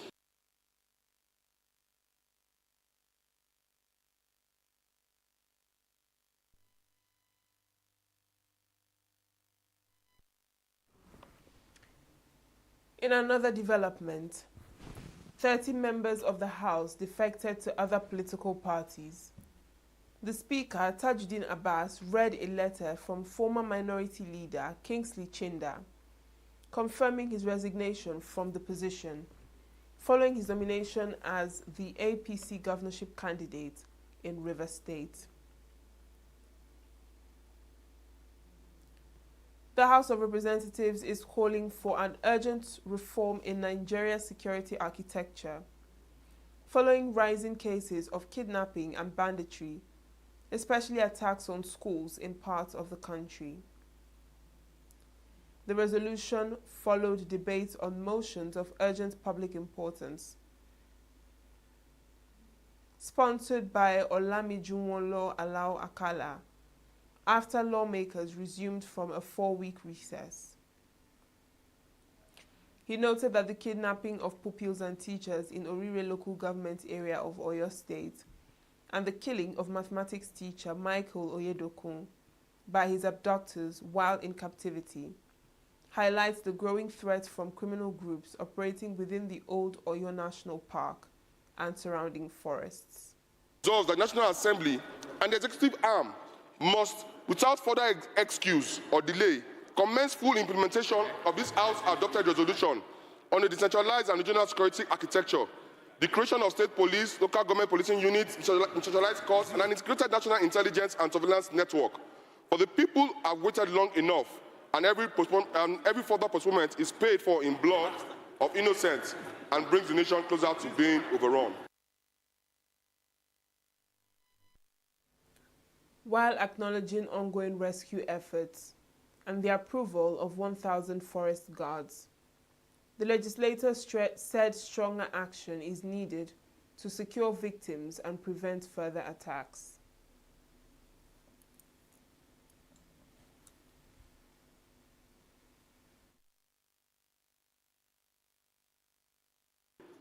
And I want to suggest, Mr. Speaker, that part of the resolution of this motion should be the need for the federal government of Nigeria to create a special force, a special security architecture specifically designed for the school system. Many countries of the world that face similar problems devised creative means of protecting their schools. There was a time, Mr. Speaker, that the Nigerian Civil Defense Organization had a school security system. We cannot keep procrastinating and be believing that situation is going to improve, while what we should do, as at yesterday, we are still contemplating it. And Mr. Speaker, I mean that we have no argument we should be talking about today except allowing state governors, to invest on this state policing of our various community. It is long overdue.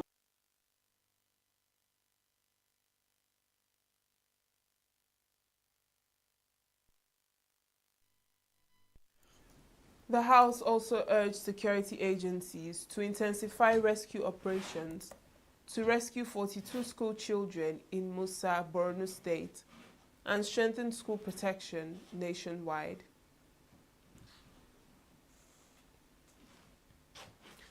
The Senate has condemned the abduction of pupils and teachers in Orire local government area of Oyo State, describing the incident as an attack on the nation's future and a matter of urgent national concern. Speaking during the resumption of plenary, Senate President Godswill Akpabio expressed concern over the attack on schools in Oyo State and the continued captivity of dozens of pupils and teachers abducted by gunmen. As we resume our work under the mournful shadow of a tragedy that has shaken our nation, the abduction of school children and teachers in Oyo State, this is not merely an attack on innocent citizens. It is an assault on our collective humanity. We mourn because if we cannot protect our children, we imperil our future. We mourn because a nation that cannot guarantee the safety of its teachers weakens the very foundation upon which education rests. As we mourn because for as long as those children remain in captivity, our nation remains captive with them.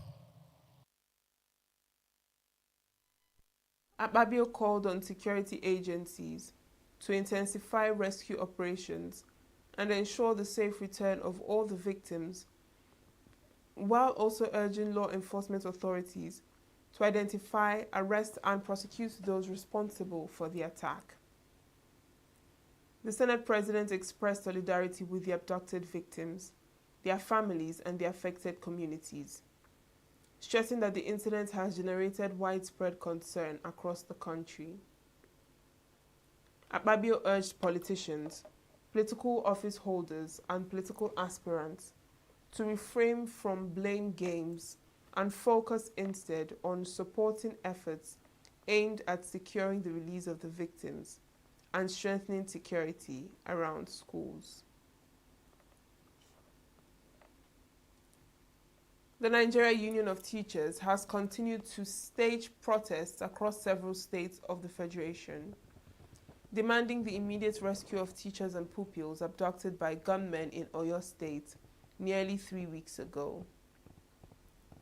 The nationwide demonstrations followed growing public concern over the continued captivity of 39 pupils and 7 teachers kidnapped from schools in Orire local government area of Oyo State on May 15th.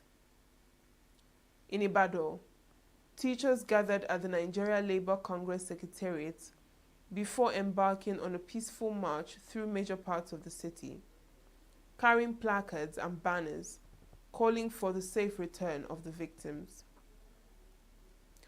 Union leaders said the protest was aimed at drawing national attention to the plight of the abductees and urging government and security agencies to fulfill their responsibility of protecting lives and educational institutions.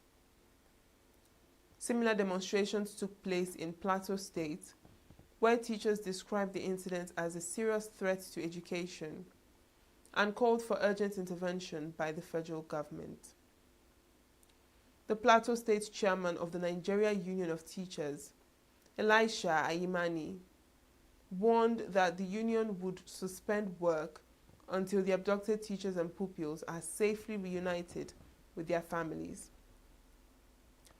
Teachers also took to the streets in Kano, Taraba, Edo, Ogun, Yobe, and Adamawa states, where they were joined by labor unions, students, and civil society groups, demanding stronger security measures for schools nationwide. In Adamawa State, the protesters submitted a letter of demand to the state government, while officials assured them that their concerns would be conveyed to relevant authorities. The union maintained that attacks on schools continue to undermine teaching and learning, stressing that the safety of teachers and students remains essential to the future of education in Nigeria. Hundreds of commuters were stranded in ENUGU on Tuesday, as commercial bus operators suspended services in protest over what they described as the selective enforcement of regulations governing the use of government-approved transport terminals in the state capital. The operators insist that all transporters conducting business within the metropolis should be compelled to operate from designated terminals to ensure a level playing field. Correspondent Law Ibeyenwa has the report. Commercial transport activities were disrupted across Enugu City on Tuesday as bus drivers withdrew their services in protest over what they describe as the uneven enforcement of regulations governing the use of government-designated bus terminals in the capital city. The protest drivers are demanding that all commercial transport operators conducting business within Enugu metropolis be compelled to operate from the approved terminals. They argue that while some operators have complied with the directive and relocated to the terminals, others continue to pick up passengers from roadside locations, creating unfair competition and reducing patronage for those operating within the parks. The drivers maintain that the action was aimed at drawing the attention of the authorities to what they describe as selective enforcement of transport regulations. Both the Obiago people, all of them should come inside the terminal, because most times the people that will carry from New Market to inside terminal, and there's some people that will be going to Obiago or New Heaven, they will not see the bus here or the keke here. They will now forced to trek down to the normal place that they used to load, which is not supposed to. So what we are saying is that we want everybody to come inside the terminal, so that even the keke that's going to artisan, so that anybody that we drop here, they can be able to see the keke or the bus that's going to their own destination. So it will not be hard for everybody or to other person that is living afar from the terminal. The thing what cause them say, now those people where they drive the bus, some they rode for outside, some they rode for inside the terminal. And those where they rode for outside, those where they rode for inside terminal, no, they get passengers. Those where they rode for outside, they get passengers. It's going there like say some pass orders, like custom. The protest left hundreds of passengers stranded at major bus terminals across the city, particularly travelers seeking to embark on interstate travels. Some of the passengers expressed frustration over the sudden disruption, lamenting the inconvenience brought about by the withdrawal of services. There's no vehicle, no bus. How long have you been here? For 1 hour. What's the reason now? They said that some are loading outside without coming inside the bag. So five people decided to fight against them so that everybody must be in the bag before loading or before going to the bag. I don't actually know the main problem. Yeah. What are you going to do? Sir? What are you going to do? I think I just wait for the problem to be solved now. As the protest continued, several commercial vehicles remained parked at strategic locations across the metropolis, while the drivers held meetings and consultations on the way forward. At the time of filing this report, the ENUGU state government had yet to issue an official statement on the development. However, an official of the Abakat terminal disclosed that the manager, government officials, and officials of the transport unions were engaged in discussions aimed at resolving the dispute and restoring normal transport services. Commuters and stakeholders are hopeful that the ongoing negotiations will yield a positive outcome and bring an end to the disruption affecting movement within and outside the state capital. From Enugu, Law Ibenyanwa reporting. Normalcy has been restored in the sector after the one-day strike by the drivers.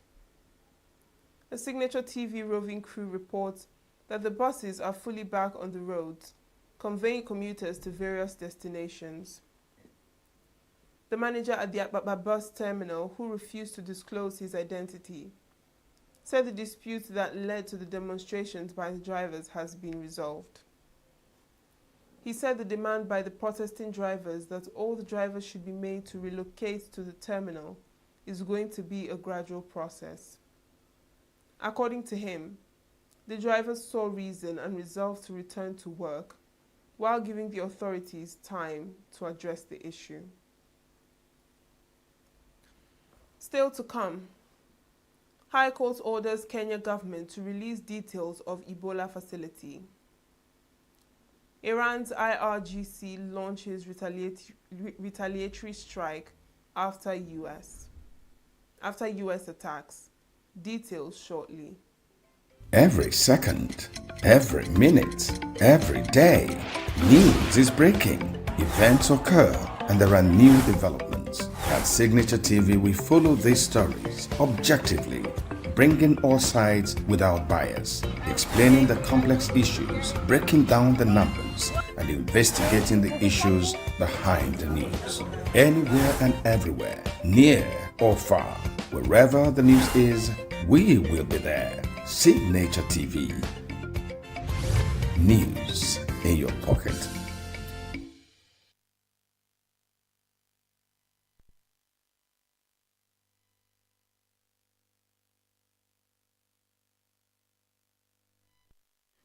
Kenya's High Court has ordered the government to disclose details of a proposed United States-linked Ebola quarantine facility amid growing public opposition and protests over the planned project.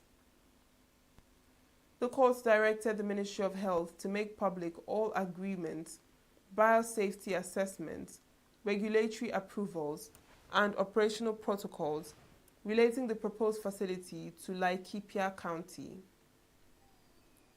The ruling also extended earlier orders suspending the establishment of any Ebola quarantine, isolation, or treatment center in the country, and barred the admission of individuals exposed to the virus pending further review. The decision comes a day after hundreds of protesters took to the streets of Nanyuki to oppose the project. Reports indicate that 2 people died from gunshot wounds during the unrest, although authorities have yet to issue an official statement on the fatalities. The legal challenge was brought by rights group Katiba Institute, which argues that the proposed facility poses potential public health risks and lacks transparency. The Law Society of Kenya and the country's main doctors' union have also expressed opposition to the plan, calling for greater public consultation and disclosure. Iran's Islamic Revolutionary Guard Corps says it has launched a retaliatory strike against a military base allegedly used by United States forces, following what it described as an American attack on an Iranian communications facility. In a statement carried out by Iranian media, the Revolutionary Guard said its aerospace force targeted the base from which it claimed an attack on a communications tower on Sirik Island in Hormozgan province originated. The Iranian military said the operation successfully struck its intended targets, although it did not disclose the location of the base. Meanwhile, authorities in Kuwait reported that air defense systems intercepted missiles and drones after warning sirens sounded across parts of the country. Kuwait's Ministry of Foreign Affairs condemned the attacks, warning that continued military actions threaten regional security and undermine ongoing efforts to reduce tensions. At least 5 people have been killed in Israeli attacks across southern Lebanon, just hours after United States President Donald Trump announced an agreement aimed at reducing hostilities between Israel and Hezbollah. Lebanese state media reported that 2 Syrian workers were killed when an Israeli strike hit a plant nursery in the town of Jebchit in Nabatir Governorate. The attacks occurred shortly after President Trump announced that he had held separate discussions with Israeli Prime Minister Benjamin Netanyahu and representatives of Hezbollah, claiming both sides had agreed to halt attacks. According to the Lebanese presidency, the proposed arrangement would see Hezbollah cease firing into Israel, while Israeli forces would stop targeting Beirut's southern suburbs. ENUGU State Governor Peter Mbah has announced a comprehensive reward package for players and management of Rangers International FC, following the club's lifting of the 2025-26 Nigeria Premier Football League trophy. Speaking during a reception held in honor of the league champions, Governor Mbah approved a total cash reward of 150 million naira for the club, out of which 100 million naira will be shared among the players and 50 million naira for members of the management team.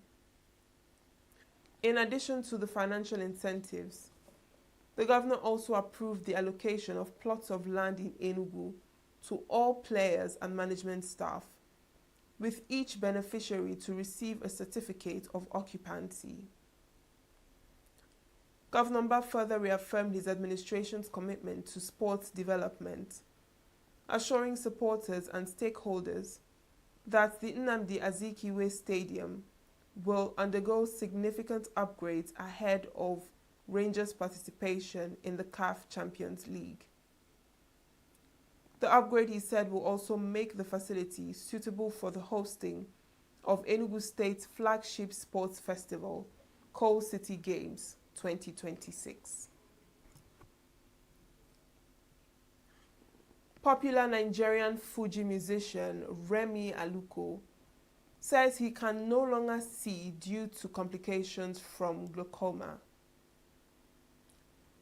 Veteran Nigerian filmmaker and comedian Okiki Adeshino, popularly known as Jamole, dies in a car crash. And Ivy Ifeoma, wife of Nigerian singer Paul Okoye, sparks reactions after sharing her views on relationships, money, and financial independence. Queeneth Wokonta has all the details on entertainment news. Popular Nigerian Fuji musician Remi Aluko has disclosed that he can no longer see due to complications from glaucoma. The singer made the revelation during a recent interview on Oyinmomo TV, where he explained that he has been battling the eye condition for several years. Providing an update on his health, Aluko said his vision has deteriorated significantly despite undergoing eye surgery in the past. According to him, his condition has reached a stage where there is little difference between his situation and that of a blind person. He noted that many people are unaware of the struggle because he has chosen not to allow the condition to define him. The Fuji star added that he remains grateful for his ability to care for himself independently and has deliberately refused to dwell on his health challenges in order to avoid depression. Veteran Nigerian filmmaker and comedian Okiki Adeshina, popularly known as Jamole, is dead. The actor reportedly lost his life in a ghastly car accident on Monday. The tragic news was announced by filmmaker and president of the Theatre Arts and Motion Pictures Practitioners Association of Nigeria, TAMPAN, Bolaji Amusan, popularly known as Mr. Latin. In a post shared on his Instagram page on Tuesday, Amusan expressed sadness over Adeshina's death, describing it as a tragic loss. He prayed for the repose of the deceased soul and asked God to grant his family, friends, and colleagues the strength and comfort to cope with the loss. He also noted that the late actor would be greatly missed by those who knew and worked with him. Okiki Adeshina's death comes nearly 4 years after he survived a fire accident along the Lagos-Ibadan Expressway. Ivy, former wife of Nigerian singer Paul Okoye, popularly known as Rude Boy, has sparked reactions after sharing his views on relationships, money, and financial independence. Speaking on a video shared on her TikTok page, Ifeoma advised single women against making marriage to a wealthy man their primary life goal. She explained that while marrying into a wealthy family could provide opportunities and advantages, women should prioritize building their own financial stability and success. Addressing speculation that she married Paul Okoye because of his wealth and a significant age difference, Ifeoma stated that she had already achieved millionaire status before meeting the singer. According to her, marrying a rich man should not be viewed as a major life ambition because the wealth belongs to the individual and does not automatically become the partners.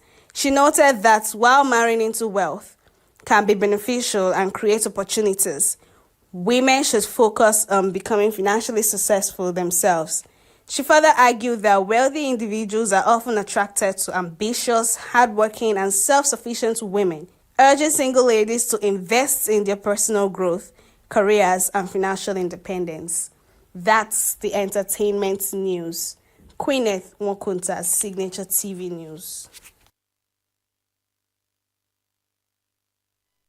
That's the size of our package. I am Uchenna Chimdi Oluoha. Thanks for watching.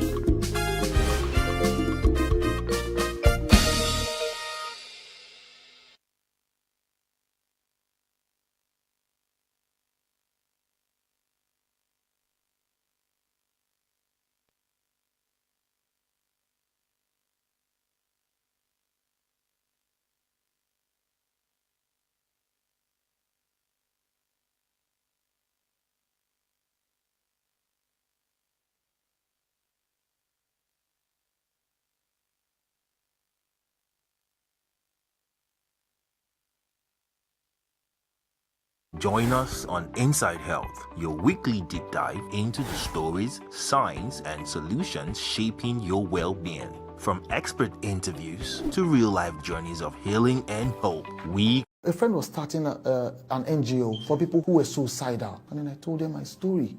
I didn't know that there were some press men who were hanging around. All the inspiration, all the good things I said, they left it out. They just put the thing out on all media. ONG contemplate suicide. Bam! My friend was not speaking to me for years. Called me from America. Why now? Why you go want kill yourself? Why? Now broke you broke. We go help you. I said, now broke, I broke. You will not tell them we will help you. Now broke you broke. I said, yeah, we will help you. Okay, we'll see how we feel help you, eh? Up to today, never help me. My brother and friend, the comedian, filmmaker, actor, and musician ONG is my guest today. ONG is a true pioneer. He is one of the pioneers of the skit culture in Nigeria from as far back as 2001. And I was happy when Tauma told me. She said she was 11 or 12, and my skit was one of the first things she ever saw. That's amazing. And said, I want to do this. I think I can do this like this man. Wole Agba said every time my skit was being played, because my montage, you'd hear a dog chasing a comedian is running home to go and watch. So every time he hears that sound, it goes, to go and says, man, I want to do this. So those things inspire me. So many others, they act as if you didn't start it. And I can't go up and down saying I started this gangster shit. It's just the thanks I get for all the, but it's good. This is a man who tells me that he left his own wedding, left his wife dancing to go and do a show. One of the banks had called me Thursday, are you available? I said, yes, I'm available. Only for me to remember that at the wed, when they told me the amount, and I knew how much I needed to balance. For the festivities. For the festivities. I said, I go run them. I'll be there. Trust me. And my wife she just leaned over and said, what time is your event? I said, in the next 30 minutes. She said, okay. Once we cut cake, as soon as they declare dance, you just disappear. Now let me go dance for this.